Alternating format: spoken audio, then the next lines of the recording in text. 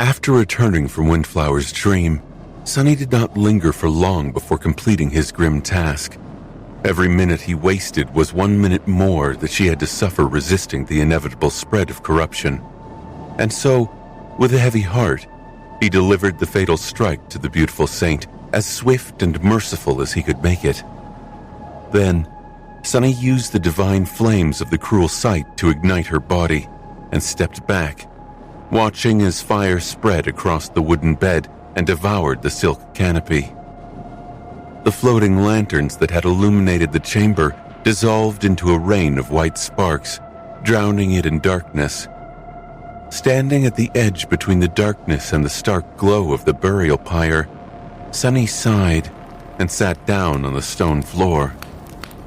He watched the fire dance in silence, his expression bleak. It was then that the spell finally whispered into his ear. You have slain a transcendent human, Windflower of the Twilight Sea. Your shadow grows stronger. It paused for a moment, and then added, You have received a memory. Sunny looked down, not even reacting to the last proclamation. He had not known Windflower for long. In fact, they had only spoken twice, and yet a deep and heavy sorrow weighed on his heart. Wasn't her fate just too bitter, unfair, and sad? To be the last remnant of a destroyed world and outlive everything that you ever knew or loved. He hated it. But at the same time, perhaps her death was a solace. Closing his eyes, Sunny felt the heat of the blazing flame and remained motionless for a while. Eventually, he whispered, Your nightmare is over. It was, but at the same time, it was not. This nightmare would not be over until Sunny fulfilled his promise and ended it. As a dark grimace contorted his face, he gritted his teeth and dove into the soul sea. There, the 5 black suns hung above the still expanse of dark water, just like always. The legion of silent shadows stood motionlessly in the darkness, just like always. The lightless sea of his soul was quiet and tranquil, just like always. Sunny lingered for a moment, then walked along the rows of motionless shadows, past the lumbering shape of the Mountain King, past the formless shadow of the loathsome thieving bird spawn, past the gargantuan figure of the fallen titan Goliath, and so many more, nightmare creatures and humans alike. Eventually, he stopped near the shadow of a tall and imposing man with sharp, fierce features who wore an archaic robe that seemed both simple and regal. He was Dayron of the Twilight Sea, the Serpent King.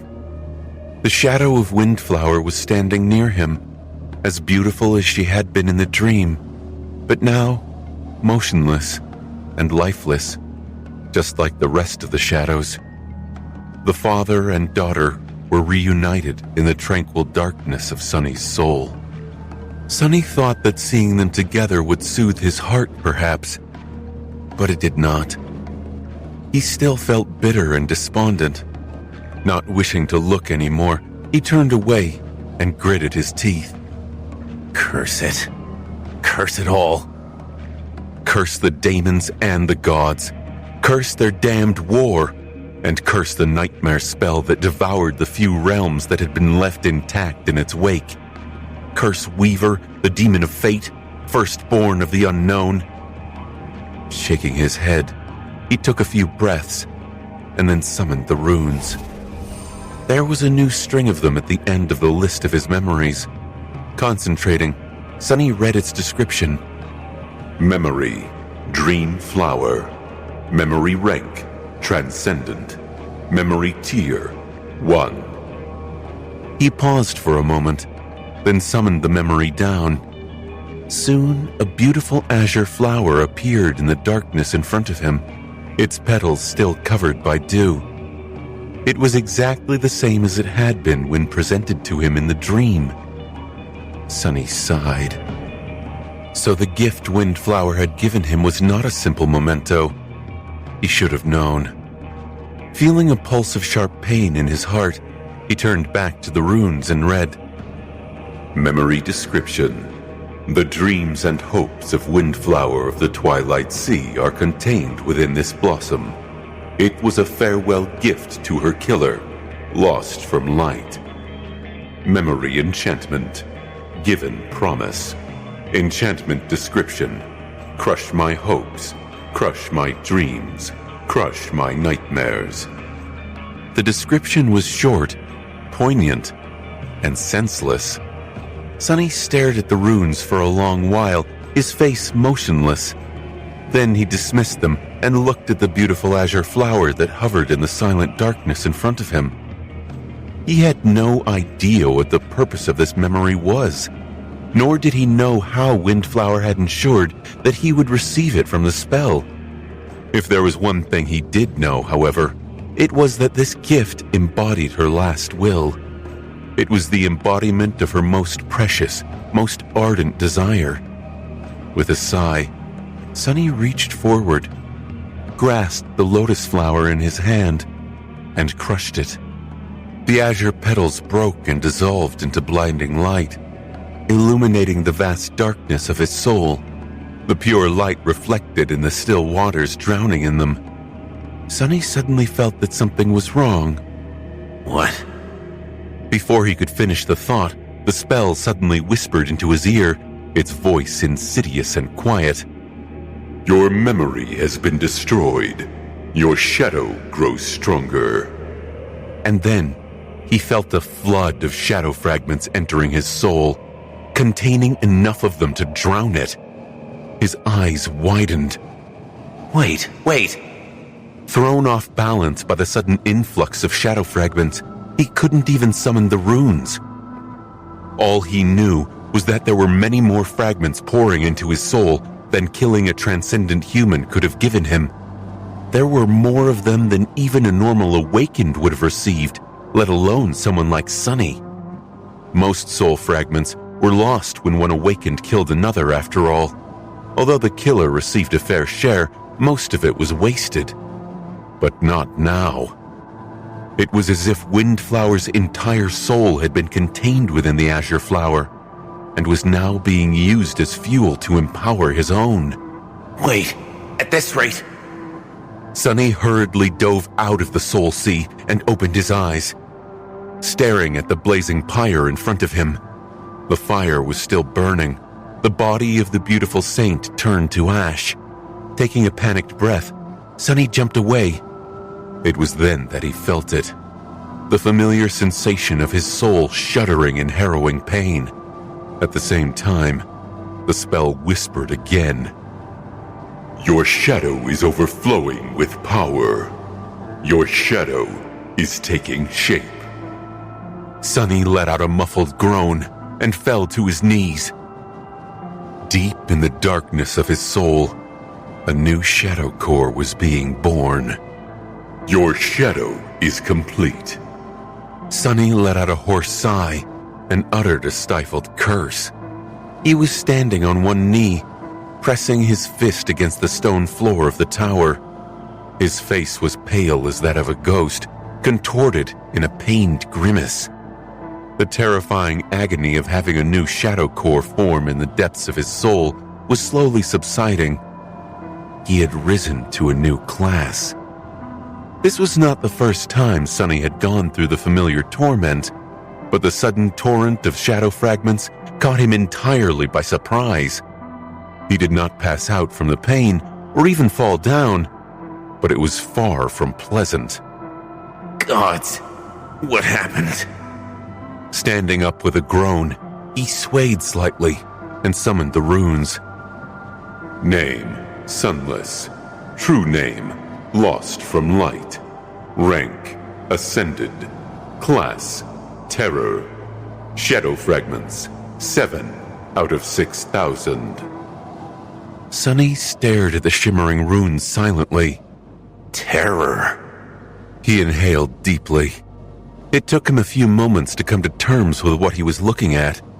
There was no denying it. Indeed, Sunny was a terror now.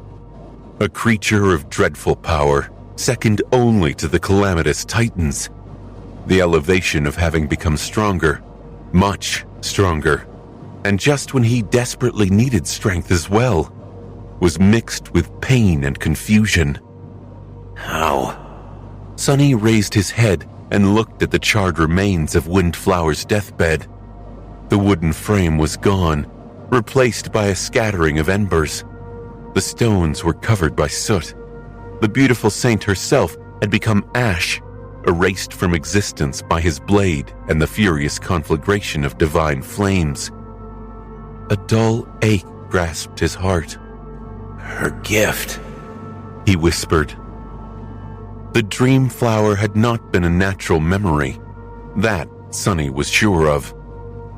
He did not know how Windflower could have influenced the spell to make sure that he received it, but she had. The gift she had given him in the dream had become reality, containing the very essence of her transcendent soul. But still, Sunny was unique among the awakened because of his status as a shadow.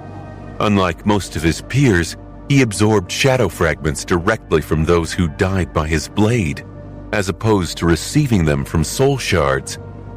While there were some advantages to this situation, there were also drawbacks. For one, killing creatures weaker than him was all but useless to Sunny. He also did not receive a portion of the soul fragments his enemy had accumulated when killing others awakened. That portion could be as little as 0 if the murdered awakened was inexperienced, or surpass 100 soul fragments if they had fully saturated their core. Of course, the difference in ranks also played a role.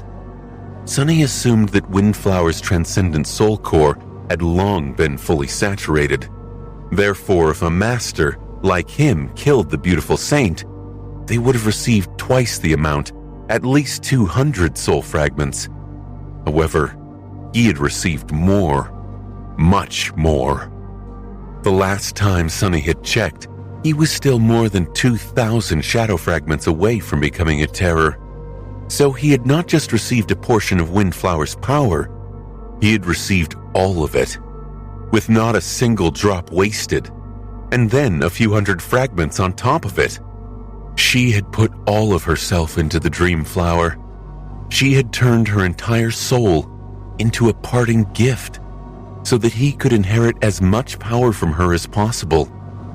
She must have even sacrificed whatever memories still remained in her soul sea after the bitter defeat in Verge, just so that Sunny could become a terror before facing undying slaughter and devouring beast in battle. How had Windflower been able to create the beautiful memory? How had she known so much about him and his aspect? Sunny had no answers. Perhaps the Mad Prince had told her. He stared at the smoldering embers of the incinerated bed for a few moments and sighed. After a few moments of silence, Sunny whispered, "Thank you." Lowering his head, he remained still for a while and then glanced at his shadows. There were 6 of them now, all staring back at him silently. Gloomy, happy, creepy, haughty, naughty, and the new guy. The 6th shadow was like the other 5, but also different. At first glance, it seemed the least eccentric of them. The new guy appeared rather normal and laid back, friendly even. But for whatever reason, Sunny felt a cold chill run down his spine at the sight of it. There was something eerie about the new shadow. It was as if its outward normalcy was hiding something. A deep, dark ocean of utter, unhinged, unbridled madness. The friendly demeanor was just a thin, fragile veil, obscuring the demented depths of its dire and dangerous lunacy. Sunny let out a long sigh. "You are absolutely crazy, aren't you?" The crazy shadow scratched the back of its head, twitched, shrugged, and laughed maniacally. Then it abruptly returned to being normal and friendly. Only its fingers continued to tremble slightly, as if it was barely holding itself back from exploding into a storm of murderous frenzy. Sonny closed his eyes for a moment. Well, makes sense, really. Did it only seem that way? Or was the crazy shadow standing a little closer to him than it had a moment ago? He shook his head. Great. Back to your posts, then. Keep observing the forest. Oh, and Gloomy, show the new guy the ropes. He was certain that the happy, haughty, and naughty shadows would not be able to handle their unhinged younger sibling. The creepy guy, meanwhile, why, Sonny could just see him becoming the crazy newcomer's admiring minion. The Gloomy shadow, though, would have no problem taming the lunatic. Gloomy was the true terror among his helpers. After spending one day with the original shadow, the new guy would not dare to create trouble. Sonny almost felt pity for the sixth shadow. Said terror, meanwhile, glowered at him for a few moments, then shook its head contemptuously and beckoned the crazy guy to follow. Soon, the shadows disappeared, leaving him alone. Sonny lingered for a while, then took a few steps back and sat on the floor. Leaning his back against the wall, he looked at the smoldering embers with a hollow expression. It was already a new day, the first new day Alethia's island had seen in countless years. Somewhere outside the walls of the tower, the dreadful prisoners of the island were busy slaughtering each other. Soon, Sonny's companions would wake up, and then the last act of this vicious play would begin.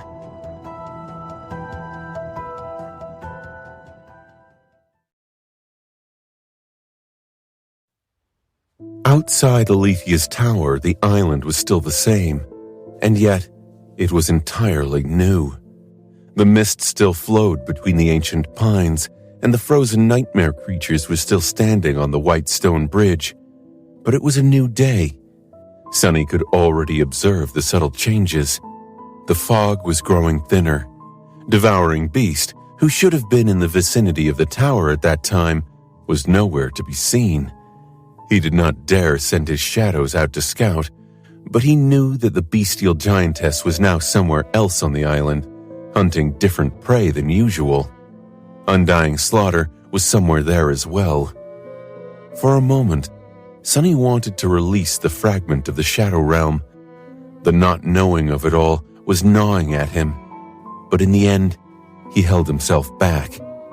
Nothing was going to change if he knew every minute detail of what was happening to the two defiled saints. The only thing that mattered was the end result, whether the plagues were going to prevail against the prisoners of Alethia's island or not. And that question was not going to be answered anytime soon. So Sonny was left alone with his dark thoughts. For a short while, then he heard the sound of footsteps and saw Nephis climbing the steps. She entered the bedchamber and froze for a moment, looking around with her usual indifferent composure. Her gaze lingered at the soot covering the walls, and then settled on Sonny. He looked up from where he was sitting on the floor and met it silently. Nephis lingered for a moment. I wanted to congratulate you on becoming a terror, but you don't seem very excited. Sonny looked away and shrugged, not knowing what to say. Was he supposed to express his indignation at Windflower's inevitable death? That would be a bit childish. She was not the first person he had met who deserved a less bitter end, and would certainly not be the last. Saying such things to Nephis, who had lost and buried her own share of precious people, seemed especially cruel. With a sigh, Neph walked over and sat down near him. She hesitated for a bit, then gently put her arm around his shoulder. Did you fulfill your promise to the sleeping saint? Soothed by the familiar steadiness of her even voice and the warmth of her embrace, he nodded. Yeah, she wanted me to burn her body, so, well, you can see. After a while, A heavy sigh escaped from his lips. It is a bit strange, don't you think? The nightmares are supposed to be trials of strength for us, the challengers. But what I remember the most is the strength of the illusory people who lived, struggled, and died in these conjured worlds. Noctis, Ananka, Windflower, somehow the passion with which they lived seems much more real than even ours. Nephis remained silent for a few moments, then said slowly, I don't think it's strange at all. I remember those whom I meet in the nightmares as well. She paused before adding, her voice a little lower than before, even though sometimes I wish to forget. Sunny smiled bitterly. Wouldn't it be nice to forget some things? He was thinking about how nice it would be to forget all the agony he had experienced on Alethea's island just recently. It had only been a few months of torment, and yet he was almost driven mad.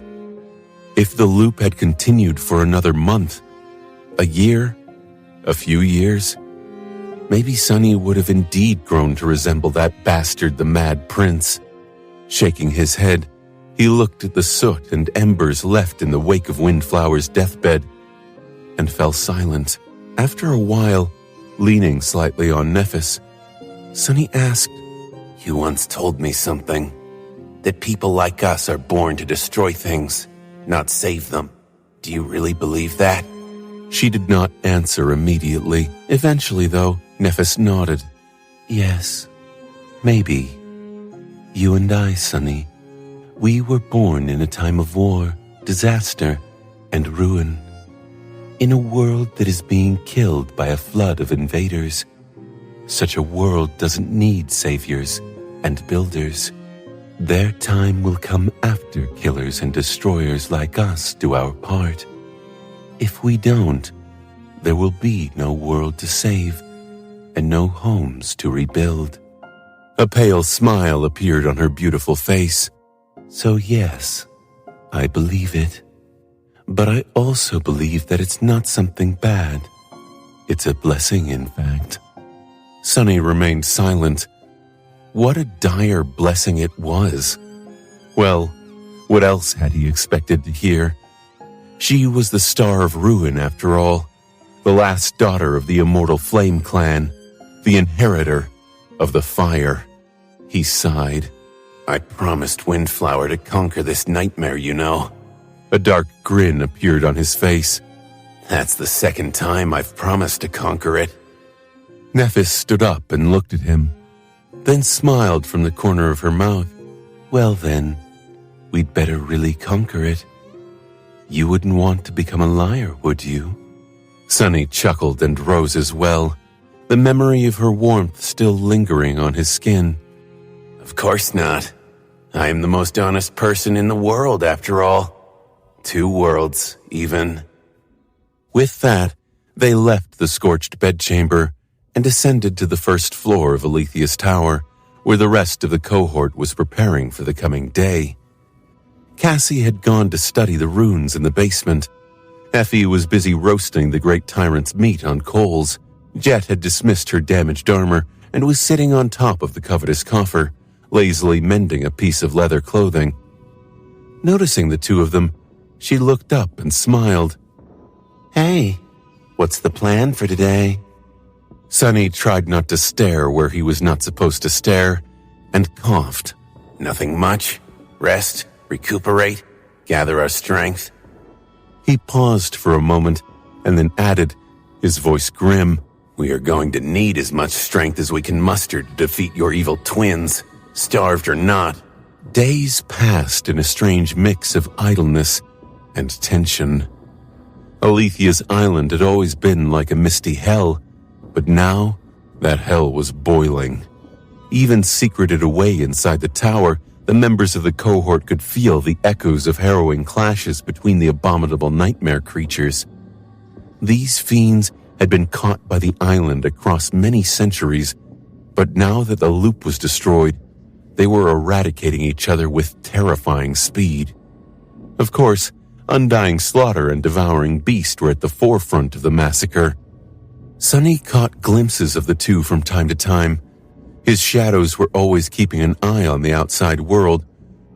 With the mist growing thinner with each day, the landscape of Alethia's island gradually cleared, so by now he could see a good chunk of the ancient forest from the top of the tower. The lumbering shape of the bestial giantess was easily noticed. Undying Slaughter was much harder to spot, but he could clearly see the death throes of her victims. For now, nothing seemed to be able to prevail against the two defiled saints. To his disappointment, he would have preferred to see the two plagues killed by the powerful nightmare creatures residing on the island. If they perished, there would be no need for the cohort to stay. Sunny and his companions would be able to return to the Chainbreaker and slip away into the darkness at the heart of the vortex. But of course, reality was not that convenient. Speaking of his companions, each of them was recuperating in their own manner. Nephis was replenishing her soul essence with stunning speed and spent most of her time training. Her singular devotion to her sword seemed almost obsessive by now. Cassie had disappeared into the spherical chamber of Alethia's tower, where she was supposed to be studying the runes, and she did do that, of course. But somehow, Sunny felt that the blind girl mostly went there to be alone. That was why she only returned above ground to eat meals prepared by Nephis and to sleep. Most of the time, it was easy to forget that she was even with them. Effie and Jet were perhaps the most tired of them all. They had experienced months of battling dangerous nightmare creatures across the Great River, the tragic destruction of their nomadic tribe, the escape from the swarm of the drowned, and the horrors of Alethia's island, without ever having a moment to catch their breaths. So these days of hiding inside the tower were the first real opportunity to rest they had received since entering the nightmare. The two women mostly relaxed and remained idle. Sunny spent some time with Effie, describing his own experiences in the tomb of Ariel and sharing valuable knowledge. Jet also listened, sometimes offering her opinion or asking questions, but mostly she just looked deeply and comfortably asleep. Sunny was baffled about how someone could sleep so much, but after remembering how overworked Soul Reaper had usually looked since the first day they met, he figured that she was catching up on nap time after a decade of being worked to the bone by the government. It really said a lot that she could only get enough sleep inside a nightmare. Jet was consuming the fruits of the sacred tree to replenish her dwindling essence. For now, it looked like there were enough of the succulent golden fruits to last her a long while. She even shared a couple with Effie, partially because the huntress was drooling a lot when Soul Reaper ate, and partially because, according to Jet, it could be good for the baby. Sunny wasn't sure what she meant, but he wasn't going to complain. As for himself, he had tried to stay idle for the first day, but quickly grew bored with doing nothing. Or rather, the memories of his gruesome deaths were too vivid when Sunny was not doing anything, so he quickly found something to do. Of course, that something was weaving. Now that Sunny had 5 Supreme Soul Shards to spare, he could start thinking about how to empower the cohort best. He had a few ideas, but was not confident yet. He needed some practice first. In order to test his theories, Sunny made a few simple alterations to his weaker memories. For example, he managed to transplant the Blessing of Spirit, the enchantment enhancing recovery from mental fatigue, from the Shroud of Dusk to the Puppeteer's Shroud. He did not even have to add an additional nexus to his first memory armor, because it already possessed 5, but only 2 relatively light enchantments. Additionally, the Blessing of Spirit suited the original Shroud well, considering that its doubtless enchantment also had to do with protecting the mind. In the same manner, he transplanted the Blessing of Flesh, the enchantment that enhanced recovery from physical fatigue, to the Eternal Spring. Now, not only could the beautiful glass bottle provide a near infinite supply of water, but drinking that water was also especially invigorating. Sunny also made another attempt to master the unseen enchantment of the Moonlight Shard. That single enchantment, which allowed the ghostly stiletto to be summoned instantly, could qualitatively change every memory in his arsenal. Sadly, it remained unattainable and elusive. He often felt that he was almost there, but at the last moment, the weave always slipped from his fingers. These were all minor projects, though. His true desire, the white whale Sunny continued to pursue, had little to do with memories. Instead, it had to do with echoes. He had already studied Cassie's blade mannequin before, but now he also asked her to lend him the Quiet Dancer. By comparing the two echoes, one created by the enchanters of Clan Valor, the other by the spell, Sunny was able to learn many new things and come to several tentative conclusions. He felt that creating an echo was still far beyond him, or at least too time-consuming to try. However, Sunny came up with a crazy idea. What if, instead of creating an echo, he could convert a memory into one? The Quiet Dancer was already similar to a sentient weapon. Sunny did not know how to weave a semblance of sentience. He did not know how to even approach learning something like that either. But he also did not need to. Anyone else would, but he already had something to substitute artificial sentience with. The true sentience of the silent shadows dwelling within the darkness of his soul.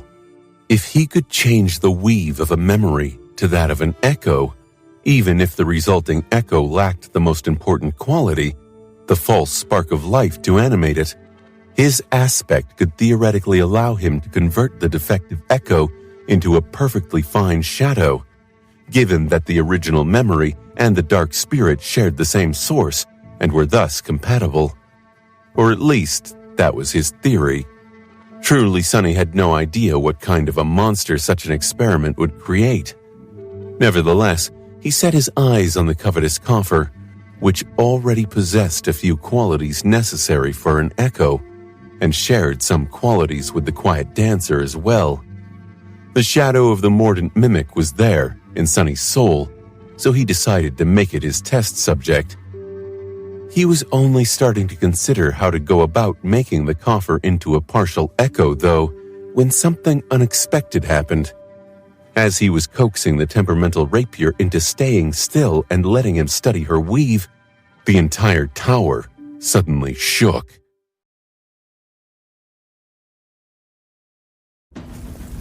What the hell? Instantly tense, Sunny looked away from the Quiet Dancer and outstretched his hand, ready to summon the Sin of Solace. His first thought was to shadow step into the hidden chamber below the floor of the tower. The tower was shaking, and Cassia was there, at the heart of Alethea's sorcery. Cassia had also been rather mysterious lately, unpredictable. However, a moment later, he shook his head, feeling slightly ashamed. Why was he suspecting the blind girl? It was his first reaction, even. Instead, Sunny concentrated on his shadows and took a closer look outside. What he saw made his expression darken.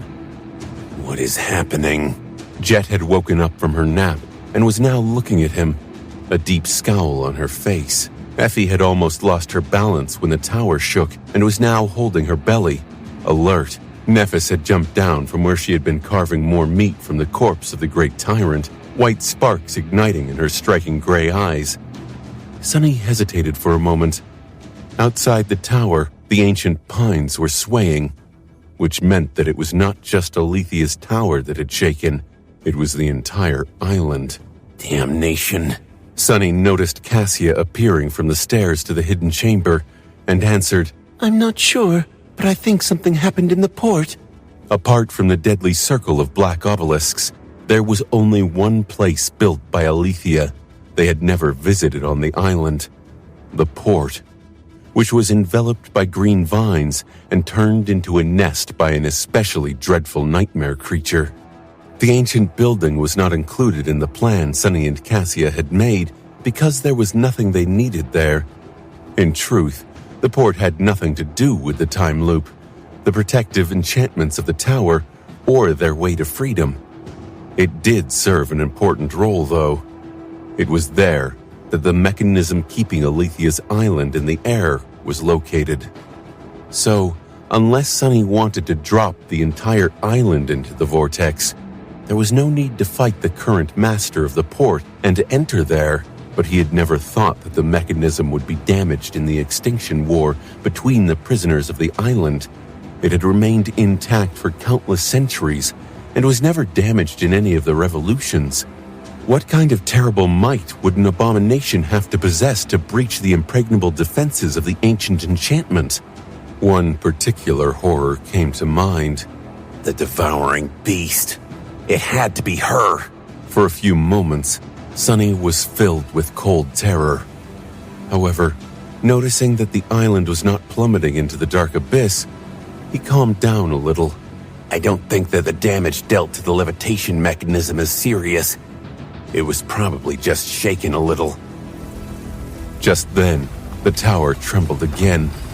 This time, the tremor was not as powerful, but they still felt it. Neff's expression grew bleak.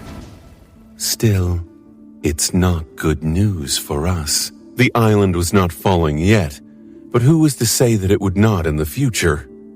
Sunny sighed. Yeah, we should probably accelerate our plans. The members of the cohort looked at each other. The meaning of his words was simple. Sunny was telling them that the inevitable battle with the plagues, which they had all been dreading and preparing for during the short period of peace, was now almost upon them. Cassia sighed. I feel like we have at least a couple more days. Staying on the island for longer might be dangerous. Sunny nodded. Then we'll make our move in 2 days. For better or worse. He had already told his companions all he knew about the two defiled saints. They had already discussed every possible strategy. Now, all they had to do was prepare themselves mentally and venture out into the mist one last time. Jet sighed and walked over to the covetous coffer. I better stop saving those fruits then. She was right. Before, they thought that they would try to stay in the tower for as long as possible. Now, however, there was a clear limit to how much time they had. She still had a few of the golden fruits to spare, so absorbing as much essence as possible in preparation for the fight was more important than buying time. Soon, everyone got busy making their final preparations. Sunny, meanwhile, continued to monitor the outside. The island quaked several more times in the next 2 days. The mist, too, grew very thin, allowing him to see far and wide. And what Sunny saw was truly stunning. Now that Alethia's island had almost lost the obscuring veil of mist, it resembled a ravaged battlefield. The forest of the ancient pines was almost completely gone. Most of the trees had been shattered or toppled, carpeting the ground like brambles. Here and there, gargantuan corpses lay, surrounded by vast pools of blood. Some of them were terribly torn apart and partially devoured. Others were eerily intact. The few landmarks he remembered were either erased or misshapen, and barely recognizable. Not too far away, a single broken wing of the hollow butterfly lay on the ground, but the rest of the great monster was nowhere to be seen. It seemed that he had underestimated the primal fury of the nightmare creatures imprisoned on the island. By now, there were only a handful of them, the most dreadful and powerful, left. Sunny saw several chilling scenes as well. The most terrible of them happened at the dawn of the second day, when the towering shape of devouring beast appeared from afar. The bestial giantess was moving slowly. Then, however, she suddenly froze and looked up. Countless tendrils descended from the cloudy sky, assaulting her like a tide. Each of them was hundreds of meters long and tremendously powerful, enough so to send shivers running down Sunny's spine. Devouring beasts swatted away several of the tendrils, but several more wrapped around her arms, her waist, and her neck, both strangling the defiled saint and trying to lift her off the ground. Sunny even felt a sliver of hope that she would be killed by the dreadful horror of the sky, the Harvester. A frenzied howl shook the world. Grinning madly, the bestial giantess sank her teeth into one of the tendrils, then strained her muscles and grabbed those that were entangling her arms. Bending at the waist, she growled and pulled the creature hiding in the clouds down. The ground under her feet exploded, turning into a deep crater. As Sunny watched in shock, a revolting creature descended from the sky, forcefully thrown down. It was unlike anything he had ever seen. A mass of wriggling flesh that looked like a tattered sail from afar, or a dark star that emanated fleshy tentacles instead of rays of light. Dozens more tendrils shot toward devouring beast, but before they could trap her, the giantess suddenly crouched and then jumped. Soaring hundreds of meters into the air, she tore into the Harvester with her fingers and then plummeted down while grasping it in her hands. Not long after that, the horror of the skies was completely savaged. Its tendrils torn and devoured, its grotesque body mutilated beyond recognition. The defiled saint received many terrible wounds, but her enemy was entirely destroyed. Less than a dozen minutes later, the Harvester was no more. Hidden inside the tower, Sunny trembled. His heart felt heavy. Letting out a quiet sigh, he closed his eyes and whispered, "That thing does not seem hungry at all."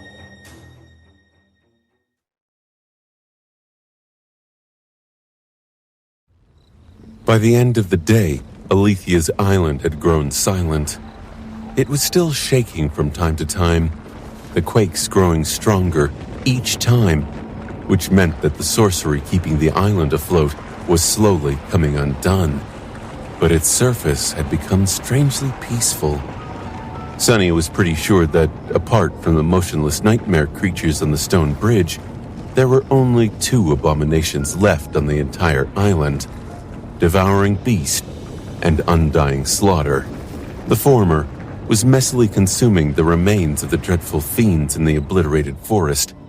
Deep wounds were covering her towering body, but the bestial giantess did not seem affected by her flaw yet. The latter had just broken free from the circle of black obelisks, shattering most of them in the process. Whatever horror had dwelled within the circle was now dead, while Undying Slaughter, she at least, appeared to be running low on essence. Sunny could not see much from his observation post at the top of the tower, and he did not even dare to look at the defiled saints directly, afraid that they would sense his gaze. But he could tell that battling the being that had been imprisoned by the black obelisks took a lot out of the hateful mist wraith. Undying Slaughter had a more cruel flaw than the bestial giantess. Not only was her essence constantly being drained, but she also had to suspend it while fighting powerful opponents. As a result, her entire existence was a perilous balancing act. And right now, the mist wraith was out of balance.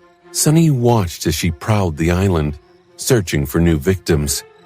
She even approached the tower and spent some time observing the nightmare creatures on the bridge. In the end, however, Undying Slaughter backed away and disappeared into the mist. She's running out of time. Sunny felt a spark of hope ignite in his heart.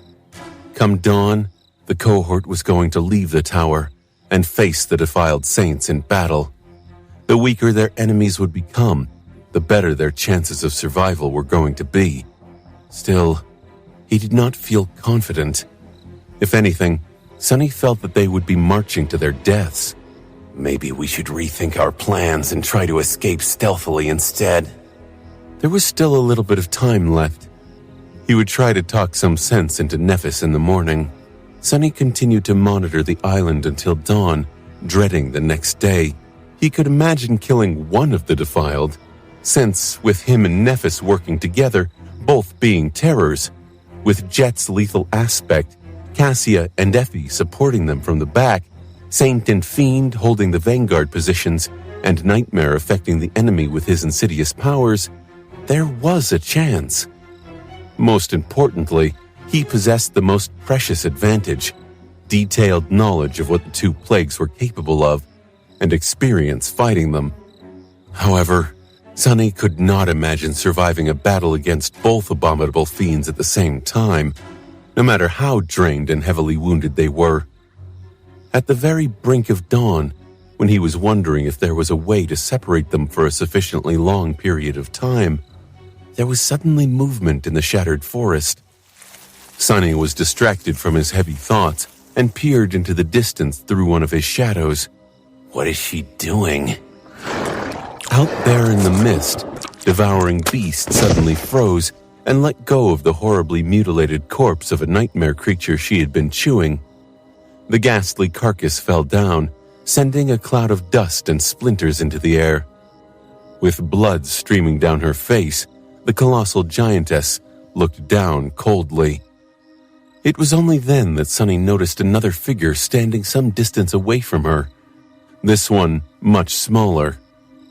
Undying Slaughter was obscured by the mist, but now that it had become much thinner, the wraith was easier to spot. Not that she was hiding. On the contrary, it was as though she wanted to be noticed. Undying Slaughter did not look that well. Her elusive figure seemed even less substantial than usual, as if on the verge of dissipating into a wisp of fog. The two defiled saints stared at each other silently for a while.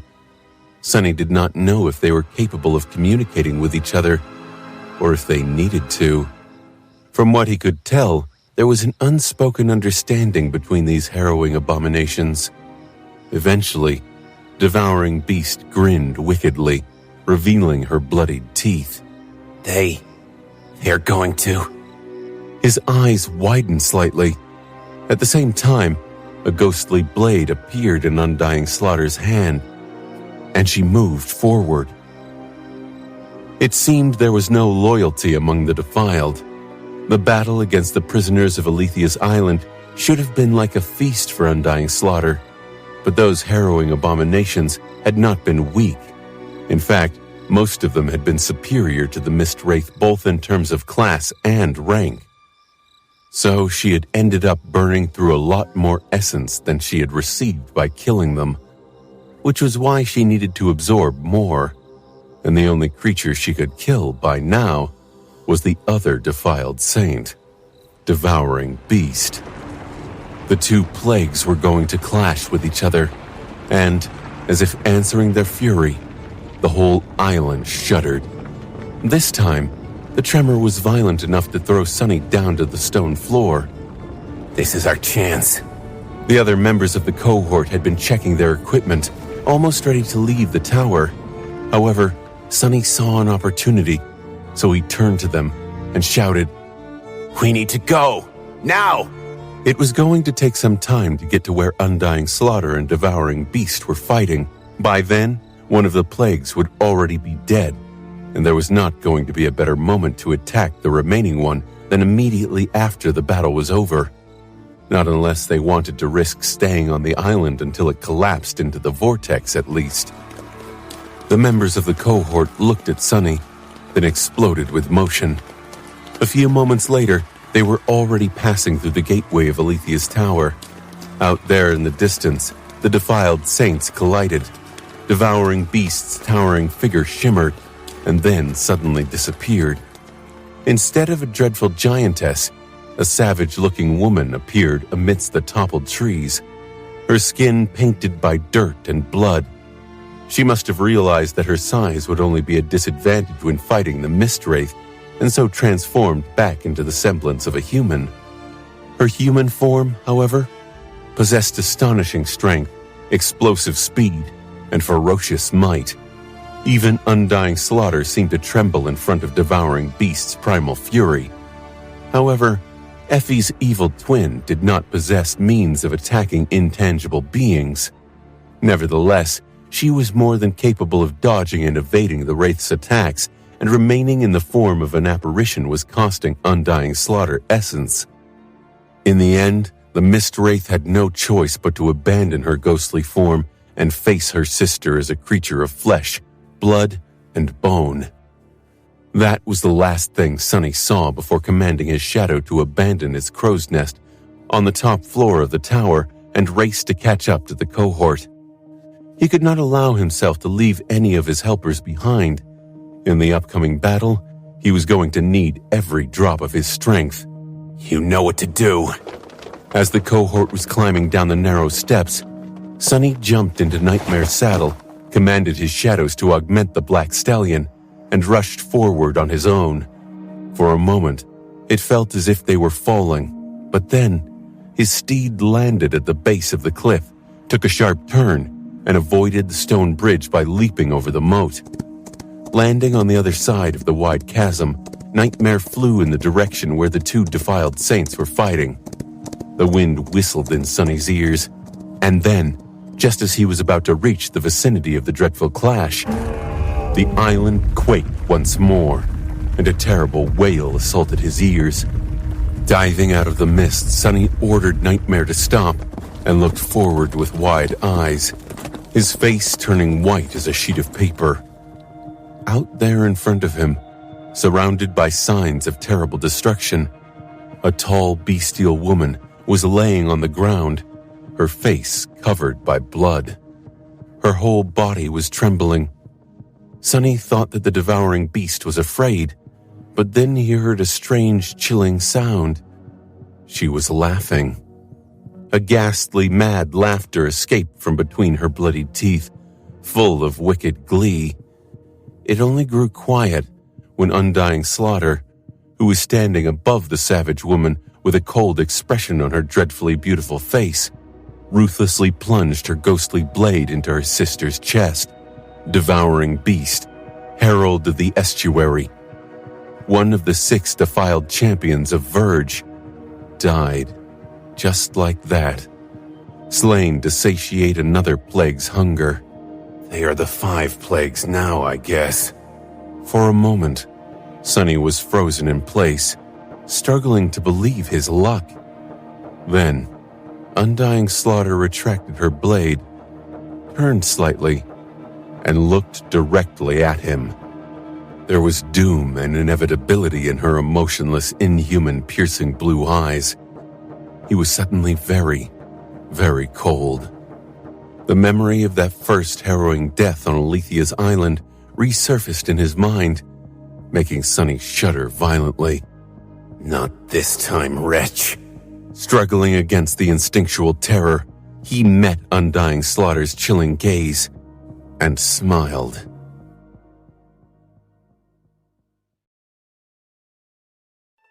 Sunny felt that they had gotten incredibly lucky. There was always a chance that Undying Slaughter and Devouring Beast would turn on each other, but he had not dared to rely on that possibility. But now, one of the plagues was dead. That said, the situation was not ideal. Sunny would have preferred if it was Undying Slaughter that had perished. The best possible outcome, however, would have been if he had arrived just before their battle ended and stole the kill from the Mist Wraith. Then, not only would one of the defiled saints have died, but the other would have also been deprived of absorbing her essence. Killing Undying Slaughter then would have been much easier. But although their luck was good, it was not that good. As things stood now, Undying Slaughter had just replenished her dwindling essence. Sunny did not know how much of it she had gotten exactly, but it had to be a substantial amount. Devouring Beast had been a mighty abomination. After all, her corrupted soul had to have been extremely potent. So while the Mist Wraith was not in her peak state, she was also more than powerful enough to eliminate the cohort now. That's all right. They had planned for such an eventuality as well. Sunny had fought with Undying Slaughter many times. He had done so alone, supported by his shadows, and even with the help of the other members of the cohort, he had died in agony each time. For that reason, their goal today was not to overpower and slay the dreadful wraith. She was too powerful for them to prevail against her in a battle, which did not mean that they could not win. Instead of trying to defeat Undying Slaughter, what they needed to do was tie her down in a prolonged confrontation. It was just how Sunny had imagined killing someone like Jet. The key to doing so was to force her to exhaust her essence while not giving her a chance to replenish it, which was why this battle of theirs was going to be a battle of attrition.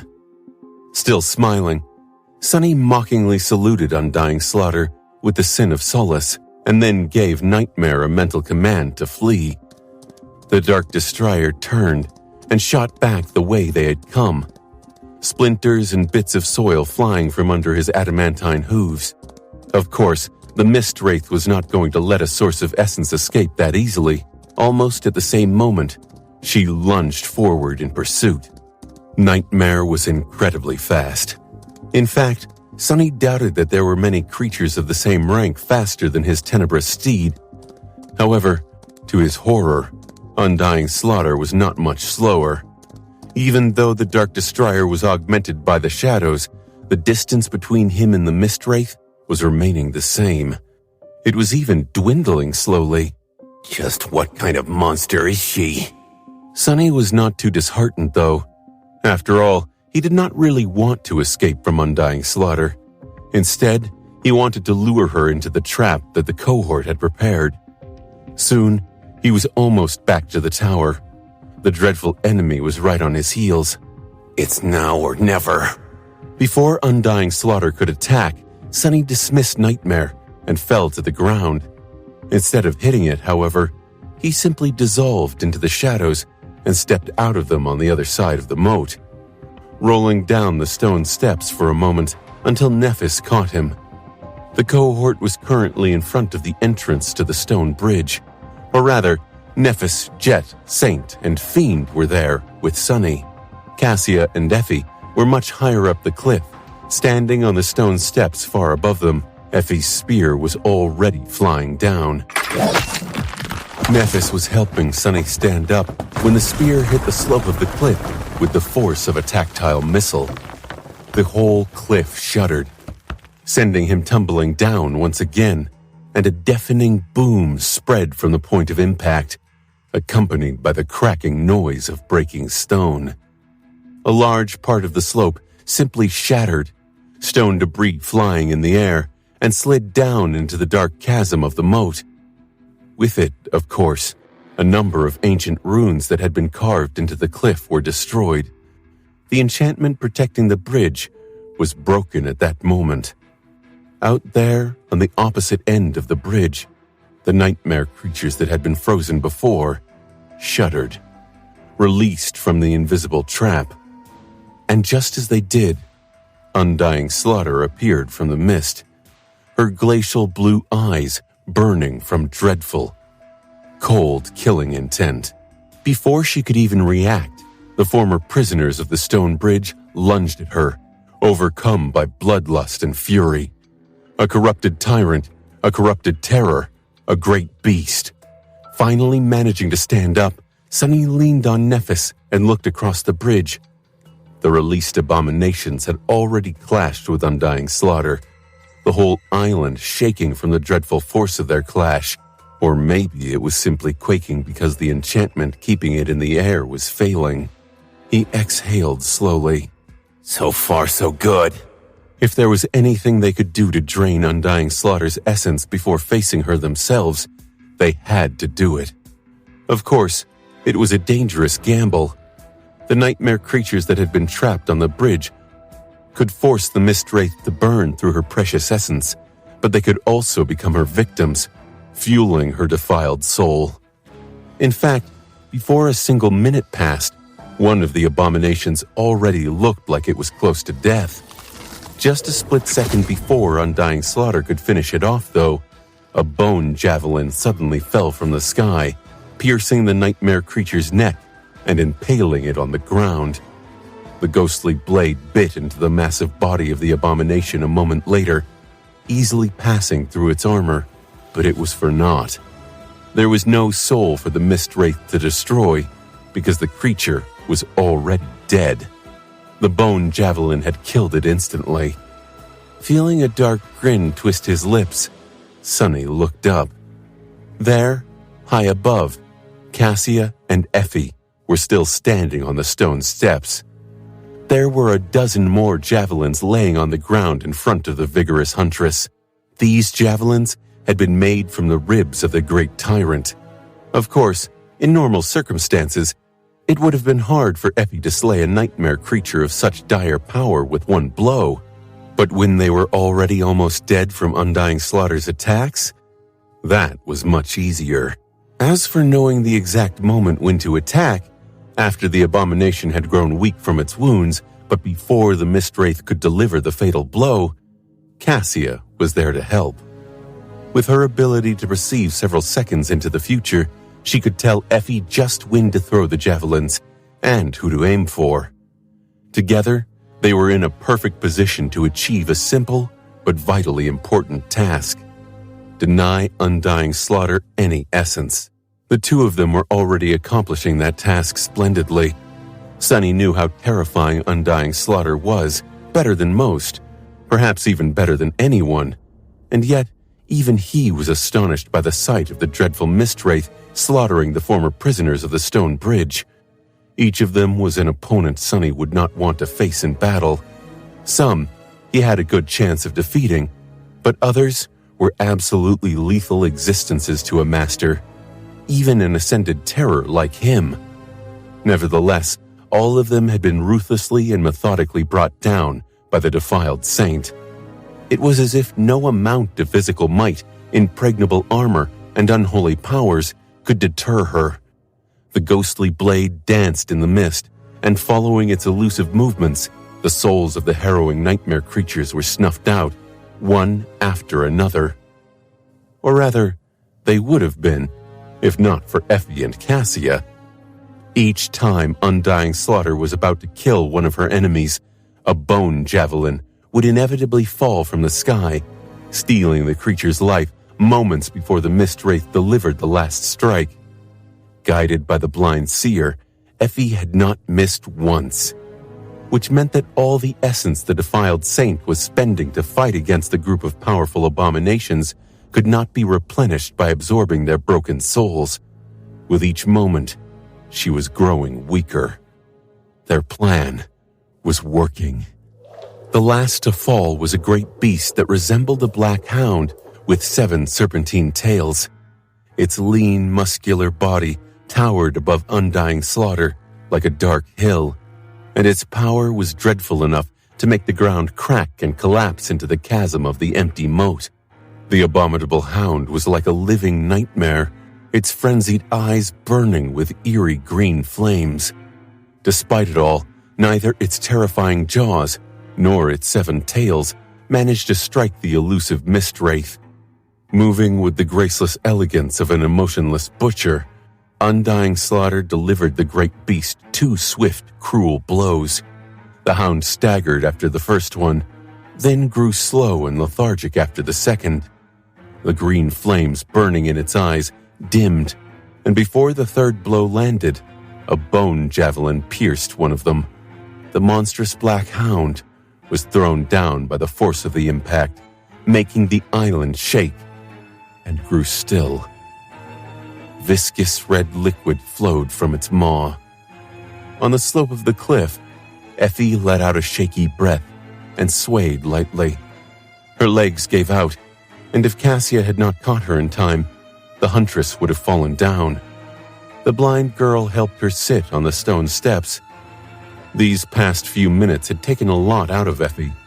Even though she was far from the terrible battlefield, she had to put all of her immense strength into each throw, especially that last one.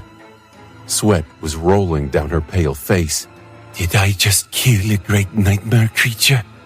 Her tired voice was faint and full of disbelief. Cassia smiled gently. You certainly did. Effie took a deep breath and put her trembling hand on her belly, as if trying to protect it. Damn, I've been spending too much time with Doofus, huh? Of course, the great beast had already been brought to the verge of death by Undying Slaughter, and of course, all members of the cohort had done their part in order to make the outcome possible. And yet, A great beast had fallen by Effie's hand. It was a startling achievement, to say the least. A feat worthy of raised by wolves, the legendary huntress of the Dark City. Effie smiled weakly, lingered for a few moments, and said in a solemn tone, "Well?" The island quaked, and the sound of breaking stone swallowed her words.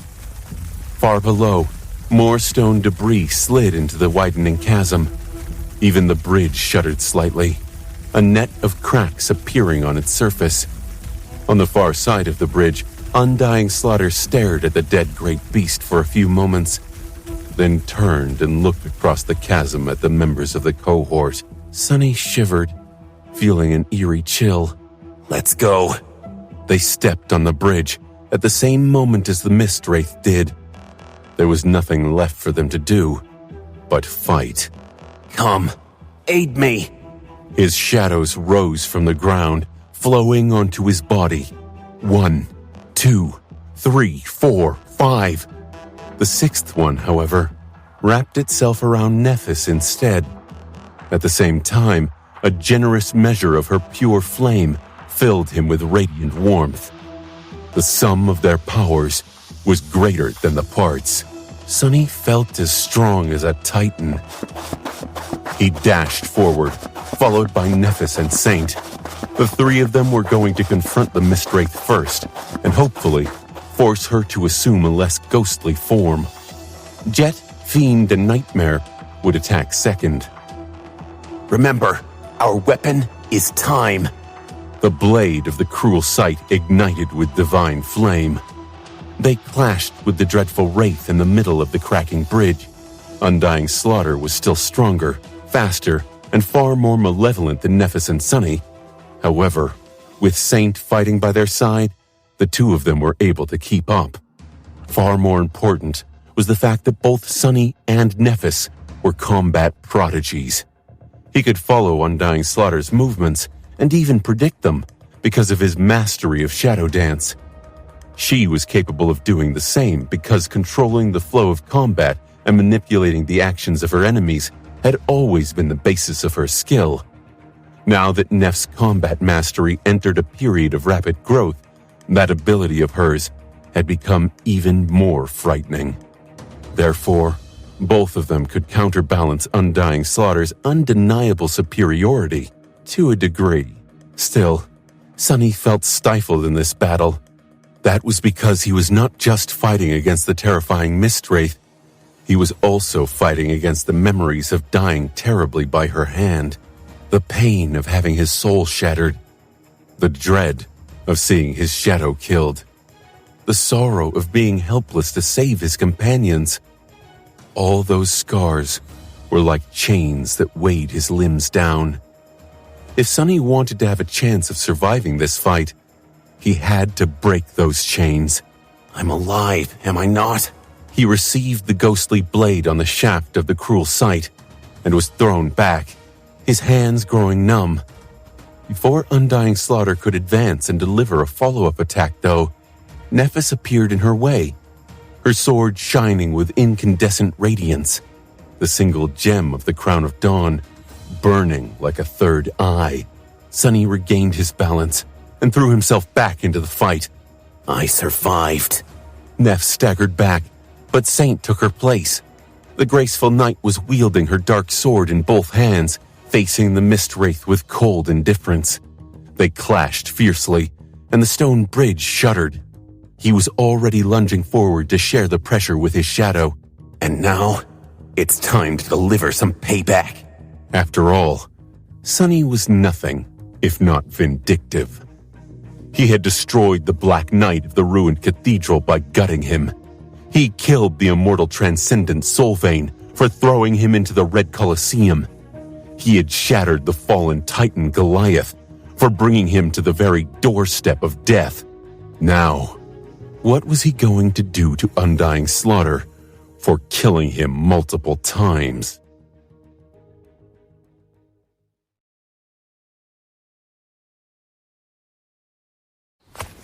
Weighed down by an instinctual fear, Sunny used an old ally to overcome his spite.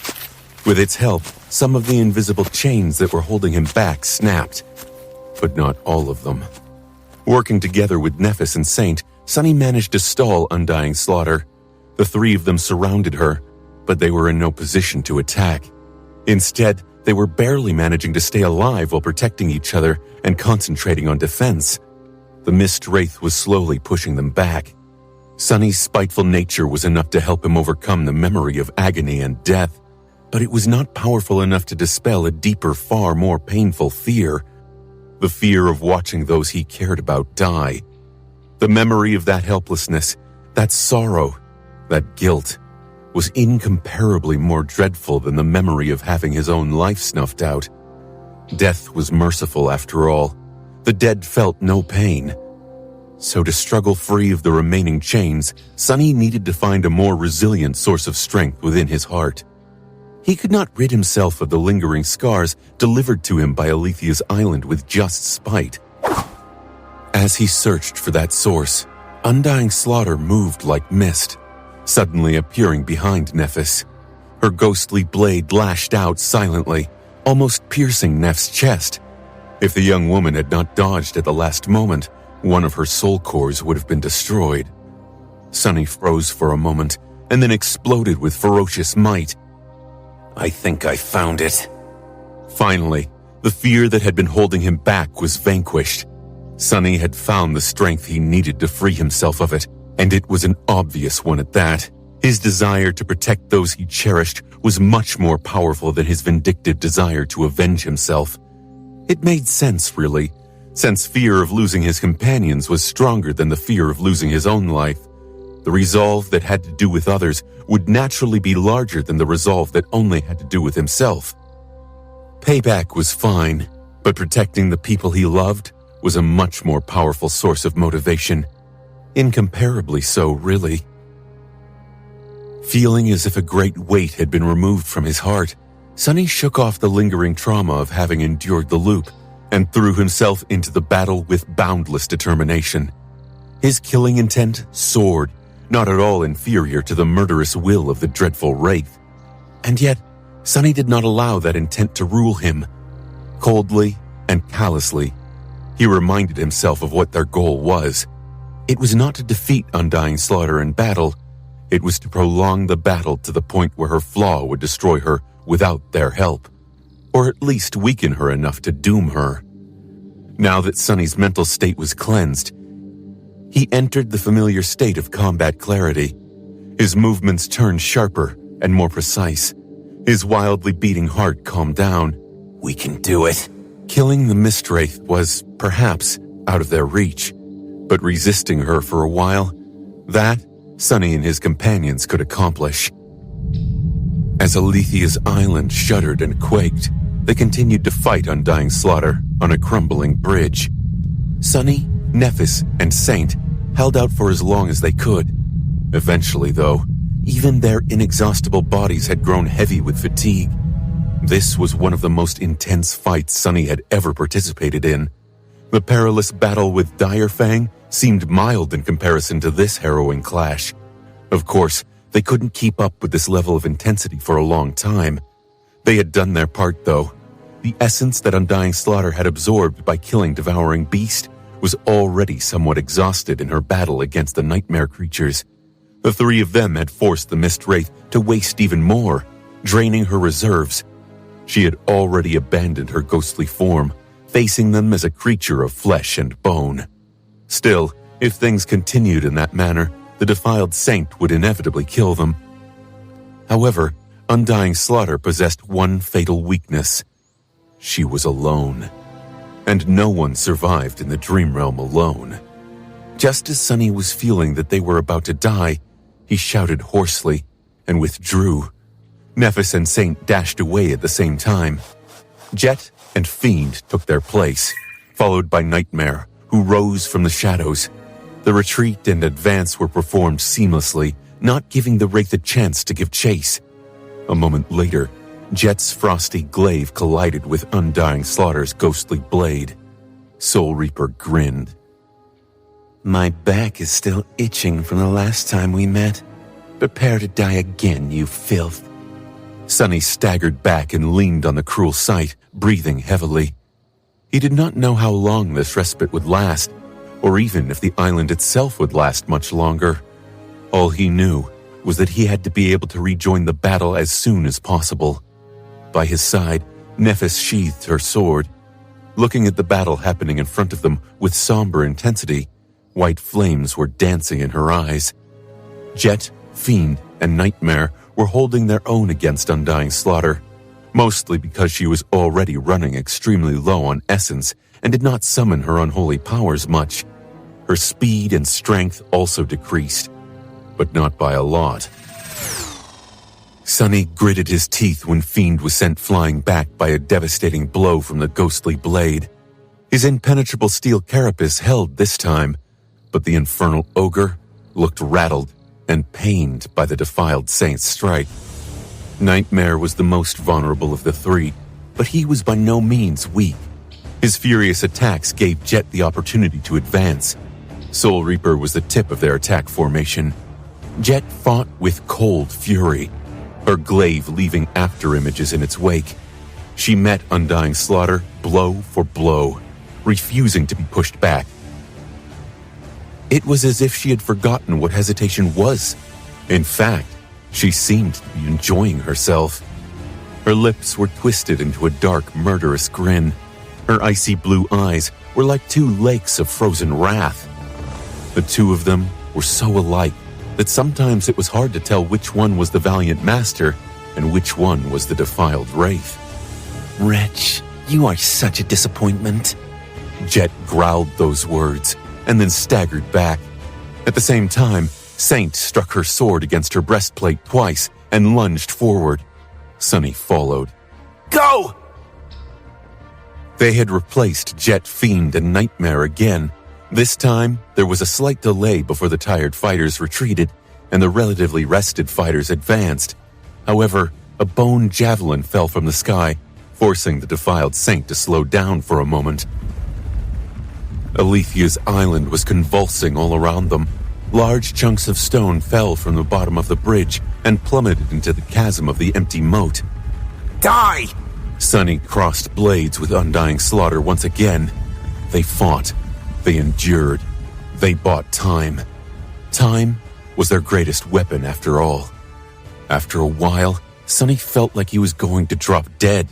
They had already advanced and retreated 3 times, but the Mistwraith was still as overbearing and deadly as ever. Or maybe not quite. Her strength was decreasing too. Her essence had to be running dry. Undying Slaughter still maintained an emotionless expression, her chilling blue eyes filling them with a sense of dread. But her behavior had subtly changed. It was almost as if she was feeling, if not desperate, then at least pressed. We just need to last a little longer. At that moment, the surface of the stone bridge under his feet rippled and tilted. Startled, Sunny lost his balance, only for a split second. But it was enough. The ghostly blade was already flying at him, inevitable as death itself. Before it could ravage his soul, however, an incandescent sword appeared in its path. Nephis had struck from an awkward angle and groaned when her sword clashed with Undying Slaughter's blade. It was violently thrown aside and slipped from her hands, disappearing into the darkness below the bridge. She was pushed back as well and fell down. Saint was a step or two too far to help. Sunny's eyes widened. But strangely enough, the Mistwraith did not finish either him or Nephis off. In fact, she seemed to have staggered as well. This was the first time Undying Slaughter had shown a sign of weakness. It was also the last. Before the Mistwraith could regain her balance, a swift figure flew between Nephis and Sunny. He felt a cool wind throw his hair into disarray. Then he heard the air whining as it was cut by a sharp blade. A split second later, Jet's glaive tore through the distance between her and the staggered wraith, plunging into Undying Slaughter's chest. The two of them froze for a second. 2 pairs of icy blue eyes staring into each other with indescribable emotion. The defiled saint raised her blade, as if trying to retaliate, but Jet simply twisted her glaive and gripped it tighter. You go to hell. Her voice was as cold as a nameless grave. Jet batted the ghostly blade away, pulled her hand back, and then thrust her weapon into the enemy's soul once again. Sonny thought that he heard the crystal ring of something breaking, and then the chilling light of the defiled saint's eyes grew dim. The wraith swayed slightly and fell back. The moment her body touched the stone, it turned into mist and dissipated, disappearing without a trace. Undying Slaughter was no more.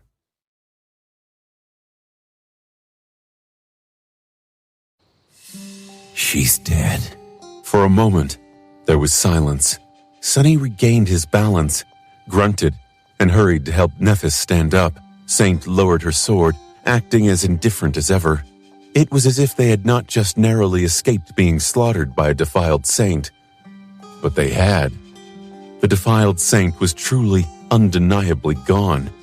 Slaughtered, just like she had slaughtered countless living beings. Behind them, Fiend and Nightmare were both battered, but relatively unscathed. Both shadows were watching Jet with piercing intensity. Soul Reaper herself stood motionlessly above the spot where her future self had perished. Her icy blue eyes were strangely distant. Finally, she let out a long sigh. So, that's how it is. Suddenly, her figure was shrouded in cold mist. That mist flowed along the graceful lines of her supple body, finally forming into a ghostly blade. Then, the shape of that blade changed, elongating until it turned into a beautiful glaive. No, rather, a war scythe. Its dark steel possessed a dreadful sheen to it, with frost patterns decorating the sinister curved blade. The ghostly scythe seemed to absorb all warmth from the world, emanating a frigid sense of lethal cold. An amused smile appeared on Jet's face. Raising an eyebrow, she turned to Sonny and said, You won't believe what the spell just said. I guess all I had to do was kill myself to receive my aspect legacy. An aspect legacy? Sonny was momentarily stunned. Jet was a strange existence, a person who was not quite alive, but also not quite dead. So there was a strange and darkly poetic logic to her aspect legacy being locked behind the act of attaining the purest expression of one of these states, namely, dying once again. However, how had killing Undying Slaughter substituted true death? And what kind of an insane requisite was it to literally die?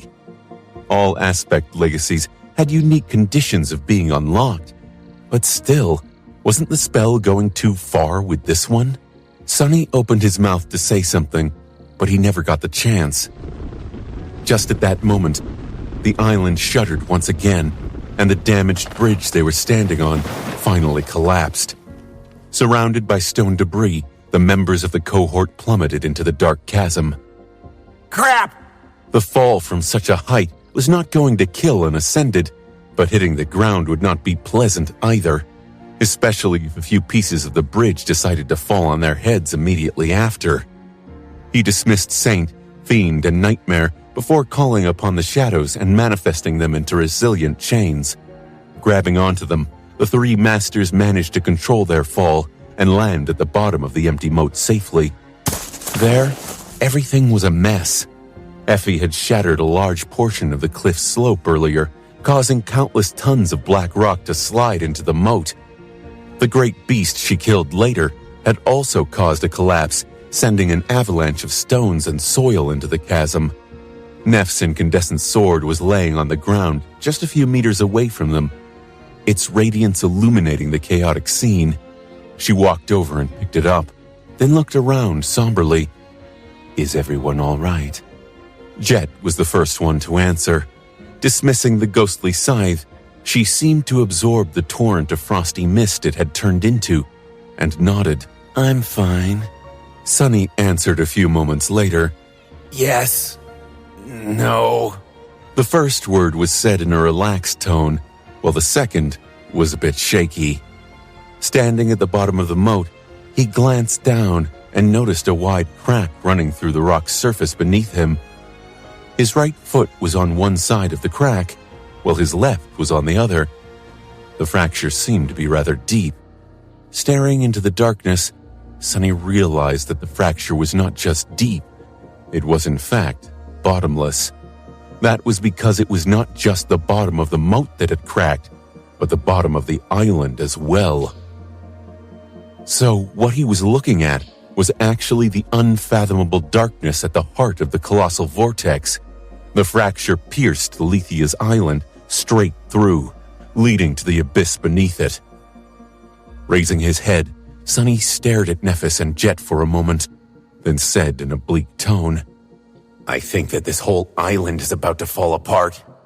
He carefully moved his right leg over the crack and let out a small sigh of relief when it safely landed near his left one. So how about we get the hell off before it does? He didn't have to ask twice. However, climbing out of the moat had turned out harder than they anticipated. Just as they approached the wall of the chasm, Alethea's island quaked once again. The deafening sound of cracking stone echoing in the empty moat. The fracture Sonny had noticed grew wider, chunks of black rock falling into the darkness below. At the same time, a rain of stones fell on them from above. Nephis frowned, obliterating an especially heavy boulder with one strike of her incandescent sword. Jet nimbly evaded a few more. That's it. The shadow chains shot forward, protecting Sonny and his companions. Looking back, he saw the familiar golden rope appearing in Neff's hands. She threw it to him without having to say anything. Sonny caught the rope and immediately dove into the shadows, stepping out of them on the crumbled remains of the bridge. By the time he pulled Nephis and Jet up, Cassia and Effie had already descended from the stone steps. The island was shaking and convulsing around them, with almost no pause between the tremors anymore. Sonny's expression was dim. Let's go. It's time we escape this damned place. They crossed the moat and entered the former killing field around the tower. Now, it was simply the death field. Carcasses of dreadful nightmare creatures littered the ground, which was soaked with their blood. The long bone javelins Sonny had crafted and Effie had thrown protruded from their flesh, each one as heavy as a bolt meant for an impossible siege engine. Sonny would have loved to collect the soul shards from the dead abominations, but there was no time. Passing between the corpses, the cohort entered the shattered remains of the ancient pine forest. All around them, Alethea's island was coming undone. Without the deadly nightmare creatures hiding in the mist and blocking the way, it took them a surprisingly short amount of time to reach the hidden bay. Sonny struggled to believe how much blood he had spilled in the past to traverse the dreadful reaches of Alethea's island. Now that its prisoners were gone, the island had fallen silent. Of course, it was hard to recognize the places where Sonny had fought, struggled, and died. The forest was no more, with most of the ancient pines laying on the ground, either toppled or entirely destroyed. The mist was largely gone too, revealing the scene of startling destruction in all its frightening glory. Massive carcasses towered above the devastated landscape here and there, some of them partially devoured. Rivers of blood flowed between the toppled trees, turning the remains of the forest into a vile swamp. It was like a scene out of a feverish nightmare. Well, of course it was. They were in a nightmare after all. As the cohort hurried to reach the chainbreaker, Alethea's island was starting to fall apart. It was shuddering and quaking, making it hard to advance at a steady pace. More cracks appeared in the blood-soaked soil, some of them leading all the way down to the darkness below. Sometimes a wide chasm would open right in front of the cohort, forcing them to change course and rush to circle around it. It felt like they were running out of time, but in the end, they did not. Sonny was starting to feel rather restless, but just then, the cohort finally reached the stone steps leading down to the white beach. Cassia was riding Nightmare, while Effie was once again being carried by the covetous coffer. Sending the two of them ahead, he joined Nephis and Jet in descending from the cliffs in a much faster way. They simply jumped off the edge and used their memories to glide down. Finally, they saw the chainbreaker in the distance. The graceful vessel was where they had left it, crashed against the black cliff, its bow buried in the white sand. Hurry! As they raced across the white beach, the whole island seemed to have tilted. A thunderous sound of something impossibly large breaking rolled from behind them, and Sonny felt his heart skip a beat. They reached the chainbreaker and wasted no time climbing aboard. The dawn had come and gone before the battle with Undying Slaughter, and dusk was still too far away. The timing of their escape was not at all optimal, but they had little choice but to make do. The task of raising the ship into the air once again fell to Nephis. While Effie and Jet were looking around with stunned expressions, neither of them had seen the chainbreaker during the last cycle of the loop after all. Nephis dashed to the enchantment circle at the stern of the ship. Cassia had disappeared somewhere under deck, while Sonny simply stood where he was, looking back at Alethea's island. That cursed place. The fact that he was finally going to escape this harrowing hell did not feel real. After all the pain, all the suffering, all the deaths. With how elusive time had been inside the loop, the months Sonny had spent repeating the same desperate actions over and over again felt like an eternity. Who says you can escape? The Sin of Solace had appeared from somewhere, unnoticed, and was now standing behind him. Who says that your suffering is over, that your pain is over? Fool. You don't even know how pitiful you are. Sonny smiled darkly. Be quiet. At least I'm not as pitiful as you. Just at that moment, the island quaked once again. In the distance, the black cliffs rising above the beach crumbled and collapsed, falling down like a black avalanche. A giant crack appeared on the ground, the sand spilling into it like water, and crawled in the direction of the chainbreaker. Then the flying ship moved as well. Slowly at first, then faster and faster, it rose above the ground and soared into the sky. Nephis was guiding it away from the disintegrating beach. Sonny watched Alethea's island break apart in silence. He had lost so much here, but he had gained so much as well. Jet and Effie were now safely back with the cohort. That had been the reason why Sonny, Nephis, and Cassia had come to the mysterious place known as Windflower in the first place. They had achieved their goal. Unexpectedly, what they had gained, the forces of the defilement had lost. 2 members had rejoined the cohort, while 2 of the 6 plagues had perished. That was a truly surprising but indescribably beneficial outcome. Sonny could hardly believe their luck. Of course, it wasn't just luck. It was a combination of good fortune, their unrelenting efforts, and, to a large extent, the nefarious schemes of the Mad Prince. That was another thing Sonny had gained. Knowledge.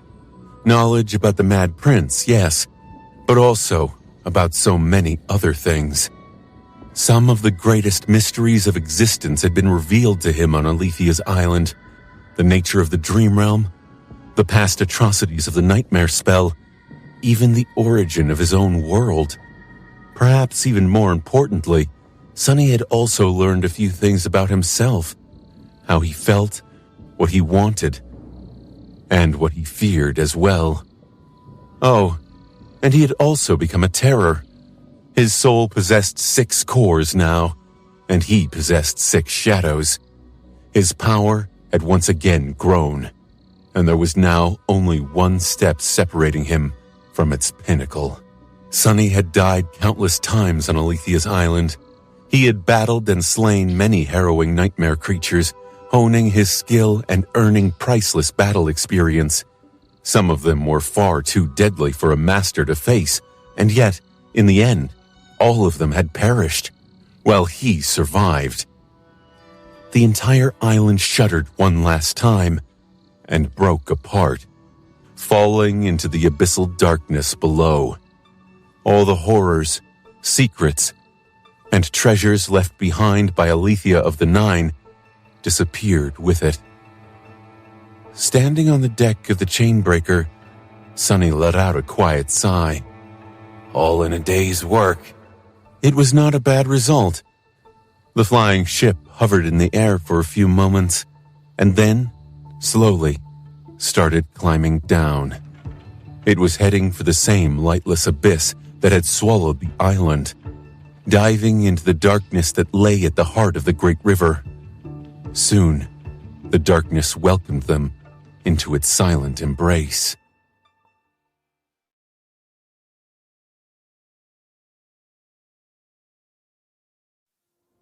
The Chainbreaker was assaulted by hurricane winds as it plummeted into the heart of the colossal whirlpool.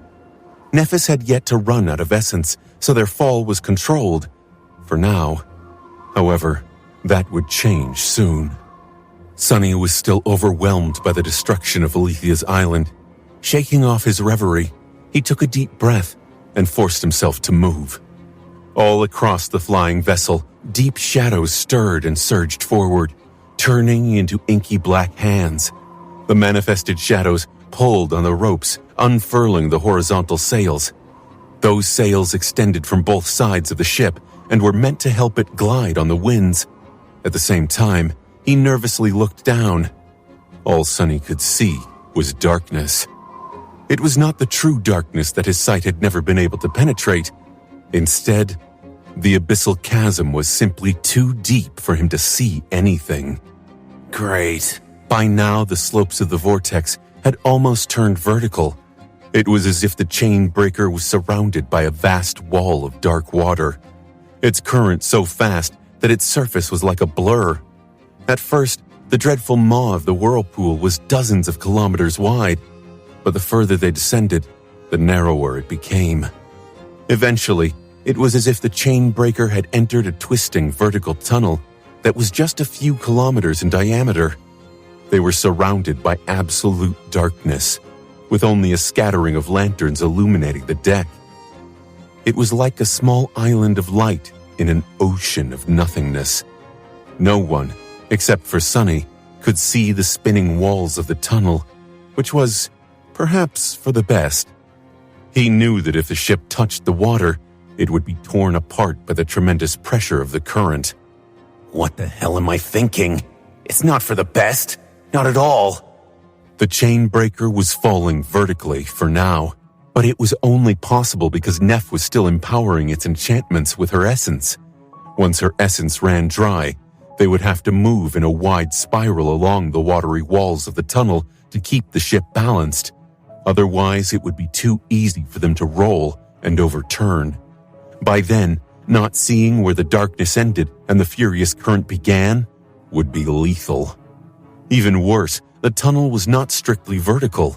Looking down, Sunny could see it twisting and turning like a descending tornado. He gritted his teeth. Damnation.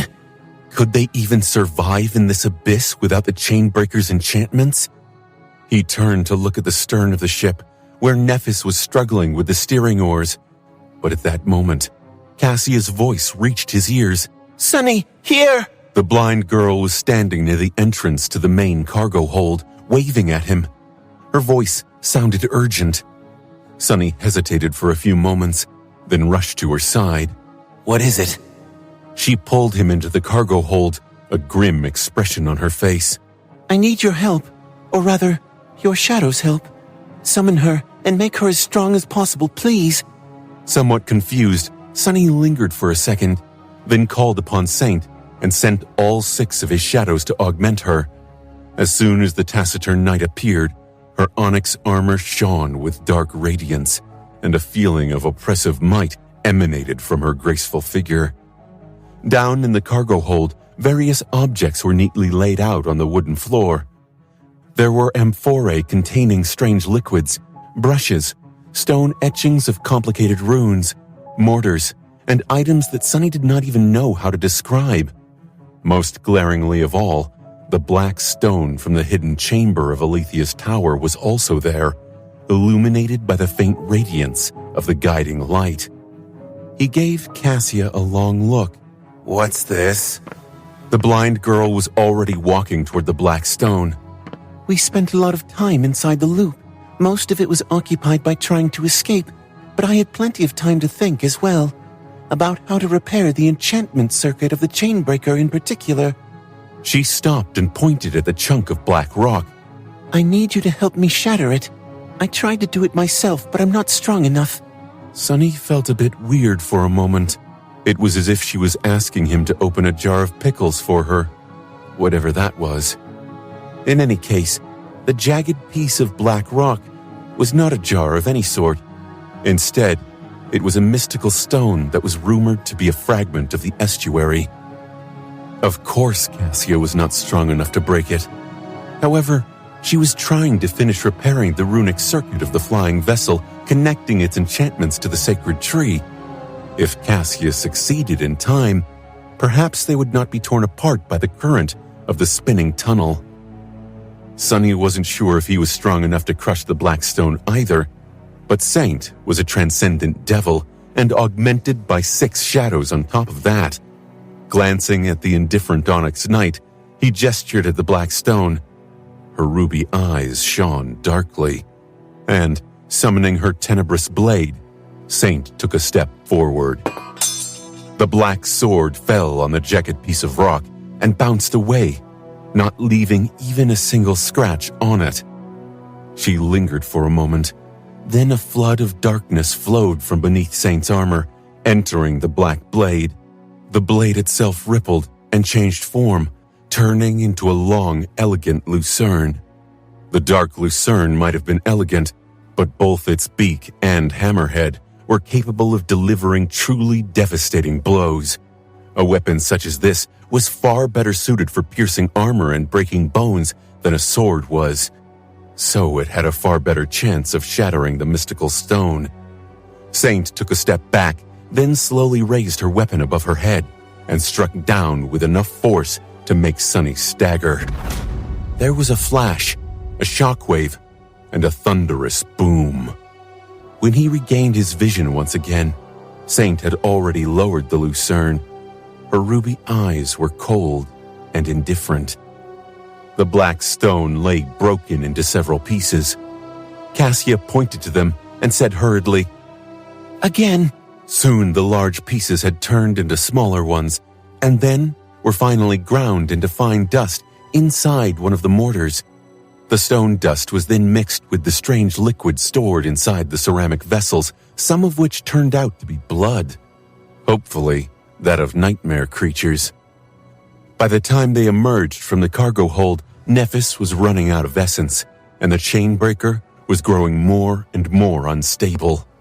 Cassia hesitated for a moment, then pointed to the stern. Go, help Neph. Sunny nodded and used Shadow Step to appear by Neph's side.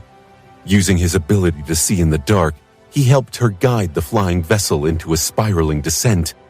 Nephis steered the ship, while Sunny played the role of a navigator. Cassia, meanwhile, crawled along the grooves carved into the deck of the Chainbreaker, feverishly drawing runes on the ancient wood. Essence poured out of her, making the runes glimmer slightly before being absorbed into the deck. The sorcerous link created from the dust of the black stone disappeared without leaving a trace. Jet and Effie were helping her by carrying the amphora containing ink and handing her brushes. Each one only lasted a dozen seconds or so, gradually dissolving into thin air.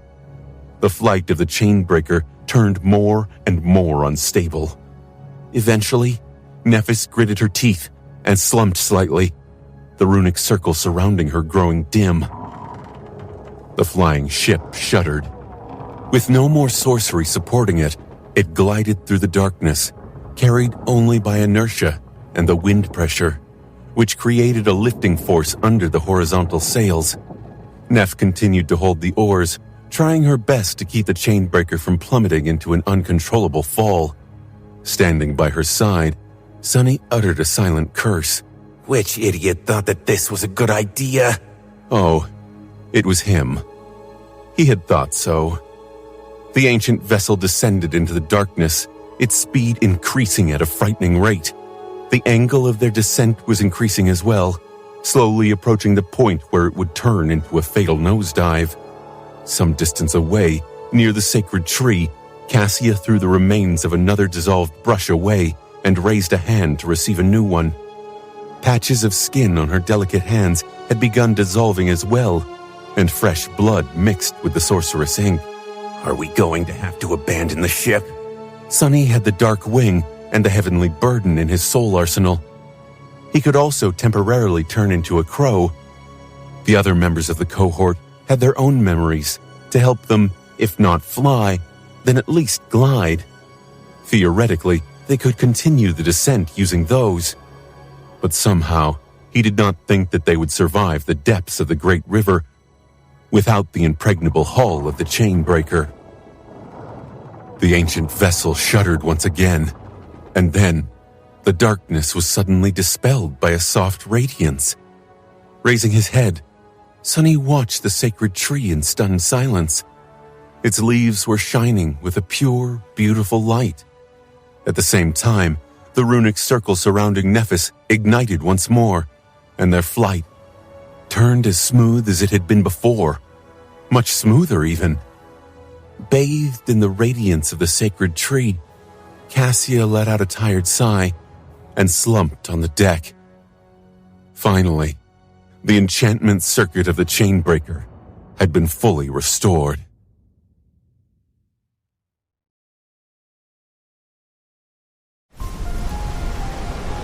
Illuminated by the gentle light of the sacred tree, the Chainbreaker was flying through the darkness. It moved in a wide spiral, descending lower and lower into the abyssal darkness with each spin. Around it, the moving walls of the dark tunnel were twisting and turning as the water comprising them revolved at a dreadful speed. Now that Cassia had repaired the enchantment circuit of the ancient vessel, the immediate crisis was resolved. The members of the cohort finally received a chance to catch their breaths. The events of the past day had simply been too overwhelming. The destruction of the island had followed immediately after the battle with Undying Slaughter, and so everyone was exhausted. They simply dropped to the deck, praying that nothing terrible happened in the next few hours, minutes even, at least. Sunny temporarily took the steering oars, allowing Nephis to heal Cassia's mangled hands. After that, everyone remained near the runic circle, looking into the darkness. Where do you think the vortex leads?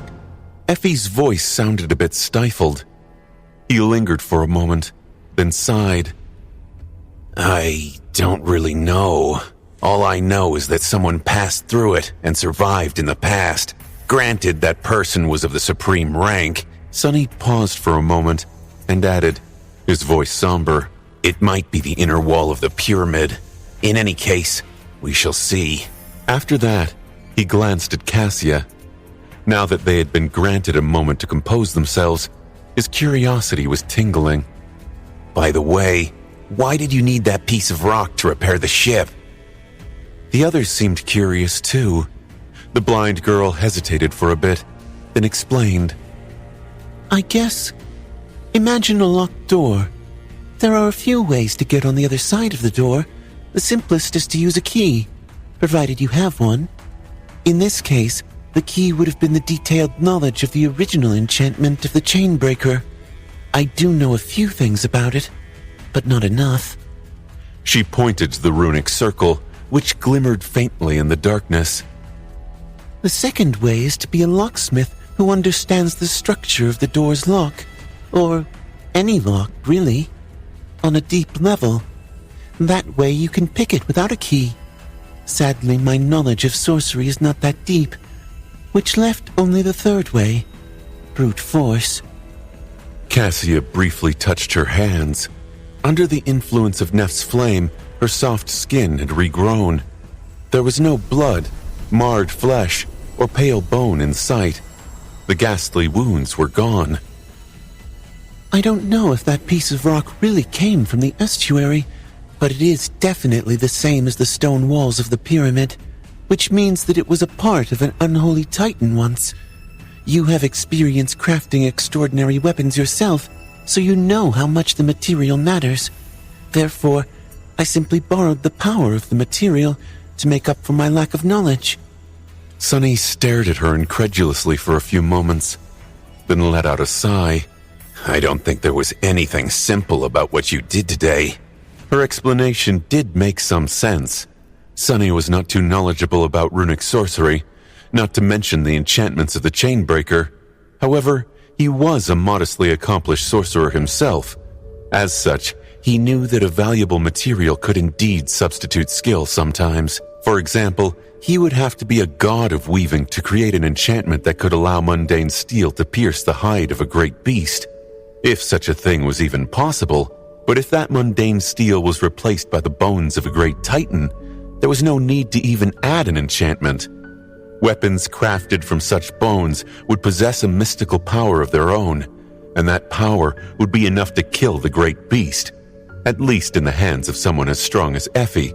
And while the abomination's own mystical power was diminished by grievous wounds to its soul, I should remember this lesson well. Sunny had no doubt that he would create many memories in the future. Before, he was mostly worried about acquiring enough powerful soul shards and learning the patterns of varied weaves. Perhaps it was time to start concerning himself with searching for extraordinary materials as well. He smiled faintly. In any case, good job repairing the Chainbreaker. It was just in time. There were a few moments of silence, and then Effie suddenly cleared her throat. "Yes, great job, Cassia. But, can someone please explain to me how the hell the Chainbreaker is here? What is it doing in our nightmare?" Sunny blinked a couple of times. Right. There was this mystery as well. He and Nephis glanced at each other. A moment later, he said hesitantly, "Honestly, we have no idea. You should already know about how weird time functions inside the Tomb of Ariel. So our current theory is that one of the previous owners of this ship visited the pyramid at some point. It was just drifting aimlessly far upstream. There was no one aboard and no signs of who the previous owner had been. So Neph and I took it."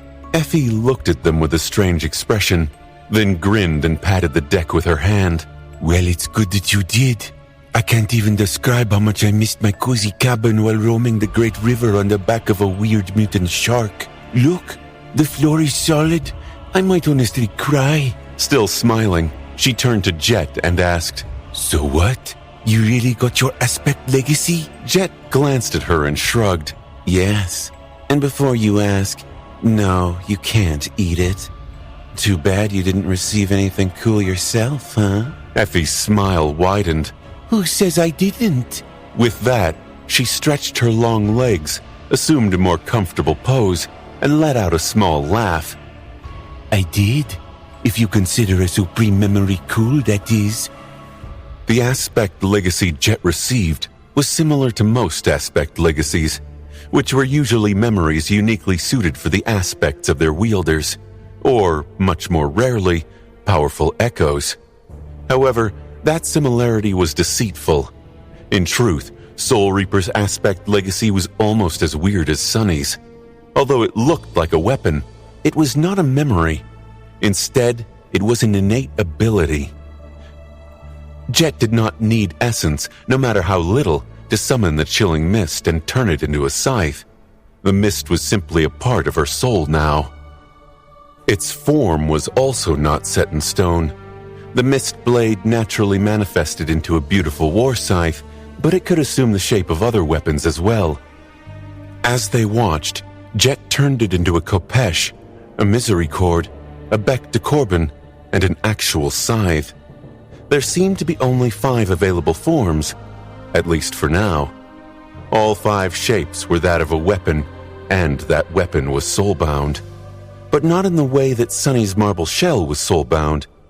In the case of the marble shell, its power was directly tied to the power of his soul. Jet's scythe, however, was bound to the souls of those it killed. Or rather, those souls would become bound to it.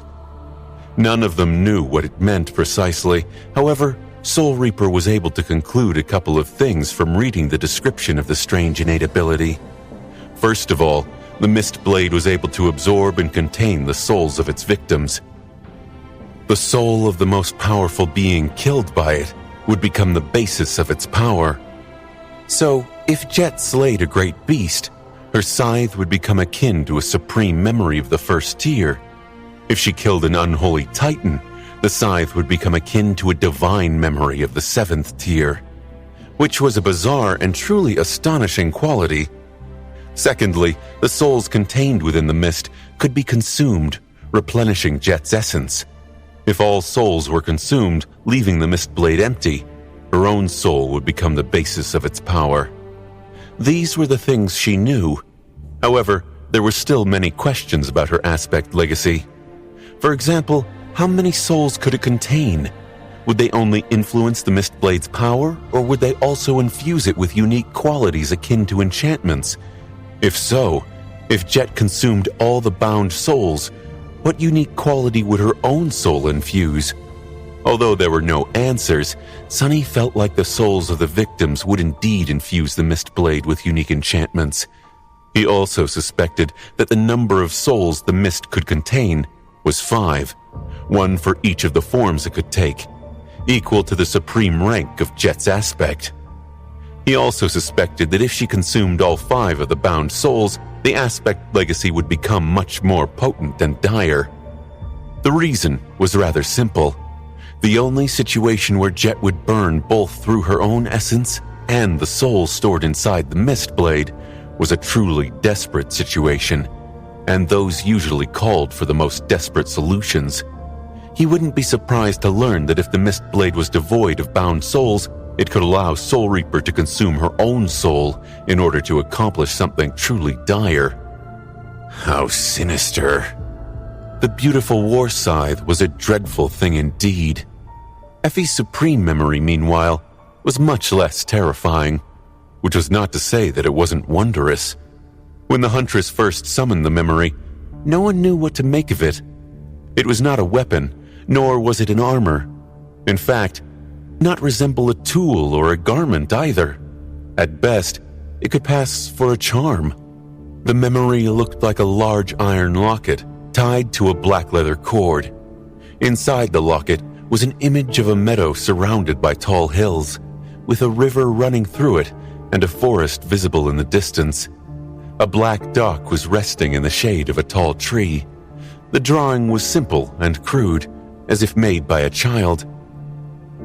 After looking at the weave of the supreme memory, Sunny was momentarily dazed.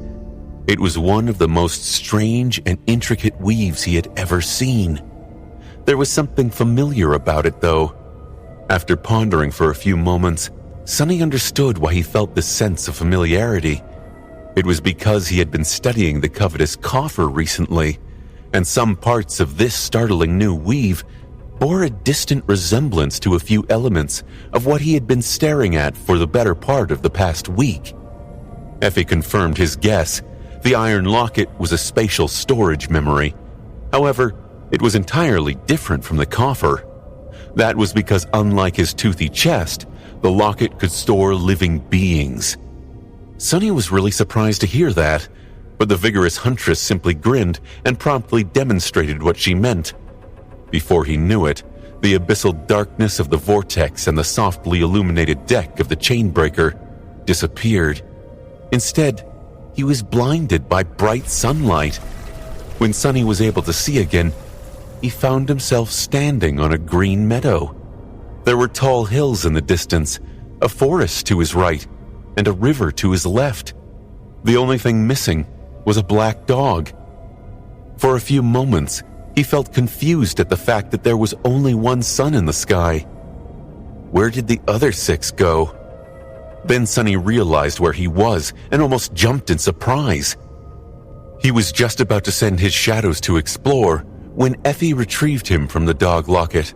Suddenly, he was back on the deck of the Chainbreaker. The Huntress looked really curious. "Oh, I see that you are alive. Good. Did it work?" Sunny stared at her in outrage. What? You weren't certain it would? Effie coughed. "This is the first time I summoned the locket, so how would I know?" Well, I was mostly certain. Yeah, definitely. He shook his head in exasperation and took a deep breath. Yes, it worked. Sonny described what he had experienced. After a bit of exploration, they discovered that the space contained within the locket was not too big. It was about 3 kilometers across, encompassing the meadow, several hills, and a part of the forest around the river. Beyond the boundary, the world turned into a crude painting, and it was impossible to move further. Nevertheless, living beings could indeed be stored in that space. There was even water for them to drink and berries for them to gather in the forest. Needless to say, such a space would be extremely useful. Sonny had never seen such a bizarre memory. Wow, supreme memories really are on another level. The crown of Twilight was already mind-boggling enough, but Effie's locket took the prize. Although it was not nearly as powerful as Dayron's crown, just in terms of uniqueness, it was far ahead. What a great prize. After taking a short rest, the cohort concentrated on traveling deeper into the abyssal tunnel.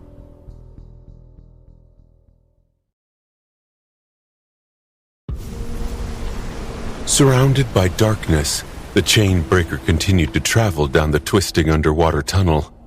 Cassia had taken up the steering oars, which alleviated some of Sonny's nervousness. While she was the most experienced helmsman among them, he barely knew what he was doing. So the chances of the flying ship colliding with the walls of the tunnel and being torn apart by the water current were reduced a lot with the blind seer at the helm. Still, no one knew what waited for them in the depths of the great river. They were nervous, apprehensive, and full of grim anticipation. The cohort rested, consumed a hearty meal, and went about repairing the slight damage dealt to the flying ship by its crash landing on Alethia's island. The enchanted hull weathered the rough landing well, only receiving a few shallow scrapes. However, there were more delicate parts of the ship that had to be mended or replaced. Sonny, Nephis, Jet, and Effie were not carpenters or builders, but their skill was enough for the task. After all, Sonny was a specialist in wilderness survival, while Nephis had been able to build boats all the way back on the Forgotten Shore. Effie had the experience of surviving in the Dark City for years, while Jet was Jet. She was somehow capable of doing anything that needed to be done. Later, they gathered on the deck and silently observed the darkness below. After a while, Sonny grew bored and summoned the covetous coffer. Borrowing Effie's locket, he began comparing the two weaves with each other. He was very curious to see if he could make the storage inside the covetous coffer habitable as well. For now, it seemed incredibly far-fetched. But then again, many of the things he had accomplished seemed far-fetched once. If he was not capable of doing something today, he might be able to do it in the future. Becoming a competent sorcerer was a gradual process. Time slowly passed. As it did, the depths of the great river slowly changed. It was not something that they could see or hear, but more of a vague, eerie, oppressive feeling. Although the chain breaker was surrounded by water and had descended deep below the surface of the river by now, none of them could perceive what hid beyond the spinning walls of the twisting tunnel. However, it seemed as if the absolute darkness that surrounded them was somehow growing darker and darker with each hour that passed. Sonny felt a sense of immense threat. Cassia was pale as well. It was as if they were surrounded by terrifying danger from all sides, worse even than it had been in the flowing mist of Alethia's island. However, if there was some harrowing being in the water, it did not enter the tunnel to swallow them whole. Remembering how much the dreadful whirlpool resembled the colossal maw, Sonny could only hope that it was not because they were already in the being's intestines. Maybe whatever creatures dwell in the unfathomable depths simply can't exist outside of water. Or maybe the current of the tunnel walls is as dangerous to them as it is to the chain breaker. Calming himself like that, he tried to find distraction in weaving. A few more hours passed, Eventually, Nephis stood up and looked around with a slight frown on her face. Don't you think it's getting brighter? Then the others noticed it too. The darkness seemed slightly less impenetrable now. The process continued, slowly but surely. The dark mass of water was starting to glow. The darkness was dispelled, and instead, a blinding radiance surrounded them from all sides. It was so bright that Sunny couldn't open his eyes for a while. What's this? The abyssal tunnel was now a tunnel of radiant light. It was as if they were traveling through the depths of a star. It's the sun's. Sunny was confused by Jet's words at first, but then he understood. Of course. Every evening the seven suns seemed to dive into the great river, and every night the great river started to glow. Its shine was soft, dreamlike, and iridescent. However, that was on the surface. What would that light look like in the unfathomable depths? They were currently learning the answer. Soon, Sunny's eyes adjusted to the brightness, and he cautiously opened them. The members of the cohort were all frozen still, observing the radiant world around them. It was beautiful, but also harrowing. A moment later, Sunny shuddered and took an involuntary step back. Somewhere out there, in the blinding light, a shadow suddenly moved. So colossal that it dimmed the radiance of the water for a few moments. Its size was so immense that he struggled to comprehend it. As soon as Sunny tried to ascertain it, it was as if he had lost consciousness for several seconds. When he came back to his senses, the shadow had disappeared somewhere far below, and he was covered in cold sweat. His head was pulsing with a splitting ache. That thing. How far away was it? What was it? He looked at the members of the cohort and found them in a similar state to his, especially Cassia, who was blind but also saw much more than anyone else. Then, the brightness of the water changed once again as another inconceivable shadow moved through its radiant mass, far in the distance. He shivered. Go inside. Cassia's voice was hoarse. Lowering her head, she sighed and repeated herself. Go inside. Don't return until it's dark again. It's not good for you to stay here. Nephis looked at her for a moment, then frowned. What about you? We won't leave you alone. The blind girl shook her head. I'll be fine. I won't be able to see anything if you leave anyway. Most importantly, she shivered slightly. Nothing will be able to gaze back at me. Go. Sunny knew all too well that some nightmare creatures felt when someone was looking at them. That was why people had to be careful where they turned their eyes in the dream realm, especially in those regions of it where true horrors dwelled. That was why he did not try to dissuade Cassia and silently pulled Nephis toward the entrance to the lower decks. He recalled his shadows as well. Jet and Effie followed. They spent some time together at the mess deck, but no one was in the mood to talk. It felt as if the smallest sound could be heard by the beings that moved in the depths of the great river, and so, after a while, the members of the cohort left for their cabins and tried to fall asleep. The merciless light bathed the chain breaker for a few more hours, and then grew dim.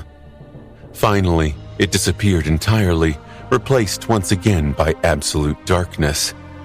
The spinning tunnel continued to lead them down into the unfathomable depths. The great river was rumored to be bottomless and surrounded by the darkness. Sunny could easily believe that it was. However, he also felt that if they survived a few more days of the descent, perhaps they would prove the rumors wrong. Traveling through the twisting underwater tunnel was a constant struggle, but strangely enough, it was mostly safe. Just as Windflower had said, as long as the chain breaker did not touch the water, there was little inside the vortex that could threaten them. If the flying ship did touch the spinning walls of the tunnel, though, death was all but guaranteed.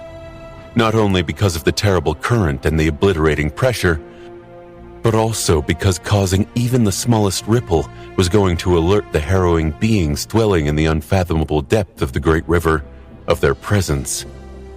Staying away from the walls was not challenging at first, but the deeper they descended, the more perilous that situation became. The tunnel grew narrower, while its twists became more frequent and steep with each passing day.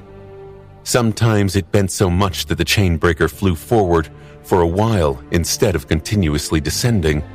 It was as though they were really traveling through the intestines of an unimaginable beast. Worst of all was the fact that the tunnel was not static.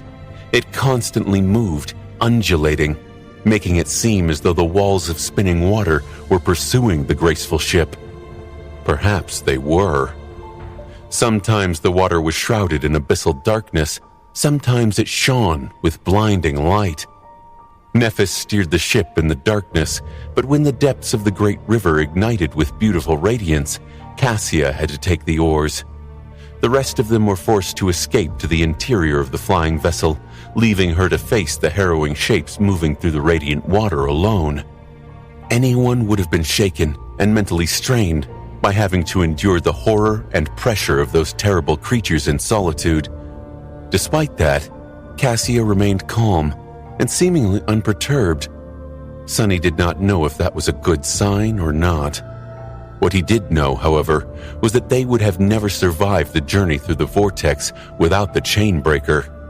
They would have been long swallowed by the great river if Cassia had not repaired the enchantment circuit as well.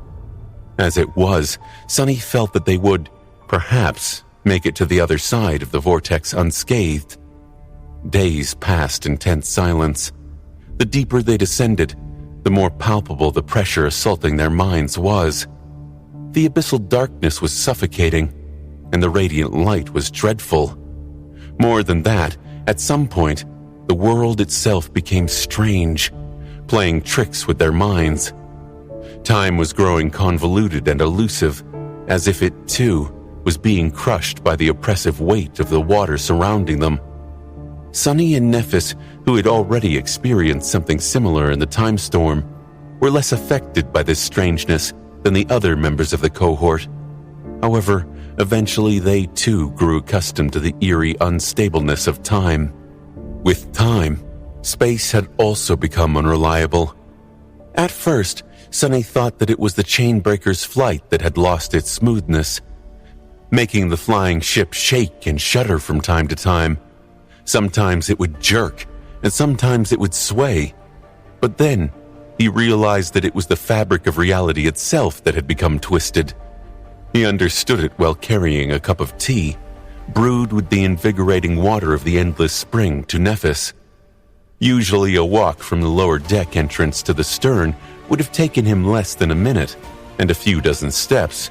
However, this time, Sunny counted at least several hundred steps before reaching the runic circle.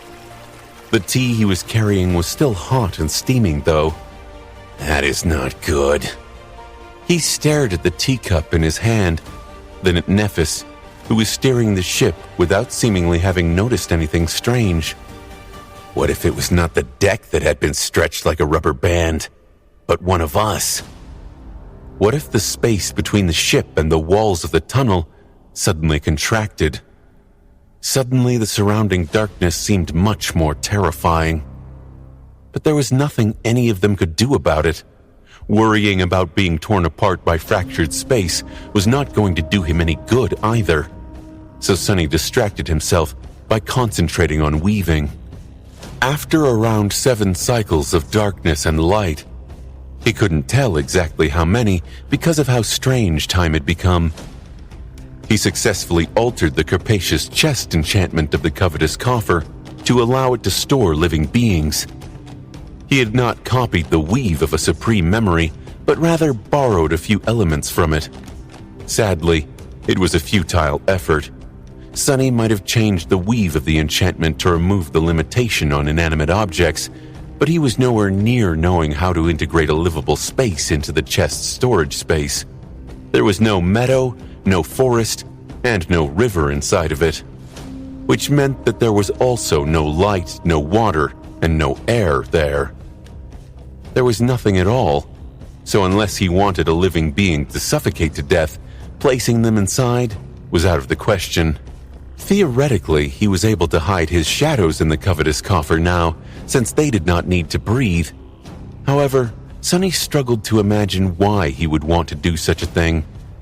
Maybe to punish them for misbehaving? He did not share these thoughts with the shadows, but they still started to avoid the toothy chest for some reason. Time slowly passed, or maybe it was passing quickly. All Sonny knew was that the depths of the great river seemed more and more dreadful each time he looked into the abyssal darkness. Even Cassia was starting to look unnerved. The tunnel was not getting narrower anymore. However, its twists and turns were becoming wider. And then, one day, the chain breaker seemed to stop. Sonny was startled as the familiar feeling of motion completely disappeared. Standing up from where he was sitting, he noticed the other members of the cohort looking perplexed. Then, he heard Neff's stifled yelp. Looking at the stern, he saw her gripping the steering oars so hard that her hands had turned white.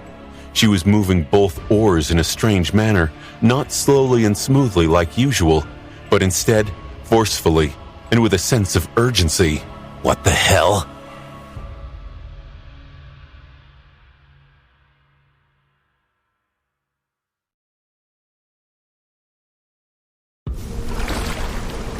Why was Nephis even moving the oars if they were standing still?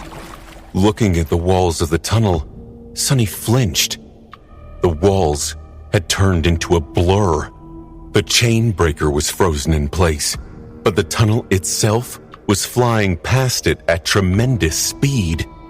The twists and turns that Nephis had been cautiously navigating were now flashing past them, forcing her to steer the ship as fast as she could, and much faster than that even, if they wanted to survive. Doesn't make any sense. Sonny was confused for a moment. How could the flying ship both remain in place and be steered around the bends of the tunnel? It was as if the world itself was being spun and moved by Neff's hands.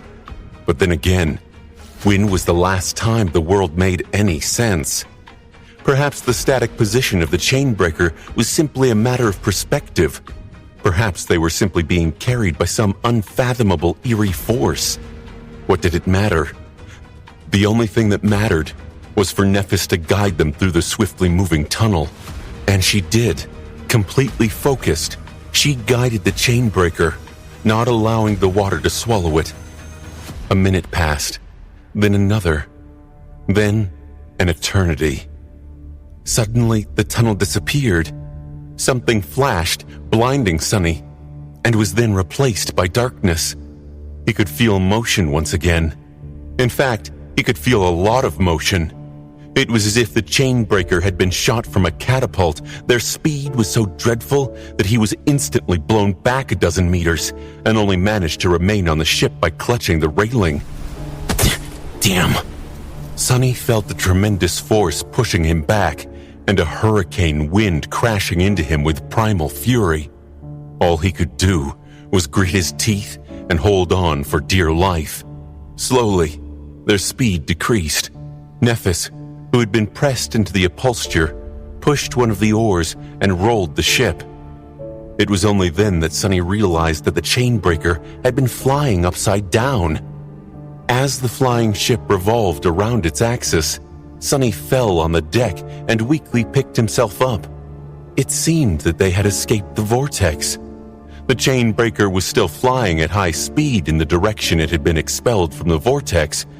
Thankfully, Nephis had rolled the ship in time, preventing the members of the cohort from plummeting down. But Sonny was still pressed into the deck, struggling to stand up. The world was dark, with only the soft glow of the sacred tree illuminating it. Finally, he rose to his feet, swayed slightly, and called out in a stifled voice, "Is everyone alive?" He could see Nephis nearby, and she was safe. Looking across the deck, he noticed Effie leaning on the sacred tree, a startled expression on her face. Luckily, The huntress did not look injured. Jet was a bit further away. It seemed that she had used the fifth form of her mist blade, the scythe, as a hook to keep herself in place. Her icy blue eyes were alert and focused. Cassia had been sleeping in her cabin when the strange event happened, so she was definitely fine. The blind girl might have suffered a few bruises, but she wouldn't have been thrown overboard. I am fine. Alive is a strong word. Hearing Effie and Jet answer his question, Sunny let out a relieved sigh. Almost at the same time, Cassia appeared from below the deck, looking a bit haggard. With each member of the cohort accounted for, he relaxed a little. They seemed to have escaped the dreadful whirlpool. At least it looked that way. The twisting tunnel was gone, replaced by a vast empty space. The oppressive feeling Sunny had felt in the depths of the great river was gone too, and time seemed to be flowing naturally as well. Space, however, was a bit strange. Sunny struggled to describe the wrongness he felt, but it was definitely there. Humans, after all, were not meant to perceive the fabric of space. Why would they, considering that it was meant to be constant and immutable? But many immutable concepts had become vague with the descent of the spell, especially here in the tomb of Ariel. Many things that he had considered absolute had proven to be less than reliable. The existence of the tomb was in and of itself a paradox, considering that it contained an entire world. Nevertheless, even though Sunny could not perceive the fabric of space, he could still sense that something was wrong with it. He just could not explain what. What is going on? No, first, where are we? There was no sound of water splashing against the hull of the chainbreaker. No sunlight. No glow that suffused the great river at night. There was only darkness, silence, and wind. Frowning, Sunny glanced at Nephis. She was still holding the steering oars, but at the moment, there was nothing for her to do. The ship was still flying due to inertia, and it was impossible to control until that inertia dissipated. He studied her face, making sure that Nephis was all right, and then looked behind her. There was nothing there. Only a vast, boundless darkness. The wind played with her beautiful silver hair. Neph looked at him too. She hesitated for a few moments, then said cautiously, I think we have left the vortex. That was self-evident. No, actually it was not. Nobody knew what was at the heart of the great river, so there could very well be a vast empty space inside it. However, somehow, Sunny did not feel as if they were buried under an inconceivable mass of flowing water. So, what then? Had they reached the bottom of the great river? If so, then why had they been thrown up instead of being thrown down? In fact, the chainbreaker was still rising, even though the speed of its ascent was growing slower and slower with each second. What the hell happened? Nephis looked uncertain. She frowned, struggling to find an answer, and eventually said, with no confidence in her tone, I'm not sure. It felt as if we had crossed a boundary of some sort. You saw what happened next yourself. She wanted to say something else, but then suddenly froze. A few moments later, her eyes widened a little. Nephis raised a hand and pointed at something. Sunny, behind you. Sunny knew that there was nothing immediately behind him. Otherwise, he would have felt it through shadow sense. Frowning, he turned around and looked into the darkness beyond. It was just as empty as what he had seen before. But when he shifted his gaze lower, Sunny grew still. What am I looking at? There was nothing behind Nephis, but in the direction where he was currently looking, something floated in the darkness. It was like a colorful ribbon painted in lilac, azure, and crimson, with parts of it drowning in shadows. 7 small motes of light slowly moved through the darkness around it, making for a beautiful sight. The ribbon created a circle. Its surface twisted on itself like a Mobius strip. It took Sunny a few moments to realize what the ribbon was. It's the Great River.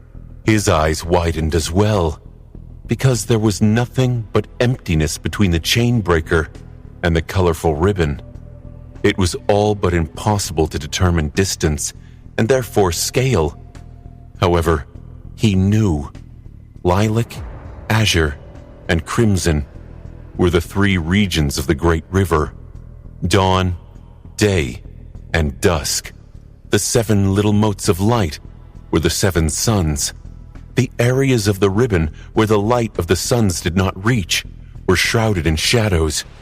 However, at least one sun was always on the opposite side of the ribbon, its light penetrating the mass of water and making the water glow. The chain breaker was far, far away from the Great River, and in the empty darkness around them was the interior of the tomb of Ariel. However, Sunny forgot all about the Black Pyramid and its creator. His eyes were locked on the beautiful ribbon. His whole body shuddered, and his face turned deathly pale. His heart was suddenly consumed by dread. His mind was deathly still. His lips trembled. Sunny felt like he was suffocating. It's a loop. The Great River twisted on itself, flowing endlessly, its surface never interrupted. The Great River, the entirety of it, was an infinite loop.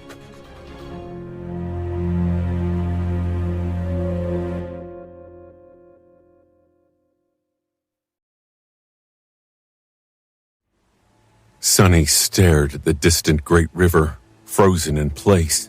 His face was motionless. However, there was a storm raging in his mind. Fragmented truths that he had learned, witnessed, and experienced in the Tomb of Ariel were moving, colliding with each other, and clicking into place with a dreadful noise. The inconceivable truth of their nightmare was slowly revealing itself. He was suddenly overcome with fear. Shifting his gaze slightly, Sunny studied the beautiful ribbon that twisted on itself, forming an infinite loop. Deep crimson, vibrant azure, soft lilac. The 7 suns shining in the darkness. It was like a dream. How can this be? How can the Great River flow in a circle? But then again, of course it could. In hindsight, it made so much sense. There had always been a paradox in how the Great River was described, because it was always described as endless. Sunny had not paid it much attention before, assuming that the word was simply there to provide flavor, but he should have known better. The spell was always deliberate with its choice of words.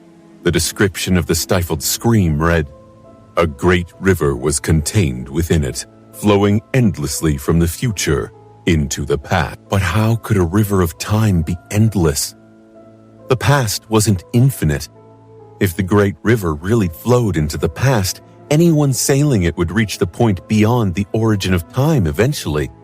So, by definition, it could not flow endlessly. Only it could, because its estuary was also its source within the Tomb of Ariel. The past was connected to the future, creating a single whole. The proof was right in front of him. There was a reason why the nightmare creatures populating the Great River were most powerful in the far reaches of the past, near the estuary, and in the far reaches of the future, where Sunny had initially come from. The two were one and the same. He frowned, then shook his head. Oh, wait. It doesn't make sense. If the Great River was an infinite loop, and the past turned into the future, having no end, then what about the estuary? The existence of the estuary was also undeniable. Not only was it mentioned in the descriptions of the stifled scream and the shroud of graceless dusk, but it was the reason why the Seekers of Truth had come to the Tomb of Ariel as well. They had come to find the secrets that the Demon of Dread had hidden in the estuary of the Great River. The hideous truth he had wished to be free of. And when Alethea, the first seeker, had finally found it, the defilement was born. The whole purpose of the great river was to reach a point before time existed, before the gods were born, and therefore outside their control. At least, that was what Sunny and Nephis believed. So how could there be no estuary? There is. The estuary exists. Shifting his gaze, Sunny studied the length of the beautiful ribbon. From this distance, he could not really see the current of the great river, but he did see a few things. For example, a stretch of it was shrouded in boiling clouds, which gave birth to immense cyclones. That was the area of the river that corresponded to the end of days in the Doom War, while the cyclones were the time storms it created. The colossal whirlpool where Alethea's island had been situated was hidden from view. But Sunny saw a tiny speck on the crimson layer of the twisting ribbon. That was Fallen Grace. He thought he saw another city on the lilac layer. That had to be Twilight. The second most noticeable anomaly, though, was a spot where the surface of the great river was obscured by mist. The mist was absolutely impenetrable, covering a considerable length of the river. The flow of time near it seemed restless, even from a distance, which meant that it was absolutely devastating up close. Sunny suddenly felt cold, realizing that not only was there an estuary, No, that is impossible. but he had already brushed against it. Something seemed to explode in his head. Of course.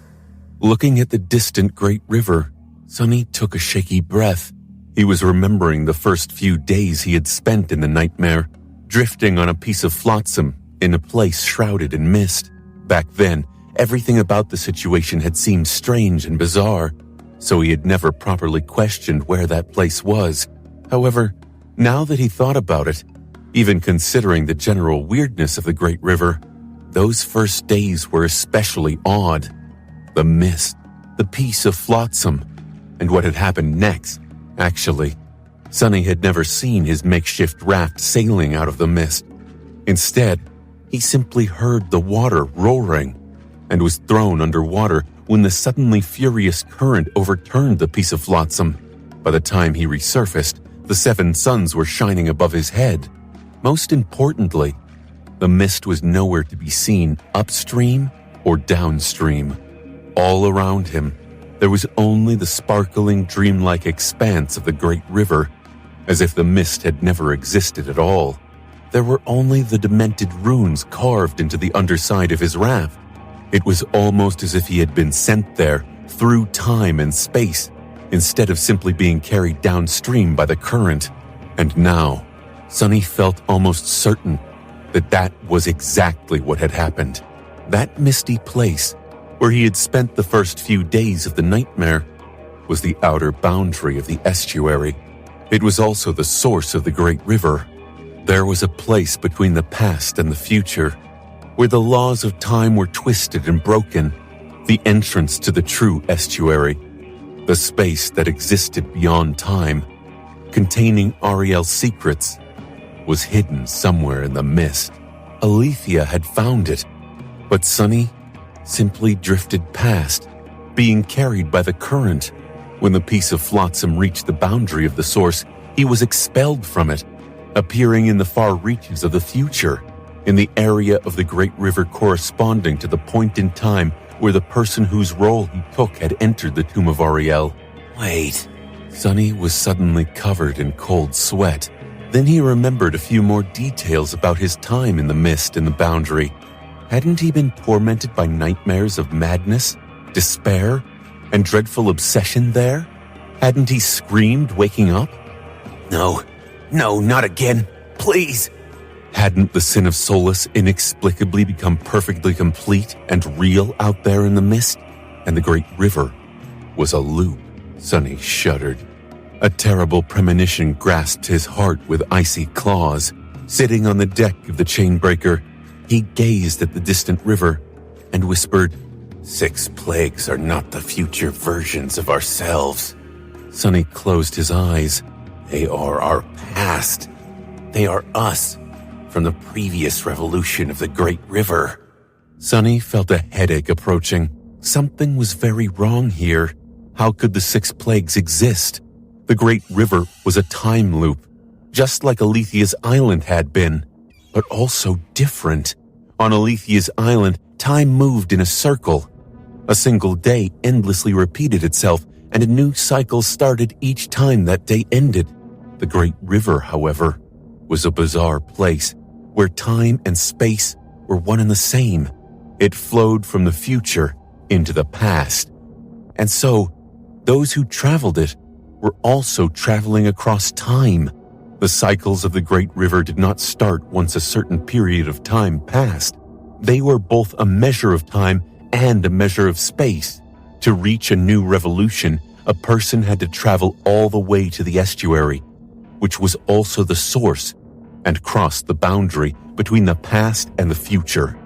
Then, they would be sent to the point in time and space where they had first entered the Tomb of Ariel. So, if the Chainbreaker sailed past Verge and braved the source, the members of the cohort would be sent to different places on the first day after they had entered the nightmare. Sunny would find himself on a piece of flotsam. Nephis would be stranded on the corpse of the Black Turtle. Cassio would return to Fallen Grace on the day the other Sibyl succumbed to the defilement, and Jet and Effie would be back to living the harsh lives of the river nomads. Sunny shifted slightly. Still, it did not explain how both the members of the cohort and the 6 plagues could exist at the same time.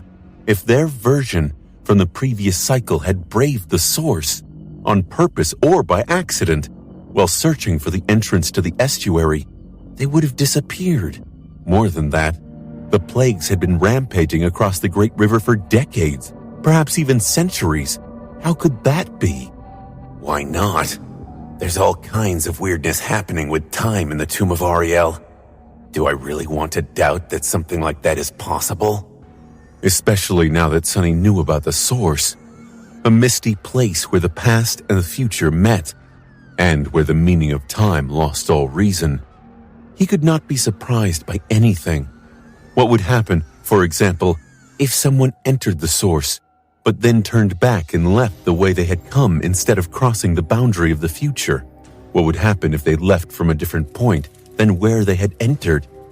What would happen if they stayed inside the source for a while, allowing the current to move past them? He did not know. Sunny did know one thing, however. The method of starting a new revolution might have been different from Alethia's Island, but its effect would be the same. Once someone returned to the past, their memory of the previous cycle would be erased. Their soul would be restored to how it had been before. No signs of them having traveled the Great River in the past would remain, which meant Sunny shivered. Not again, please! The words he had shouted while waking up on the first day in the nightmare echoed in his ears. How many times have we challenged this nightmare? The existence of the 6 plagues proved that there had been at least 2 cycles. There could have been more. 10 cycles, 100 cycles, 1,000 cycles. There was no way to tell. Since no one remembered the previous revolutions, nothing would change when a new one started. They would repeat the same actions over and over again, just like Jet had fought and been killed by undying slaughter over and over again, until Sunny arrived and became aware of the loop. Suddenly, he felt his heart beating wildly. Wait. Despite being trapped in the time loop of Alethia's Island, Sunny had eventually gained the ability to remember the previous revolutions. He did not know how long it had taken, but at some point, he was assaulted by a persistent sense of déjà vu, and then became fully aware of the loop. That was because the Sin of Solace was stuck in his mind, and the loathsome sword wraith was somehow immune to the effect of the repeating time. Sunny felt that he was on the verge of realizing something extremely important. The Sin of Solace. The Mad Prince was haunted by the odious apparition as well. So if the cohort was trapped in the infinite loop, didn't it mean that he would have gained the ability to remember the previous cycles of the Great River as well? Damnation. Sunny's eyes widened. The Mad Prince, no, perhaps even an earlier version of himself, would have realized the cyclical nature of the Great River, and from that point forward, each cycle would have been different, because Sunny had become a variable. He must have tried to change things. He must have tried to conquer the nightmare desperately and in such a way that none of the members of the cohorts died, and Nephis survived till the end. But for some reason, he had failed. Or maybe that mission had been doomed from the start. Had he become aware of the Grand Loop before and after becoming infected by the defilement? The defilement, after all, was knowledge, terrible knowledge that corrupted the souls of those who possessed it. So, even if Sunny reached the source and returned into the past after being infected by the defilement, the infection would have returned with him. Had he gone mad under the mental strain of endless loops first, or had he found the true estuary and been driven insane by the defilement first? Had Sunny been the first of the 6 plagues and the one who had infected the other 5? So, why do I not remember anything? If my version from the previous cycle was corrupted by the defilement, why is my soul free of it? He flinched. Wasn't the answer obvious? What could cure the infection of cursed knowledge? Oblivion could.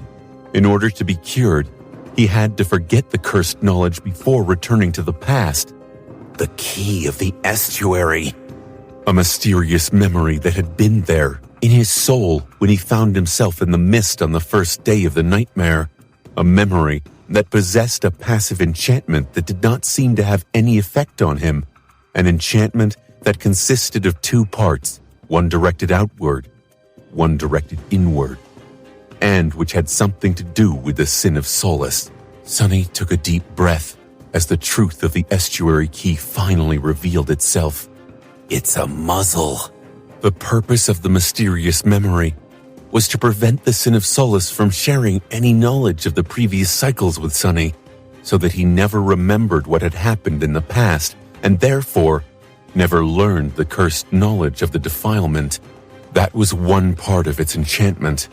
The other, much more burdensome part, was meant to make the estuary key immune to the change of cycles, to make it remain in Sunny's soul even if he crossed the boundary of the source and was sent into the past. That was why the Mad Prince had been so interested in the great tyrant slain by the Serpent King in Alethea's tower, because the tyrant remained dead, no matter how many revolutions passed. Its death had been made permanent, carrying over from one cycle of the loop to the next. Back then, the defiled madman must have already been trying to create the estuary key, to cure himself of the defilement and make another attempt to conquer the nightmare. No, not just conquer it, but do it in a specific way, to erase the mistake he had made, or maybe the crime he had committed. Sunny gulped for air. At that moment, he realized something else. There were only 3 of the 6 plagues left: Soul Stealer, Torment, and the Dreadlord. The Mad Prince was gone. He did not exist in the Tomb of Ariel anymore, because he had crossed the boundary of the source and sent himself into the past. He had become Sunny.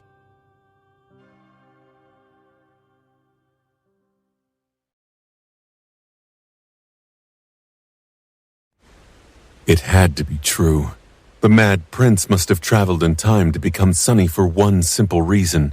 Sunny could not possess the key of the estuary otherwise. He took a deep breath and grasped his head, feeling dazed. There are too many answers for once. The turbulent swarm of revelations was yet to settle in his mind. There was no clear picture. Everything makes sense now, but also nothing makes sense. Sunny felt that he understood the true nature of the Great River. He also understood the sequence of events that had transpired prior to the current cycle. It all came together nicely, except for one glaring inconsistency. The existence of the 6 plagues was a paradox that could not be explained by what he knew. But that was all right. He did not know everything after all, especially not in a place as bizarre as the Tomb of Ariel. However, If Sunny simply accepted the paradoxical existence of the plagues as fact, everything would fall into place. For example, the fact that Windflower had met both the Mad Prince and Sunny, just like Effie and Jet coexisted with Devouring Beast and Undying Slaughter. Sunny coexisted with the memories of his previous self. The vile madman was gone, but the scars he had left on the Great River remained, like Weave, which he had destroyed, or Ananka, whom he doomed to a life of loneliness and loss. So, how did it all happen? Sunny contemplated the third nightmare, numb to his surroundings. The first thing he had to admit was that he did not know, and would most likely never learn, what the initial shape of the nightmare had been. The reality of the Great River had been irrevocably changed by the 6 plagues, so the challenge the original cohort had faced was entirely different. It was the 6 plagues, after all, who had taken control of Verge and led the forces of the defilement to devour the cities of the river people, undoubtedly accelerating the demise of the river civilization. Without them, the cohort might have found many powerful allies to aid them in slaying the first Seeker. However, during that first cycle, something had gone wrong. Somehow the cohort ended up entering the source instead of laying siege to Verge. No, not quite right. It was possible that everyone had entered the source, but not necessarily so. Sunny could have attempted to find the estuary alone for some reason, but he definitely had entered the mist and crossed the boundary. That was how the first cycle had ended, and therefore, an unknown number of cycles began. Eventually, influenced by the hideous truth enchantment of the Sin of Solace, Sunny had grown immune to losing his memory of the past cycles, becoming a variable. A single variable that broke the system, introducing chaos to a predetermined flow of events. At that point, several things could have happened. Perhaps he continued to search for a way to conquer the nightmare and preserve the lives of his companions, failing cycle after cycle and eventually going mad. Perhaps guided by unknown reasons, he continued to search for the entrance to the estuary that was hidden somewhere in the mist of the source. Perhaps by then, he was already infected by the cursed knowledge of the defilement. In any case, eventually there came a time when Sunny was returned to the beginning of the nightmare, already harboring the seed of corruption in his mind. And that, of course, changed everything. The other members of the cohort were infected by the defilement as well. Nephis died at their hands. Kneeling on the deck of the Chainbreaker, Sunny shivered. His face was deathly pale. What happened next, then? It was obvious. The Mad Prince was released from Shadowbond, finally fulfilling his wish of becoming free. However, his freedom did not last long. Ironically, the madman was enslaved by one of the people he had surrendered to the defilement, Kai. Then, the corrupted cohort found a new goal: to conquer the nightmare and be released into the real world by obliterating the river people civilization. They somehow found a way to travel into the distant past, to the days long before the first day of the nightmare, and at the same time became foreign invaders of the new cycle. Sunny did not know how, but he had an inkling that the source and the estuary were somehow responsible for the birth of this bizarre and eerie paradox. Over time, the members of the corrupted cohort grew stronger, eventually transcending, or rather, falling deeper into corruption. Ananka had already told Sunny that it was possible for those who followed the path of ascension to reach transcendence without conquering a third nightmare. Similarly, it was possible for fallen nightmare creatures to become corrupted. The fallen terror of the Crimson Spire, for example, had been evolving into a corrupted titan when Nephis killed her. The former members of Neph's cohort achieved a similar feat inside the Tomb of Ariel, and thus, the 6 plagues were born. They subjugated Verge and led the forces of the defilement to annihilate the river people. Even Twilight, the city of challengers, led by the Serpent King, fell to their insidiousness and might. They should have conquered the nightmare decades ago by all accounts, if not for the Mad Prince. An eerie, twisted smile appeared on Sunny's lips. Conquering the nightmare was what the Dreadlord wanted, but it was not what his slave wanted. And so the vile madman conspired against his master. It seemed that the Mad Prince was still harboring a desperate obsession, one that had nothing to do with spreading the defilement to every corner of the Tomb of Ariel, obliterating the river civilization, or unleashing the 6 plagues into the real world. Sonny did not know what that obsession was, but he could guess. Be careful of what you wish for. Those were the words that the Mad Prince had carved into the piece of flotsam drifting in the mist of the source, over and over again, with his nails. It wasn't hard to guess that he regretted fulfilling his wish. What did Sonny want? To be free. That wish of his had killed Nephis. He shuddered. The Mad Prince, that bastard. Was that what he wanted to achieve? To rewrite history and ensure that Nephis survives? And so, the Mad Prince started scheming.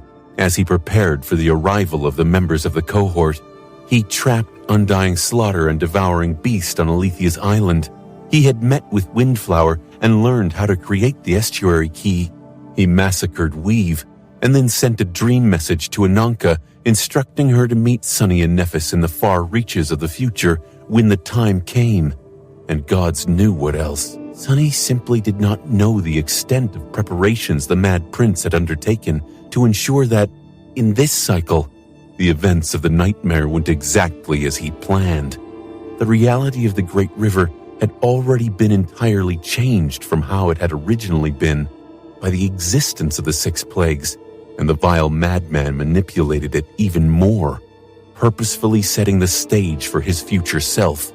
And then, when all the preparations were done, he simply entered the source and ceased to exist, transferring the estuary key to Sonny, ensuring that he would not be poisoned by the defilement immediately after entering the nightmare, unlike how it had happened in the previous cycles. And here they were. Sonny let out a long sigh.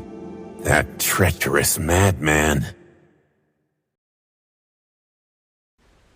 Truly, a treachery that knew no bounds. Sonny had succumbed to the defilement and betrayed the cohort, only to betray them once again once they were made into the 6 plagues by him, killing one of his masters in the process and weaving countless schemes to destroy the other. He did not really know how to feel about it. Was he supposed to be proud or appalled by his former self? I might have to stop resenting the spell for calling me that. In any case, he felt a deep sense of regret because he wouldn't be able to strangle the mad bastard with his own 2 hands. Sonny sighed. Well, there it was, the truth. There were still many things that made little sense, or no sense at all. Of course, the most obvious of them, was the paradoxical existence of the 6 plagues, who had not only traveled to the distant past of the river civilization, but also lingered in the Tomb of Ariel despite the start of a new cycle. They really broke all the rules. Sonny also did not know where the Mad Prince had found the Chainbreaker before arranging for it to be discovered by him and Nephis. He also did not know why the vile madman destroyed Weave, denying them the support of the followers of Weaver, and many other things. Some of them he was probably never going to learn, but it was all right. The Tomb of Ariel had never been a place that could be fully understood by a mere mortal, and he already knew the general shape of things. So what? The knowledge really did not change anything at all. Their goal remained the same: travel to Twilight, retrieve Kai and Mordred, then gather whatever strength they could, and attack Verge to slay the first Seeker. If anything, that goal had only become less impossible to achieve. Not only were 3 of the 6 plagues already off the board, but there was no telling what else the Mad Prince had arranged to help the cohort conquer the nightmare. Were the rest of the plagues even alive?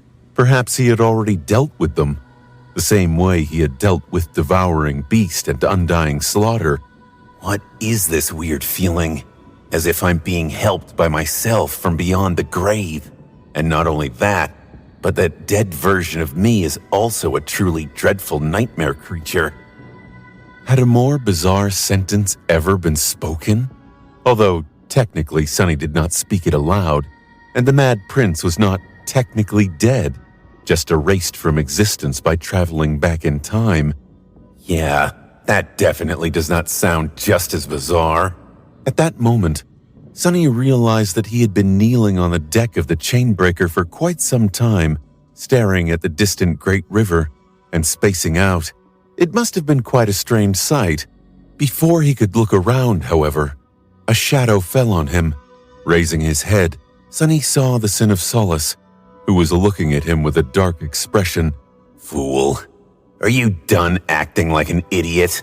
Oh, wow. Judging by your stupid expression, that idiot brain of yours finally managed to digest some information. Pathetic. How long has it taken you to realize something that should have been apparent on day one? Sunny stared at the sword wraith, then smiled darkly. You know I know, you rotten bastard. How many times have you poisoned me with the defilement? Indeed, the Sin of Solace was the reason Sunny had become the Mad Prince. But strangely enough, the sword wraith was also the reason why the Mad Prince had managed to preserve a shred of lucidity, keeping him forever torn between two mutually exclusive states, and therefore forever in agony. How sinister. Sunny's eye twitched. Answer me, you piece of trash. The Sin of Solace stared at him, fury burning in its eyes. He clearly wanted to say something, but he couldn't. The estuary key forbade him. Not only that, but it also prevented the innate connection that Sunny shared with the splintered piece of his mind from serving as a conduit for subconscious knowledge about the previous cycles of the Great River and the secrets of the estuary. And, on top of that, that memory was the first one Sunny had ever seen that functioned even without being summoned. Its passive enchantment was in effect despite the estuary key resting within his soul, both silencing the sword wraith and preventing time from influencing the jagged piece of black rock. Amazing. Just how skilled of a sorcerer had he become after countless years of being a corrupted titan? Sunny sighed. It did not matter. The cost was too high. It was unbearable. Nevertheless, the key of the estuary was a promise of what he could potentially achieve one day. Right. The others might be concerned about me suddenly going catatonic. Or maybe they were petrified by dire revelations of their own. Looking back, Sunny saw the members of the cohort. Cassia was staring at the distant ribbon of the Great River. Her expression distant. She must have realized the same things Sunny had, perhaps even more. Nephis was even more motionless than usual. She seemed to have grasped the truth as well. Jet and Effie, however, knew less about the tomb of Ariel. It did not appear that they were interested in the sight of the Great River at all. Instead, they were on the opposite side of the Chainbreaker, staring into the darkness beyond. By then, the inertia carrying the flying ship forward had mostly dissipated. They were slowing down. Nephis sighed. So, that is what the vortex is. Sunny glanced at her in confusion. What? She pointed at the Great River. It's flat, although its shape makes it so that the entirety of the river is one plane. There are actually two sides to it. The tunnel we traveled through, simply a passage that connects one side to the other. In other words, we did not descend to the bottom of the Great River. We simply passed through it, emerging from the other side. At some point, they were catapulted out of the vortex at such a tremendous speed that the Chainbreaker soared high above the surface of the river.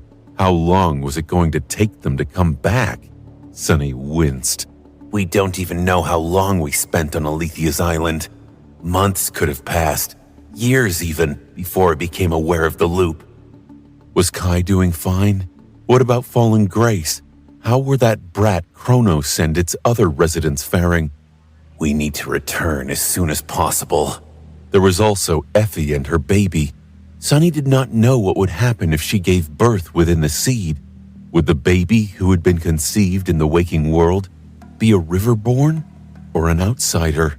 What would happen to it after they conquered the nightmare? children are resilient. There was a reason why the spell infected young people. Young souls were much more malleable and could withstand the awakening better. Of course, no infant had ever been sent into the first nightmare, so there was no telling what would happen. This was not a first nightmare either. It was the third. If they conquered it, would Effie's child become a saint as an infant? Or would the child's soul collapse under the strain of transcendence? Sonny did not know. Damnation. He remained silent for a while, then shook his head. It's going to be fine. I refuse to believe that it won't. Just as he thought that, Effie suddenly cursed. In the next moment, Jet yelled, "Stop this damned ship right now!"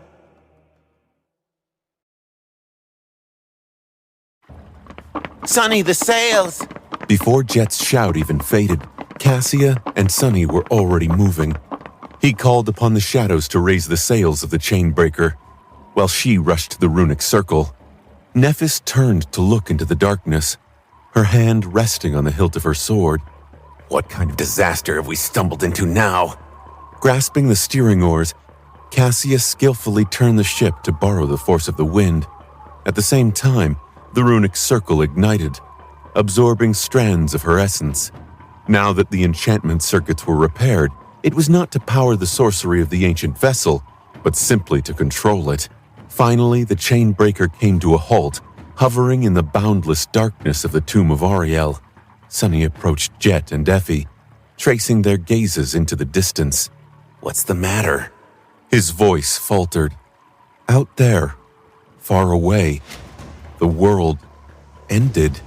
It was hard to see, even for Sonny, because the end of the world was perfectly black, barely distinguishable from the darkness that surrounded them. But still, there was a vast, seemingly endless surface in front of them, stretching in all directions as far as the eye could see, like a boundary of the world. Smooth and lusterless, like polished stone. It took him a moment to realize what he was looking at. It's the inner wall of the pyramid. The endless black boundary was just that of the wall of Ariel's tomb, seen from the inside. However, it dwarfed anything he had ever seen. The towering walls of the dark city were like a speck of dust in front of it. The great ramparts of Falcon Scott were like a grain of sand. Looking at the endless black wall, Sonny was stunned by its sheer magnitude. For a moment, he wondered, was the interior of the pyramid truly large enough to encompass an entire realm? Or was it him who had been reduced to the size of an ant? Well, in any case, Jet's warning had come in time. The Chainbreaker was not going to crush into the endless wall of black stone anymore. They had already stopped, and there was plenty of distance between them and the boundary of Ariel's dreadful world. But then, a slight frown appeared on his face. Turning to Jet, Sonny remained silent for a moment. He could see the surface of the wall because of how special his sight was. She, however, did not share his ability to see in the darkness. So how had Jet and Effie known to warn them? What is it? The huntress was looking forward with a somber expression. She remained silent for a moment, then grimaced. "Can't you smell it? It reeks of nightmare creatures." Sonny slowly shook his head and glanced at Jet, raising an eyebrow. Her icy blue eyes were radiating a chilling cold. "There are powerful souls far ahead." Soul Reaper was usually easygoing and relaxed, but now her expression was grave. Seeing it, Sonny felt a shiver run down his spine. His frown deepened. Jet wouldn't be wary of just any soul. What kind of power? Cursing inwardly, he turned to the distant black boundary and strained his eyes, trying to discern anything to understand what was threatening them. Knowing that Sonny had the best chance of discovering the hidden threat, the rest of the cohort fell silent. What is it? I can't see anything. Now that his initial shock of witnessing the inner wall of the tomb had subsided, Sonny could study it in more detail. Not that there was a lot to study. It was just a solid black surface, stretching endlessly into the darkness. He was too far away to notice anything else. Well, there was one thing. It was that the wall was not smooth, as he had initially thought. Rather, it was uneven, as if covered in countless ridges and bumps. Those ridges and bumps looked tiny from afar, but they should be dozens, if not hundreds of meters across. Sonny peered at the irregularities, thinking, There might be something hiding in the seams. Maybe there are caves in the stone. I don't see any entrances, though. Then he suddenly froze. Out there on the wall of the Black Pyramid, something had just moved. The movement was tiny and at the very periphery of his vision, so if Sonny had not been looking at the wall of Ariel's tomb intently, he would not have noticed it. Turning his head slightly, he stared at a particular spot. What was it? He still couldn't see any creatures hiding in the recesses between the strange irregular ridges. Then, his perception shifted slightly. It was just a mundane shift, like concentrating on a near object instead of a distant one, as well as a mental one, like trying to perceive something as a part of a whole instead of a separate entity. It was at this moment that Sonny's hair stood on end, as his face became pale as that of a ghost. Instantly petrified, he swayed slightly. Damnation! Powerful souls. There was nothing hiding in the recesses of the endless wall. There were no caves hidden between the bumps and ridges where dreadful abominations could dwell. Instead, the entire surface of the wall was covered by abominations, who clung to it like moths. The bumps and ridges were the edges of millions of black wings. The inner wall of Ariel's tomb was obscured by a colossal swarm of murderous dark butterflies. There were myriads of these eerie great monsters resting on the endless black surface, seemingly asleep, but also ready to awaken if anything disturbed their slumber. Sonny took an involuntary step back. This is the place Song and Valor wanted to conquer? One great monster was a calamity that only a few people in the waking world could quell. But there were countless dark butterflies dwelling inside the Black Pyramid, protecting its boundary, waiting for some fool to set them free. Or maybe waiting to destroy anyone who would try to desecrate the tomb that the demon of dread had built. Sonny shuddered. Ariel, that lunatic. Just what did he build? Why? Turning his head slowly, he looked at Cassia with hollow eyes and asked quietly, Cassia, can you extinguish the radiance of the sacred tree? She seemed confused for a moment, then nodded. In the next moment, the beautiful light of the rustling tree grew dimmer, eventually disappearing entirely. Sonny let out a shaky sigh. The lanterns illuminating the chain breaker were extinguished as well. Soon the members of the cohort found themselves in absolute darkness. Only Sonny and Cassia could move freely in the absence of light, unable to look away from the harrowing sight of countless black butterflies crowding the surface of the endless stone wall. He calmed his wildly beating heart and said in a hoarse whisper, Cassia, take us away from here, back to the river, fast, as fast as you can. The chain breaker moved, slowly turning its bow. The creaking of the masts, the rustle of leaves, and the ripple of the billowing sails sounded like thunder to his ears. If they notice us, we die. I've survived many situations in which I had no business surviving, but this one, there's no surviving that. They had to get away. Sonny gritted his teeth and waited. A few moments passed, then a few moments more, a minute. The chain breaker was gliding toward the distant great river, steadily gaining speed. Faster, faster. Sonny never expected that he would be praying to return to the great river one day, but here he was, doing just that. Perhaps someone had heard his prayers.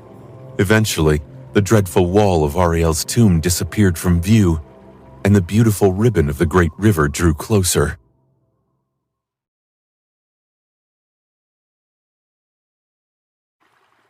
The chain breaker escaped from the slumbering legion of the monstrous butterflies Traveling further away from the endless black surface of the pyramid's wall, Sunny counted the seconds, afraid that a dark cloud would rise into the air and chase them. Tense silence permeated the air, and none of the cohort members spoke. Powerful winds wandered the hollow darkness around them. The space itself was acting strangely, making it feel as if the world was not quite right. The distant ribbon of the great river was drawing nearer at tremendous speed. After a while, he took a deep breath. We should be safe now, right? He wasn't sure. Sunny had thought that he knew a lot about the tomb of Ariel, but now he felt that the unassuming daemon was far more sinister and mysterious than it seemed. And why wouldn't he have been? Ariel did not leave that strong of an impression, true, but that was only in comparison to his 3 harrowing siblings, Weaver, Nether, and Hope. The demon of dread was still a true deity, though. A being capable of challenging the gods and tearing down the heavens. Of course this pyramid of his would be just as dreadful. In fact, it was a testament to how adaptable people were that Sunny had learned to take this terrible place for granted. A tomb built from the body of an unholy titan, containing a mystical river created from the titan's blood? Was he insane to hope that they could escape its boundary unscathed? But in the end, they did escape. None of the dark butterflies had awakened or rushed to pursue them, allowing the chain breaker to freely dive into the darkness. The space itself rippled and flowed, streaming past the flying ship like liquid. It was a strange feeling. They were descending toward the great river much faster than it should have been possible. Eventually, Sunny let out a relieved sigh. We are safe, I think. Hearing him, Cassia allowed the sacred tree to shine once again, and its soft light enveloped the deck. The members of the cohort glanced at each other, their faces full of weariness and fatigue. The last few days had not been easy on them, and the days before that had been even more dire. Jet looked back with a bleak expression. What the hell was there? In the darkness. The others looked at Sunny as well. He remained silent for a moment, then shrugged. The wall of the pyramid, and on that wall countless great monsters crowding its surface like horrid mold. Thankfully, they seemed to be slumbering and none noticed us. The members of the cohort were dismayed, and he could easily understand why. The words countless and great monsters were not supposed to ever appear next to each other. And yet, here in the tomb of Ariel, they did. Seriously? Now I understand why there are only a few dozen saints in the world. Surely this particular third nightmare was more dreadful than the rest, but not by much, most likely.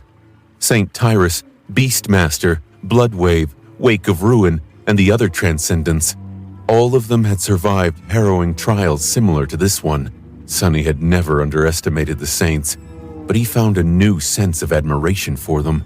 No wonder most of them seem so distant. Shaking his head, Sunny gazed at the great river and let out a sigh. Anyway, I don't think that there is anyone between us and the river, so we should be safe for now. Without saying anything, they stood together in silence and looked at the colorful ribbon that floated in the darkness far, far away. Eventually, Nephis spoke. Then we need to decide what to do next. The chain breaker hovered in the emptiness, illuminated by the soft radiance of the sacred tree. Saint stood guard on its bow, while Fiend crouched near the runic circle at its stern. A motionless figure in red garments could be seen under the glowing branches. It was the echo of the Sibyl that Cassia had summoned, finally restored after sustaining severe damage on Alethia's island. However, there were no humans in sight. All 5 of them were below the deck, sharing a meal. They were too exhausted to come up with plans, but had no other choice. It was necessary to decide where to land now that they were returning to the great river. After everyone had satiated themselves, there were a few minutes of silence. Eventually, Sunny spoke. Well, our primary goal remains the same. We need to find Kai and the other guy in Twilight. Hopefully, there will be other fighters there to help us take on Verge. Jet gave him a curious look. Other fighters? I thought that Twilight was destroyed. Sunny hesitated for a few moments. No one really knows what happened to Twilight. Technically, it was not destroyed, just lost, whatever that means. We had the idea that there might be survivors there, simply because otherwise this nightmare seems to be impossible. His expression dimmed. That was before, though. Now, any preconceived notions we had about the nightmare are meaningless. We don't even know if the remaining plagues are still alive, or how many defiled are left in Verge. Perhaps their power has dwindled enough for the spell to decide that we can handle it all ourselves. No, even that is a fundamentally false assumption, because the balance of forces within the nightmare has been tampered with. As he finished speaking, Cassia added, Our plan was to explore Windflower, Alethea's island, to find you two, then return to Fallen Grace, regroup, and sail for Twilight. However, the situation is a bit different now, because we can reach both cities from up here. We can even travel directly to Verge. Not that it's a good idea. Nephis nodded. So what we need to decide today is whether we want to go directly to Twilight or recuperate at Fallen Grace first. Effie and Jet glanced at each other. Neither of them had been to Fallen Grace or knew a lot about Twilight. At the same time, due to the difference in how the members of the cohort had experienced time in the nightmare, they were the most exhausted of the five. Sunny, Nephis, and Cassia had spent more time inside the Tomb of Ariel, but they at least had plenty of downtime between the many harrowing ordeals. Effie and Jet, however, never had an opportunity to rest. After a few moments of silence, Effie said, What's the point of delaying the inevitable? Let's go directly to where Knight and that Valor Princeling are. Wait, or is he a song princeling now? Anyway, the sooner we get them, the sooner we can escape this damned nightmare. Jet grinned. I agree. I consider myself a very patient woman, you know. I waited for a long time to get a chance at transcendence. But now, my patience is running thin. Let's conquer this nightmare as soon as possible. She secretly threw a glance at Effie's belly, but did not add anything else. Sunny sighed. Well then. He looked at Nephis, remained silent for a moment, and nodded. It's unanimous. We are going to Twilight, I guess. The plan of action was clear. In the next, however long it was going to take, the chain breaker would traverse the empty darkness and return to the Great River. They would aim to land as close to Twilight as possible. Granted, no one knew where the lost city was located exactly. All they knew was that it was situated in the reaches of the Great River, where the sky was painted lilac by the light of dawn, as well as the general era when it had been established. The latter was inscribed on the slates recovered from the drowned temple. So Cassia was going to guide the chain breaker to the stretch of the river corresponding to that area, and they would explore the currents from there. Sunny felt a bad premonition when he thought about Twilight, and the blind girl seemed troubled as well. Neither knew what was waiting for the cohort there, but whatever it was, two things were certain. First, that they were going to face a trial no less dangerous, and most likely far more terrible than anything they had experienced in the Tomb of Ariel yet, which was saying a lot, considering how utterly dreadful Alethea's island had been. Second, that the Mad Prince had to have arranged something to happen in Twilight as well. There were 4 fixed events in each cycle after all.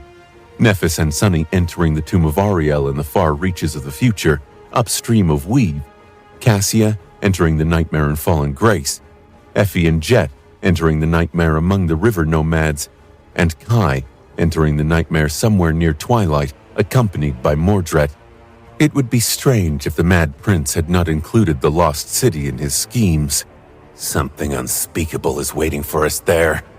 I can feel it. Sunny's expression was bleak. Nevertheless, he felt strangely hopeful. Precisely because the Mad Prince had most likely already done something to give them a chance, no matter how small. Was it arrogance? To have faith in the devious nature of his former self? He did not know, and he did not care. Additionally, Sunny had two more hidden advantages. The crown of twilight he wore was going to grant him a nearly inexhaustible reserve of essence in the land. Well, waters of constant dawn. More than that, it was a key to the defensive arrays of twilight. All he had to do to gain control of them was reach Dayron's throne room. He and Nephis were two of the most powerful masters in history, and their power only became greater when they were together. Jet had received her aspect legacy, while Effie could inspire all three of them with her ascended ability and support the cohort from the back with javelins. There was Cassia as well, the unassuming seer who was actually the hidden ace of the cohort. Her affinity to mysteries and revelations could resolve many problems that would otherwise be unsolvable, and warn them of the most dire threats in advance. So overall, he judged that their chances of tackling Twilight were not bad. Right now, however, Sunny hid his face behind a cup of tea and furtively studied the faces of his companions. There was another conversation they had to have. He sighed. This is silly. They had not discussed the revelations about the nature of the Great River, the true identity of the Six Plagues, and his own role in all that had happened yet. It was indeed stupid to feel ashamed of the actions of his defiled past version, but he was.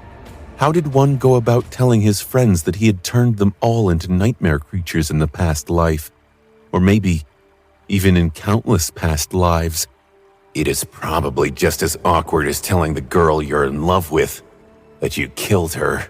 Sunny coughed. But then again, adding that your evil version betrayed the other defiled and brutally slaughtered countless innocent people just to create a future where she remains alive should count for something, right? I mean, it's a bit romantic, right? He suppressed the desire to groan and looked away. What was this insanity? Who else had a life as unhinged as his? Eventually, Sunny sighed. Now, let's talk about the Great River itself. You should have realized something after seeing it from afar. I realized a few things as well, and they might very well affect how this nightmare ends. Trying to keep his voice neutral, Sunny shared what he had deduced. The cyclical nature of the Great River, the existence of the source, and how the past and future versions were connected through it. The fact that it wasn't their first time challenging the nightmare, the commonalities between the great loop of the river and the artificial loop of Alethia's island. Among those commonalities was his ability to slowly become aware of the repeating nature of time, which led to his eventual defilement, and therefore to the defilement of the rest of the cohort, and Neff's death.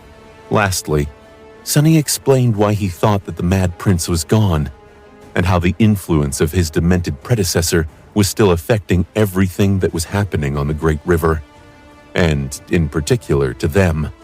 He did, however, keep a few things to himself.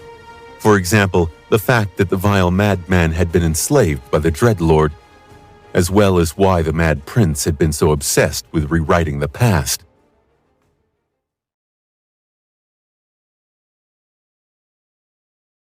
In the end, Sunny took a deep breath and said, his voice a bit stifled, So, sorry, I guess, for creating the Six Plagues. The other members of the cohort stared at him silently for a while. He winced. You can at least say something, damn it. At that moment, Jet chuckled. What are you apologizing for?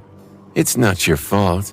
You and I both watched over people who failed their first nightmare and became nightmare creatures. You should know better than most that the person is not to be blamed for what the abomination does. Effie looked at him with a mischievous smile. Right, but since we're apologizing for what our evil twins did, sorry for squishing you like a bug. A very small, teeny tiny squishy bug. That's what Devouring Beast did, right? Should I feel guilty about it as well? Nephis shook her head. We don't know what happened during our first cycle in the nightmare, and how you ended up entering the source. Perhaps the rest of us were already dead by then, so you might have saved us all to begin with. The only thing that matters is what happens in this cycle, and making it the last. Sunny sighed. He didn't really feel responsible for the actions of the Mad Prince, but it was still nice to know that his companions had his back no matter what. At that moment, Effie leaned back and said, On that note, Doofus, can you tell your chest to stop trying to bite my arm off? I know there are still plenty of tasty things inside. I won't take much. Well, all of it, at least. He laughed. Go get your own tasty things. Do you think we don't see you wolfing down those berries from your locket without sharing them with anyone? As the members of the cohort moved past the identity of the Mad Prince and started to discuss the bizarre secrets of the Great River, his gaze brushed past. The blind girl was listening quietly, cradling a cup of tea in her hands. For a moment, a shadow ran across Sunny's face. He had become aware of the loop on Alethea's island, but hadn't she become aware of it too? Wouldn't the same have happened with the cycles of the Great River then? And unlike him, she didn't have the estuary key to prevent her from remembering. Sunny studied the blind girl for a moment, then shook his head. No, that was impossible. Back on Alethea's island, she must have regained her memories because of being exposed to the sin of Solace through him, even if she had never admitted it. So the restriction placed on the Sword Wraith was protecting her too. Otherwise, it would be not her, but Torment sitting across the table from him. Watching as the blind girl took a sip of her tea and then smiled at Effie's joke, he finally allowed himself to relax. There was little time left for them to rest and recuperate. Once the Chainbreaker reached twilight, Sunny had a feeling that none of them would have an opportunity to rest for a long while. Standing on the deck of the Chainbreaker, as it barreled through the empty darkness, Sunny felt a strange mix of horror and exhilaration. That was because the distance they had to cover could only be called cosmic. He did not know how far the Great River was from the walls of the pyramid exactly, but it had to be an astronomical number of kilometers, perhaps not as immense as the distance between the Earth and the Moon, but of a similar proportion. If so, logically, it would take them years to return. However, space itself was acting strange in the interior of the Tomb of Ariel. Judging by how fast the Great River was drawing closer, they were going to reach it in a matter of days or weeks at most. In any case, it didn't stop Sunny from imagining that he was on a spaceship. Come to think of it, can the Chainbreaker travel through space? It probably could, considering that the force propelling the flying vessel was sorcerous in nature. However, that didn't mean that the helmsman and the passengers would survive space, so this was probably as close as Sunny would ever get to being a taikonaut. A cosmonaut? Astronaut? Whatever the word was.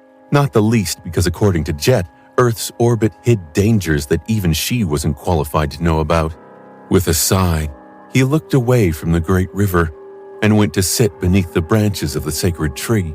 He preferred to spend his time leaning on Ananka's ketch, but the sin of Solace was less likely to bother him here.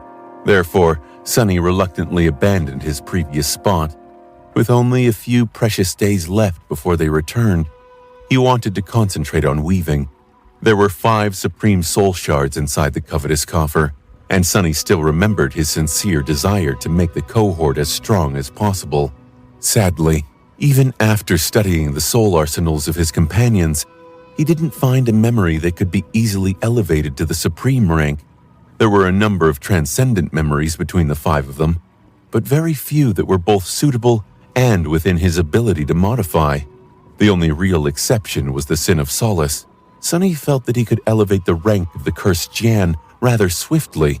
However, he was wary of making it any stronger. Before, Sunny had only been concerned about making the Sword Wraith more powerful. Now, he also had to worry about the relationship between the Sin of Solace and the Estuary Key. The Sin of Solace was a transcendent memory of the 5th tier, while the Estuary Key was a supreme memory of the 6th tier. Was it really a coincidence that the key was exactly one rank and one tier above the memory it was supposed to suppress? If not, what would happen if this balance was broken by his meddling? Considering that the consequences of failure was becoming infected by the defilement, Sunny did not wish to take unnecessary risks. The Jade Jan was already capable of cutting through great nightmare creatures, with the help of the Crown of Dawn anyway.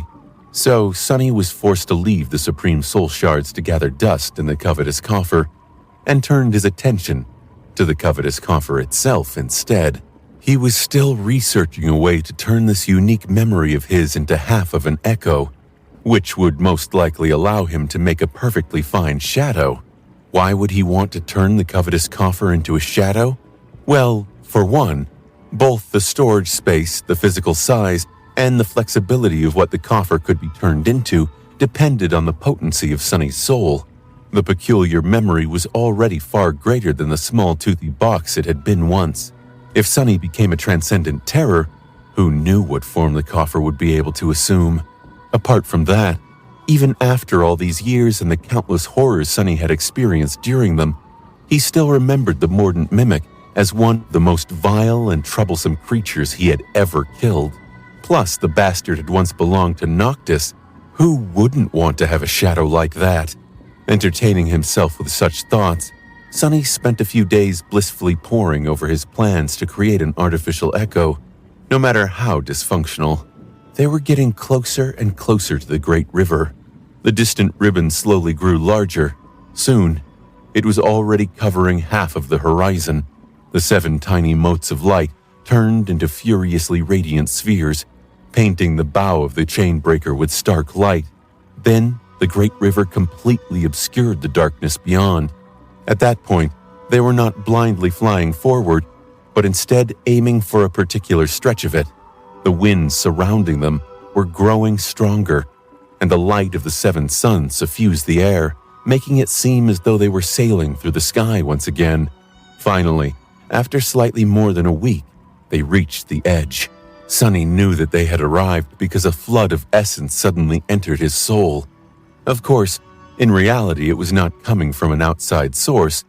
Rather, it was the innate replenishment rate of his cores that had been enhanced by the Crown of Twilight. In any case, the crown had recognized Dawn, and so, its mystical enchantment activated. Sighing, Sunny left what he was doing and climbed to the upper deck. There, the members of the cohort had already gathered, looking forward. There in front of them, a colossal waterfall was plummeting into the abyss, stretching in both directions as far as the eye could see, painted in the hues of a beautiful pink and lilac by the pale light of dawn. The dreamlike clouds of water vapor flowed into the darkness, sparkling with reflected sunlight.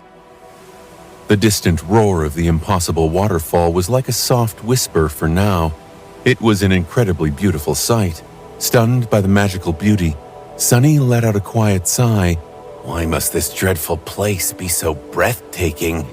With that, he glanced at Cassia, who was holding the steering oars. Guided by her hands, the chain breaker soared above the waterfall, flew above the water for a few hours more, and finally landed on the surface of the great river. They had returned.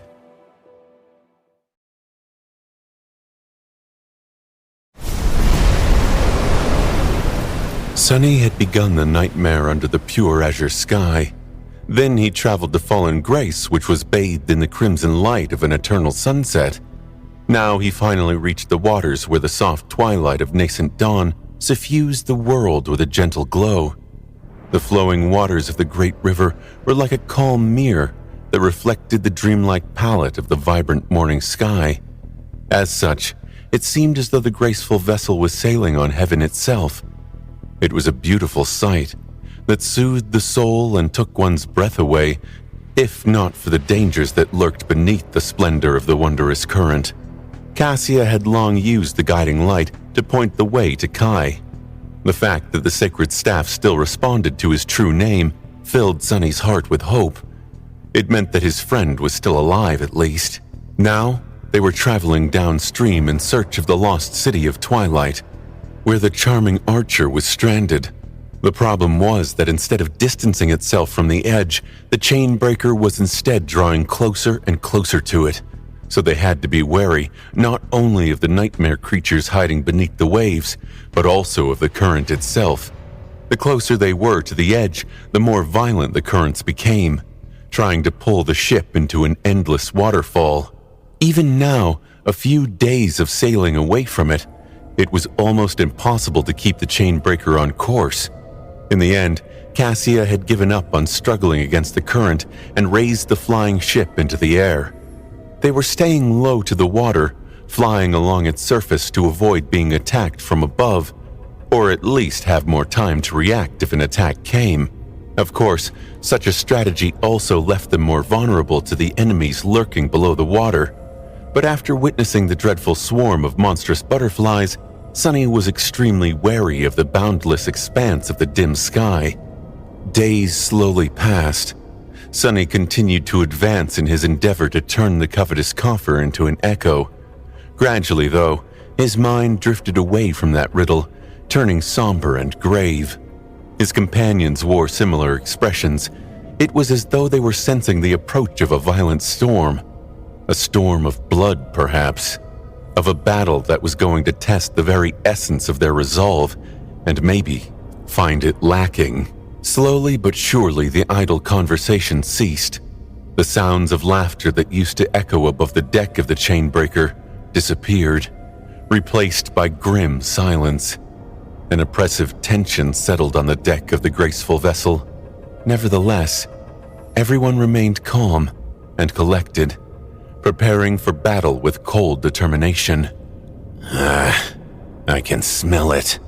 The blood was yet to spill, but its scent had already permeated the air. Strangely enough, very few nightmare creatures attacked their ship, perhaps because even abominations struggled to stay alive this close to the edge. As the days went by, however, their numbers dwindled even further, until none remained at all. That was definitely both strange and worrisome. No place in the Tomb of Ariel was supposed to be safe, and since even nightmare creatures were reluctant to venture into these waters, humans like them had to be wary as well. On the 7th day, they finally saw something rising from above the surface of the river. As the chainbreaker drew closer, and they could see the massive object more clearly, Sunny frowned. It was the carcass of an abominable leviathan, its body covered by a purple carapace. The flesh of the nightmare creature had long rotted away, leaving behind only an empty husk. A forest of arrows was rising from the cracked shell, and there were broken harpoons floating in the water around it.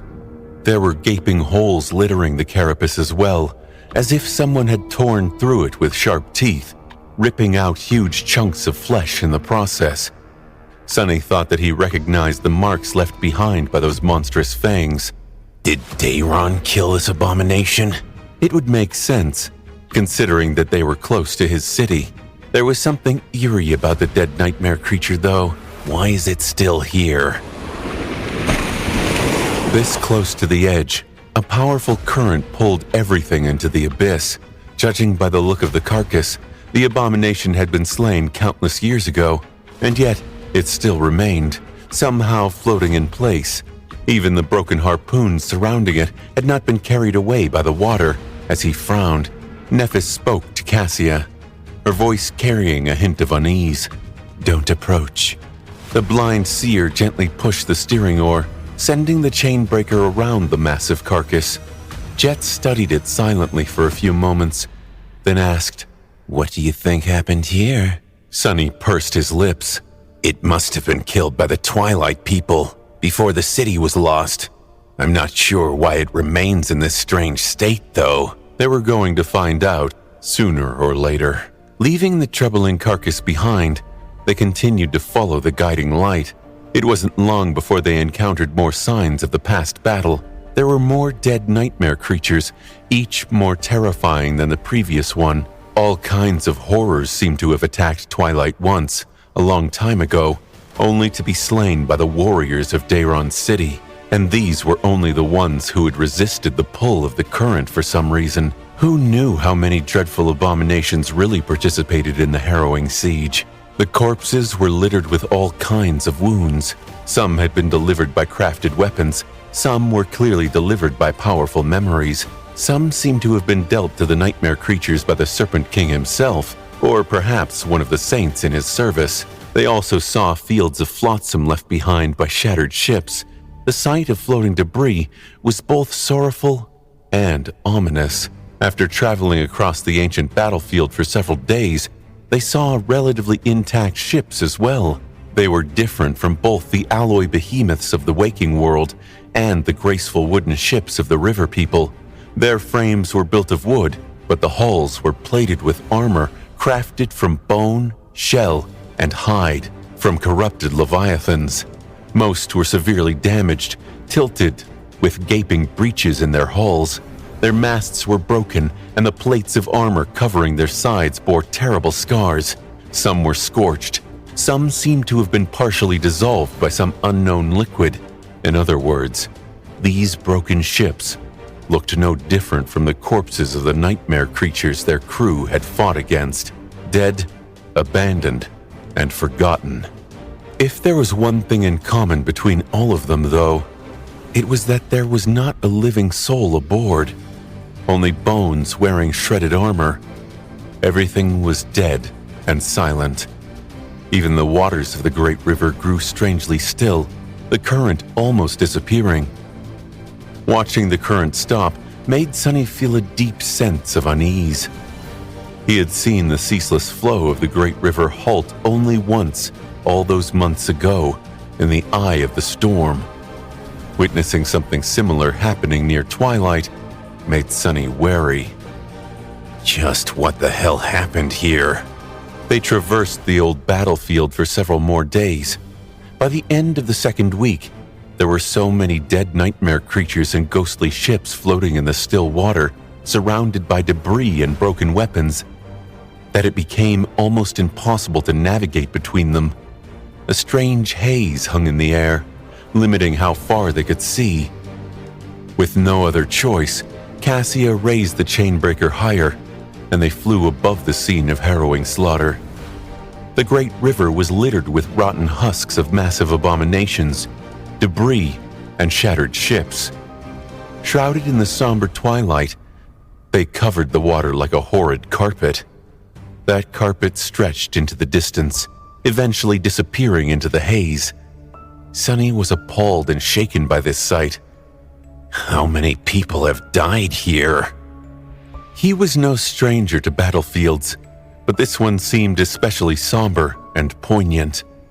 Although there were far fewer broken ships than there were slain nightmare creatures, this section of the watery battlefield alone must have taken the lives of countless warriors of Twilight. Not all of them had been ascended after all. Desperate to escape a dying world and create an army of saints to reclaim it, Dayron had led most of his surviving subjects here, both awakened and mundane. Before the fall, they had been truly numerous. What is this place? Effie's voice was low. Nephis glanced at her, then looked back at the dreadful scene. It's the outskirts of a battlefield. This is where our predecessors, warriors of the Twilight Sea, faced the defiled legion of Verge. The Serpent King had once led his people to besiege the cursed city of Verge, but was forced to retreat after failing to destroy the First Seeker. The forces of the defilement must have launched a war campaign in retaliation, and this was the morbid result. Sunny studied the floating corpses. No wonder the defiled have been slow in obliterating fallen grace. The 6 plagues and their tainted army might have been the victors of the Siege of Twilight, but the casualties they had sustained were immeasurably severe.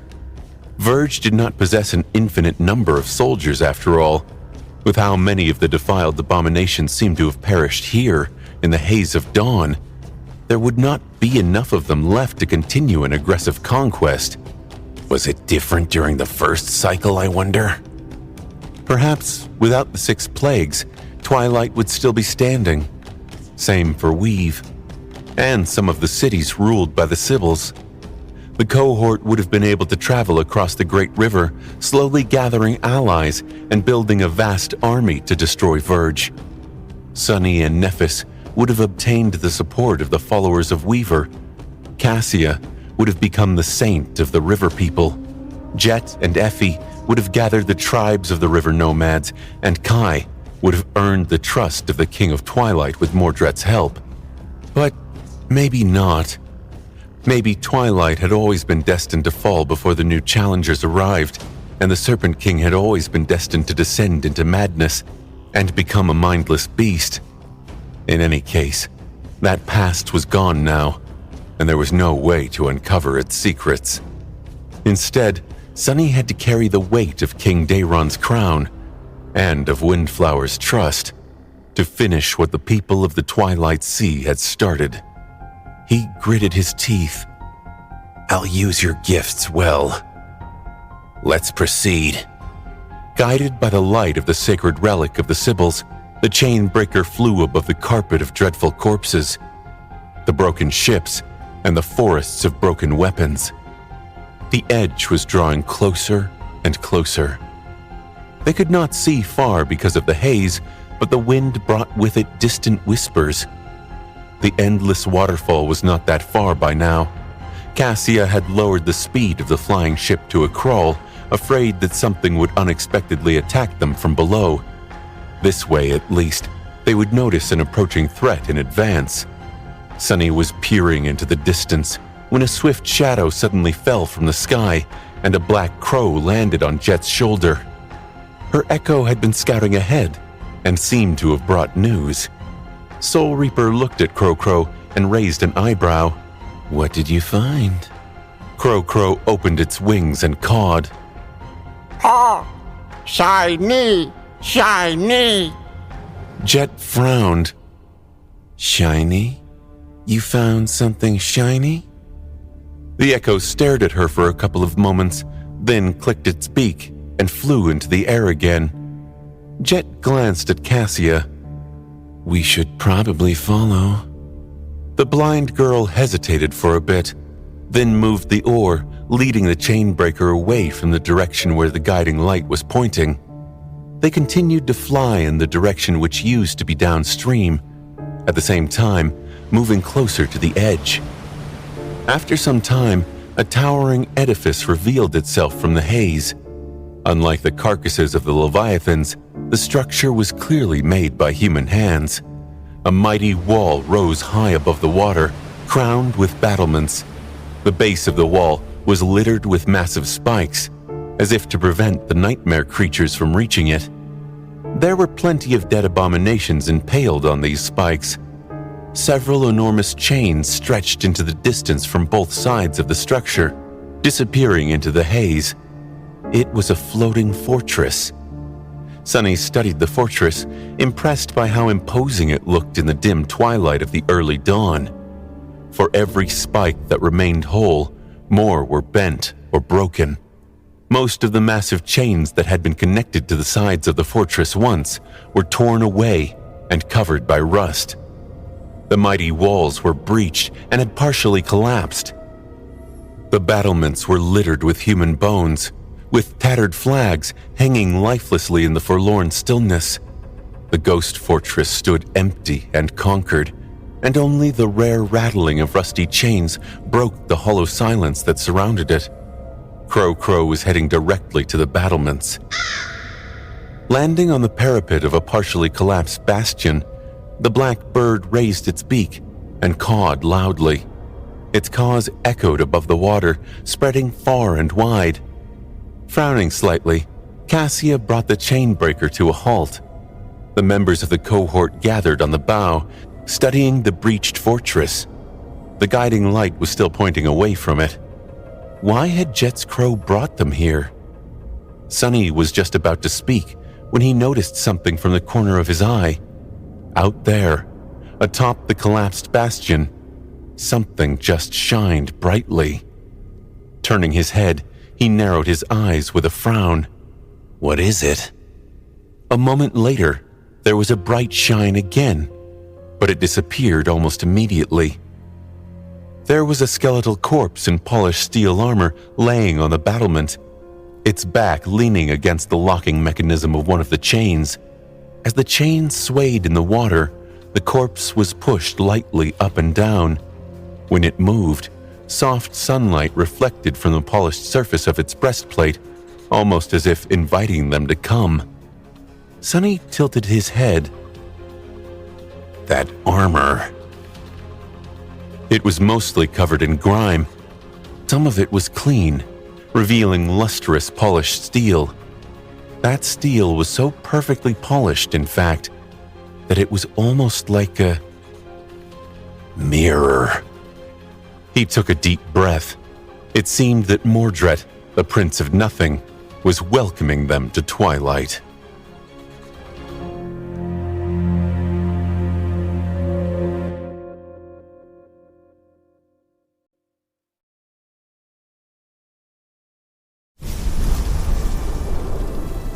The chainbreaker rose higher, eventually cresting the wall of the floating stronghold and coming to a stop above the ramparts. From there, they could see a bit further into the haze. Far away to their left, another floating fortress could barely be seen in the dim twilight, just as battered and forlorn as this one. There was one more to their right. All three had been connected by thick chains once, but those had long been torn. Sonny remained motionless for a moment. It's a barrier to block the great river.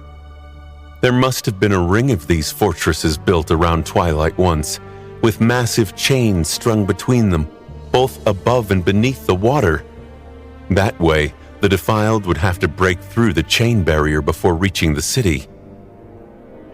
The other choice would have been to dive much deeper and bypass the fearsome barricade of floating fortresses altogether, but that would have left their backs wide open to retaliation by the garrisons of the Vanguard strongholds. In any case, it was easy to see that the Defiled had chosen to assault the chain barrier directly. The fighting seemed to have been especially harrowing in the vicinity of the fallen fortresses, and beyond them. Sonny shivered. On the other side of the breached stronghold, there were so many floating corpses that he could barely see the water. It was to such a degree that one could probably walk from here to Twilight without getting their boots wet once. Frowning, he placed his hand on the railing. Before he did, however, Sonny hesitated for a moment and looked at his companions. Mordred, the Prince of Nothing, was their ally in this nightmare, or at least he was supposed to be. In truth, it was hard to predict what the devious bastard would do. In the second nightmare, Mordred had slaughtered the entire population of the northern reaches of the Kingdom of Hope, all in pursuit of power. So he was not someone who was going to have a problem with destroying the remains of the river civilization to achieve his goals. Nor would he feel burdened by releasing the defiled saints into the waking world. In other words, Mordred could have chosen to ally himself with the Six Plagues if he thought that their method of conquering the nightmare was better. However, Sonny was pretty sure that the plagues needed to either kill or defile every human in the tomb of Ariel to win, and no matter how odious, Mordred was still a human. Unless the Prince of Nothing was ready to surrender his soul to corruption, his only way out of the tomb was to destroy the first Seeker. At least, that was what Sonny hoped for, especially because Mordred was the only person who could teach them about Soul Stealer's flaw, or at least use his knowledge of it to slay his past version. Still, Cassie was immune to Mordred's power due to being blind. Neff's Soul Sea was most likely just as dangerous as Sonny's.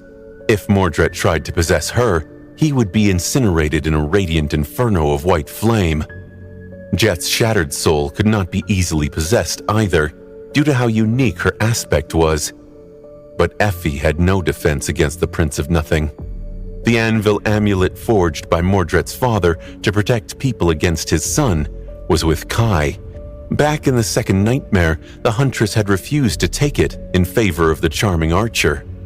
Of course, it wasn't a given that Mordred would be able to defeat Effie in a soul battle, but Sonny did not want to risk it. After hesitating for a moment, he He looked at the huntress and said, "Can you stay and guard the ship?" She frowned a little, but then nodded and forced out a smile. "Sure. You guys go and have fun."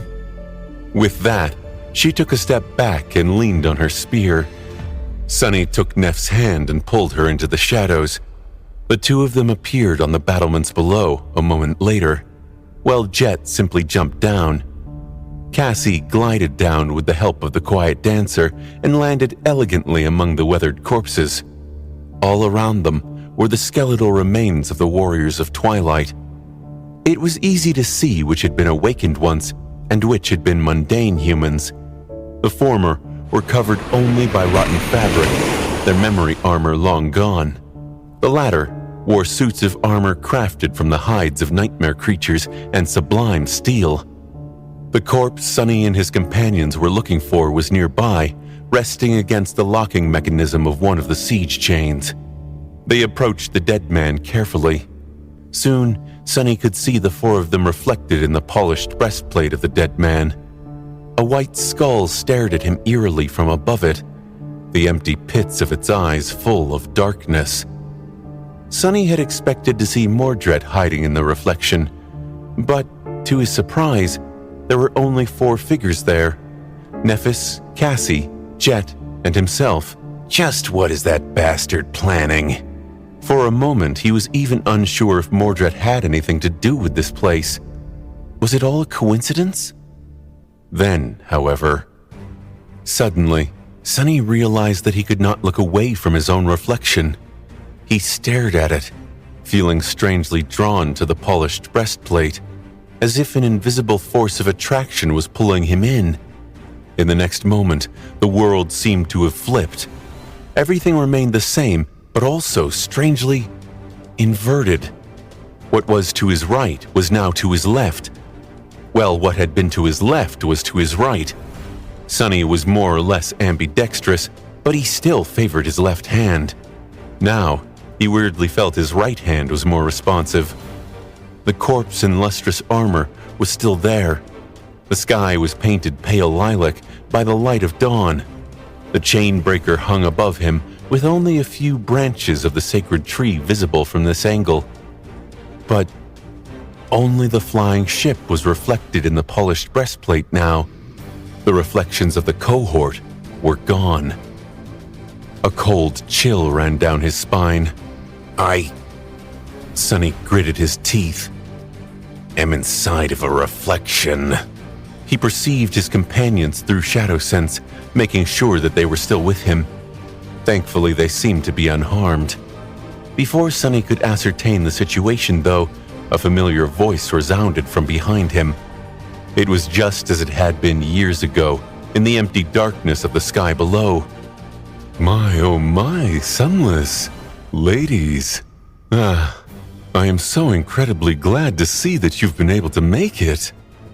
Sunny slowly turned around and looked behind him, and there he was, the Prince of Nothing. Mordred looked almost exactly like he had the first time Sunny saw his true face. Tall, slender, with raven black hair and a sharp face that wasn't exactly handsome, but possessed a strange beauty to it. His most striking feature, however, were his mirror-like eyes, which reflected the world back on itself like 2 pools of liquid silver. There was a pleasant but hollow smile on Mordred's lips. Wait, something is wrong. Sunny frowned. The last time he had seen the Prince of Nothing, moments before entering the Seat of Nightmare, the bastard was battered and bruised, covered in dried blood, and missing a hand. But now, Mordred looked perfectly fine. There were no wounds on his body and no bloodstains on his tunic. Even his hand was back, as if it had never been severed. Mordred's smile widened slightly, then he noticed Sunny's gaze. Raising the hand in question, he waved at them. It doesn't seem like I've been missed. How hurtful. Sunny lingered for a moment, then asked cautiously, "Where are we?" The space surrounding them looked like one of the floating fortresses of Twilight's chain barrier, but it was also different. not even mentioning the fact that the entire world had flipped from left to right. There seemed to be a limit to this place. Not too far away from them, the dreadful battlefield disappeared, turning into pure nothing. It was as though someone had erased most of the world, leaving only a small island of matter drifting in the sea of nothingness. It only encompasses what is reflected in the polished breastplate. Sonny felt a chill when he realized that fact. It seemed that his theory that Mordred had somehow pulled them into a reflection was correct. Indeed, the space they had found themselves in only contained the part of the world that reflected in the lustrous breastplate of the withered corpse, and a small area around it. The Prince of Nothing looked around, then raised his hands in a welcoming gesture. "Ah, this is... let's call it the Mirror Realm. Consider it an extension of my Ascended ability. In a sense, it is." Sonny did not like the sound of these words at all. Neither did his companions. Frowning slightly, Nephis placed her hand on the hilt of her sword and asked in an even tone, "In a sense?" Mordred hesitated. "Well, it's a long story.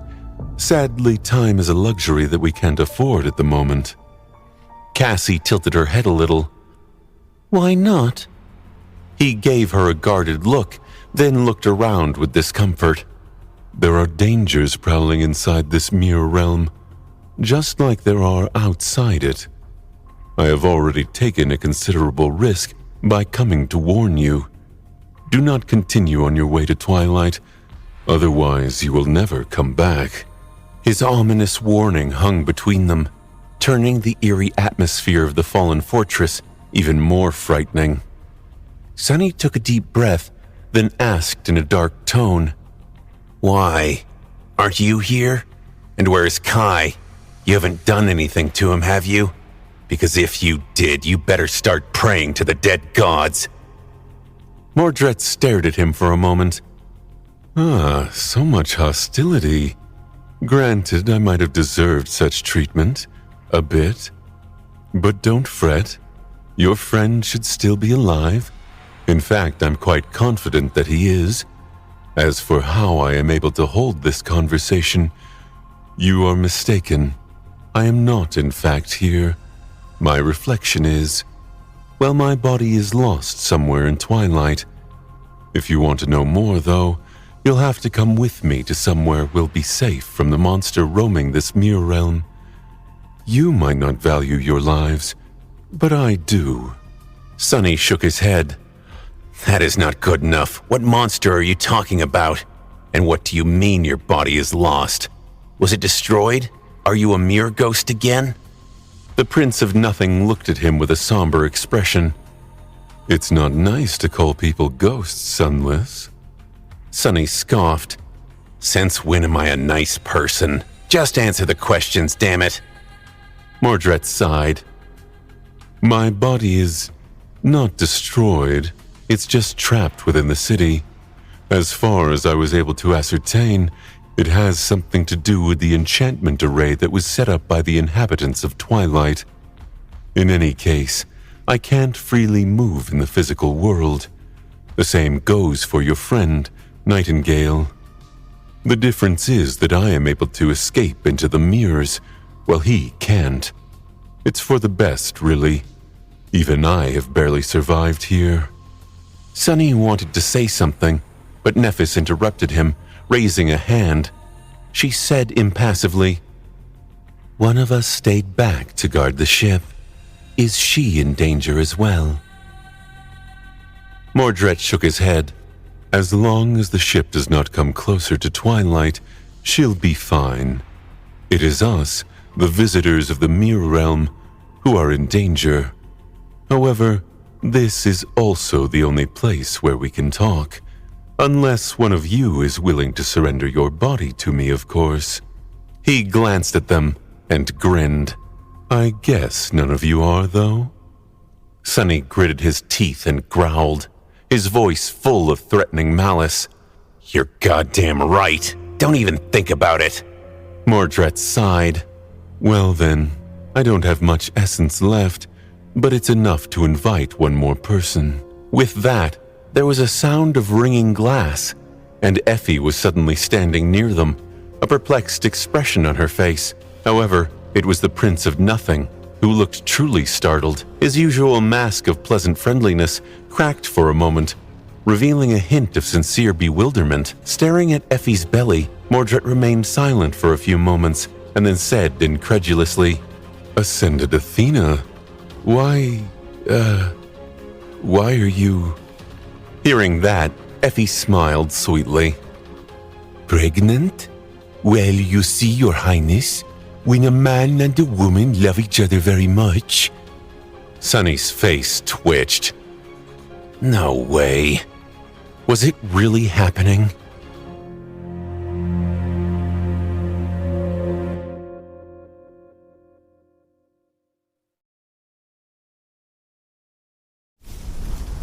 While Effie was giving Mordred, who silently listened to her with a strange expression on his usually composed face, the talk about the birds and the bees, Sunny secretly looked around. A mirror realm. He had never learned what Mordred's ascended ability was, and he did not really know now either, but it seemed to have something to do with establishing a physical space in the realm of reflections, or at least a space capable of containing physical items and living things. So, in a sense, Mordred carried within himself a pocket dimension, similar to Effie's supreme memory.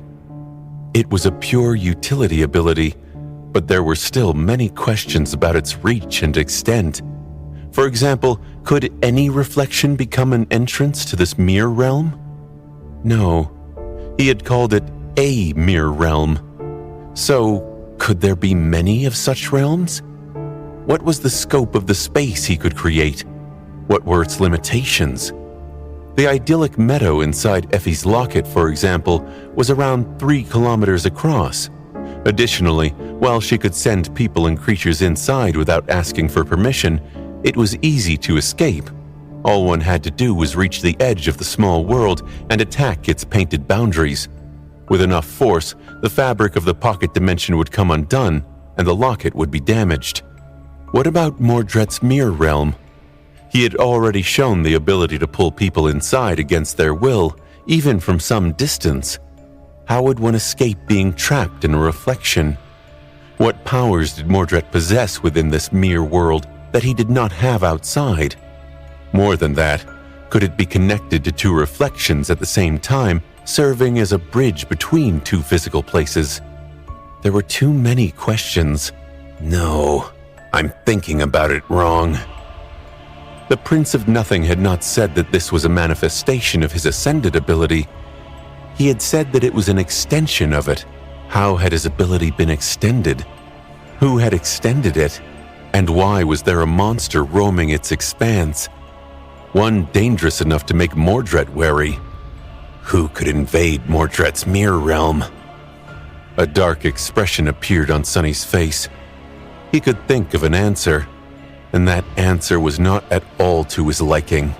Finally, Mordred cleared his throat and interrupted Effie. "I see. Please accept my sincere congratulations, I guess." "Congratulations.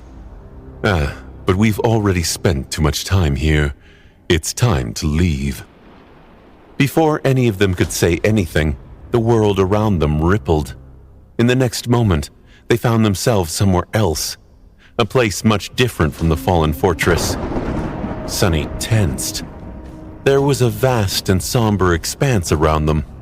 The gray sky was covered by stormy clouds. The surface beneath their feet was shrouded in white mist.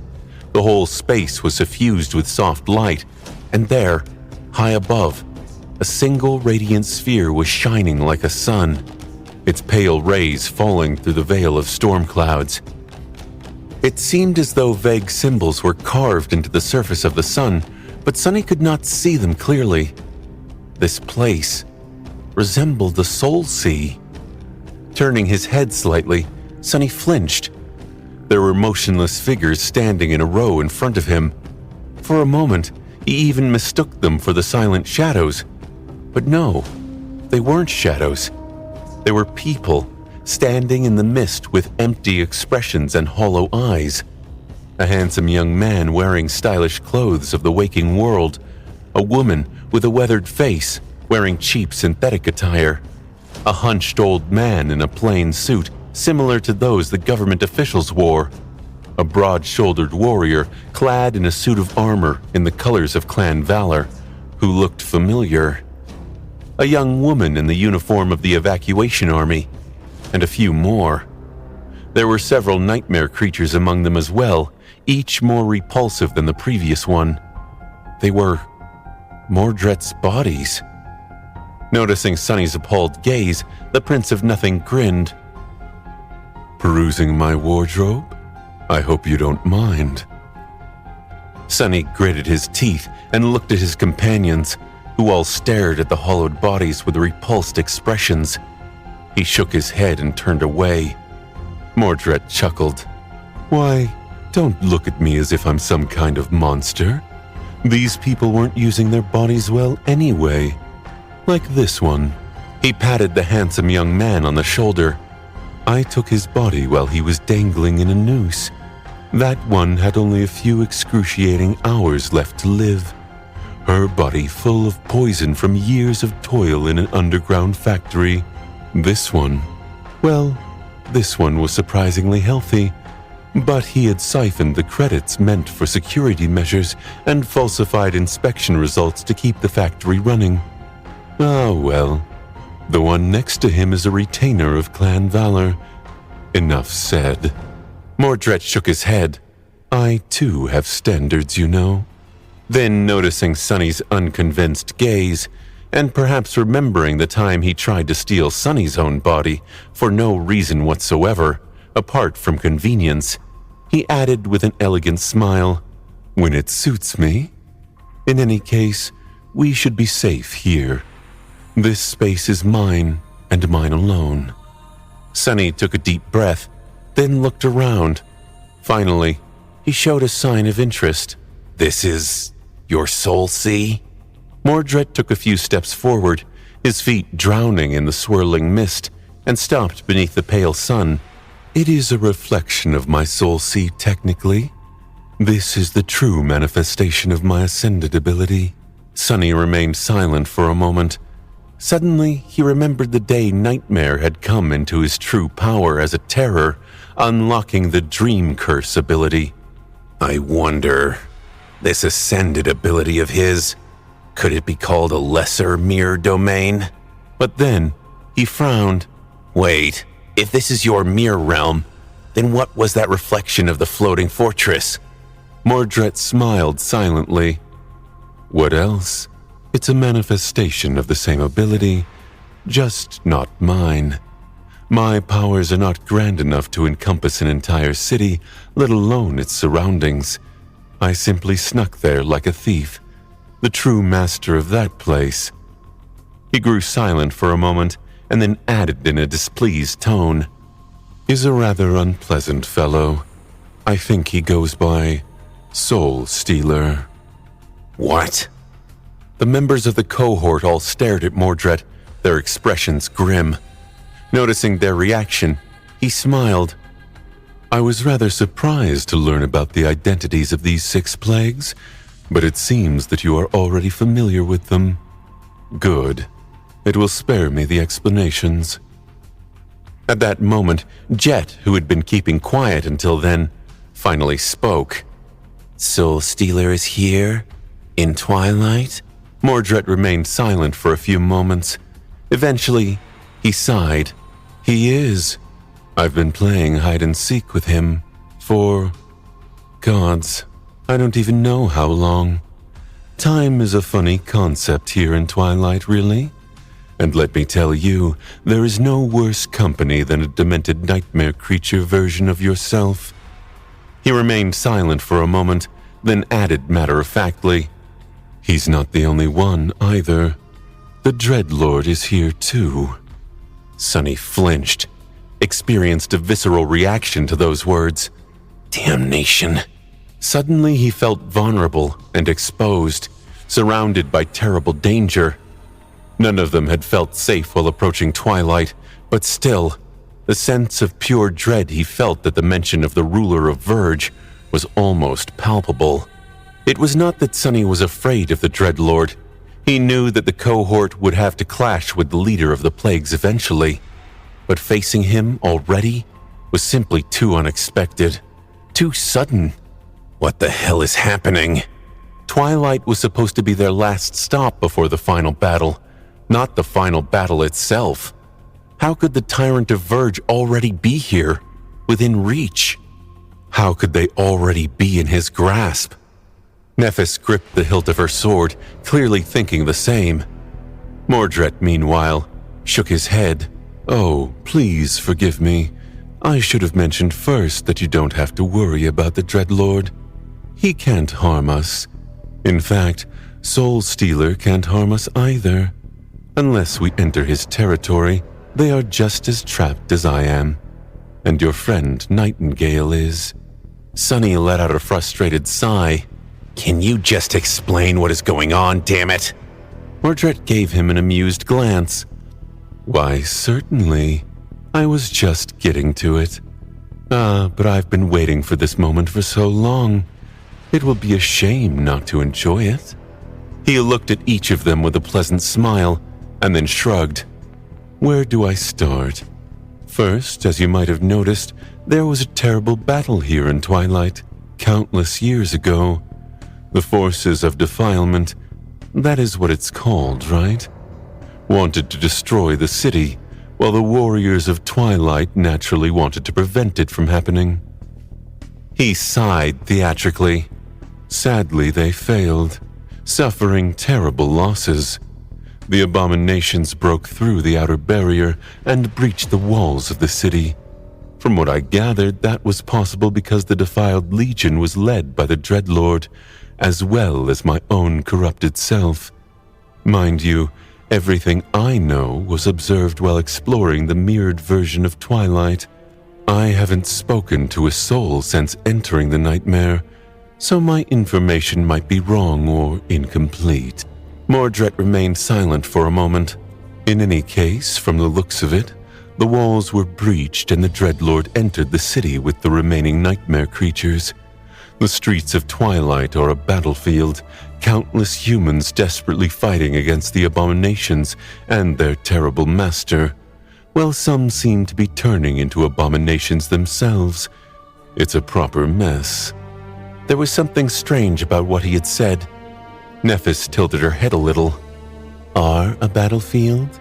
Not were a battlefield?" The Prince of Nothing nodded with a dark smile. "Indeed. In the midst of this titanic battle, you see, someone activated the enchantment array of the city. A truly powerful sorcery was awakened, its influence swallowing all of Twilight." Sonny groaned inwardly. "Windflower did tell me about it, didn't she? That the defensive array of Twilight was similar to the vast enchantment of Alethia's island. Both even used a fragment of the estuary as a core." He sighed. "Don't tell me. Does the same day keep repeating itself in Twilight?" Mordred gave him a strange look. "What? No. What gave you such an odd idea? That would be quite bizarre." "Huh?" Sonny stared back at him, confused. "Then what did the activation of the defensive array do?" The Prince of Nothing lingered for a moment, then smiled. "Well, simply put, it froze time." The members of the cohort stared at him incredulously. "Froze time?" Effie's voice sounded a bit exasperated, as if she was tired of time behaving in all the wrong ways here, on the Great River. And who could blame her? Sonny felt the same. Hearing her tone, Mordred smiled. It seems like you have experienced more than your fair share of strangeness here in the Tomb of Ariel. But, answering your question, yes, it froze time. The moment the defensive array was activated, time inside Twilight completely stopped, and so the battle raging on its streets stopped as well. He shook his head. The citizens and warriors of Twilight are standing like statues, frozen in strange poses. The nightmare creatures are the same. Even the Dreadlord, despite all his power and authority, was caught in the trap. Now he's more of a monument to the ruler of Verge as opposed to an actual tyrant. Mordred's face grew somber. Of course, none of them are truly dead, just caught between two moments, forever. If one day the defensive array is deactivated, the battle will resume, and the Dreadlord will awaken. Don't think that you can kill him while he's vulnerable either. The moment you step inside Twilight, time will stop for you as well. Even inanimate objects will be frozen in time. It's a perfect trap. He chuckled. If a little desperate, why would the people of Twilight activate the array before evacuating the city? I don't know. What I do know, though, is that the spell played a cruel prank on me and Nightingale. Sunny had yet to recover from the news that the Dreadlord, someone who was supposed to be their ultimate enemy in this nightmare, turned out to have already been removed from the board by someone. He did not need to guess the identity of that someone, really. Who could have manipulated the events of the Siege of Twilight? It had to have been the Mad Prince himself, who had stabbed his master in the back. And while Sunny was reeling from the news, the meaning of the last words spoken by Mordred finally reached his mind. His eyes narrowed. Wait. Nephis was the first one to speak. What do you mean? What did the spell do? Mordred looked at them with a dark expression. Isn't it obvious? The roles it assigned to me and Nightingale were warriors of Twilight. Therefore, the moment we entered the nightmare, we were already caught in frozen time, stuck in an inescapable trap. He chuckled wryly. My physical body is also there, standing like a statue in the middle of a frozen battle. So is Nightingale's. It's just that my reflection had escaped into the mirror realm, but for him, not a single moment has passed since the start of the nightmare. He doesn't even know what fate has befallen him. The Prince of Nothing shook his head with resentment. Oh, and there's another creature in Twilight who's in a similar situation to mine. Soul Stealer. That monster. While my realm is modest in size, his encompasses all reflections in the city. I don't know where his physical body is hidden, but his reflection is prowling the mirrored Twilight, and it is dreadful enough to give me fright.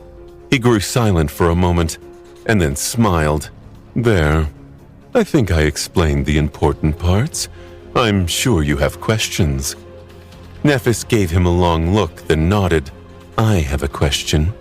If I understood it correctly, are you trying to say, white sparks ignited in her eyes, that there is an army of awakened warriors, countless thousands of them, inside Twilight, all waiting for the defensive array to be deactivated so that they could resume the battle against the defilement?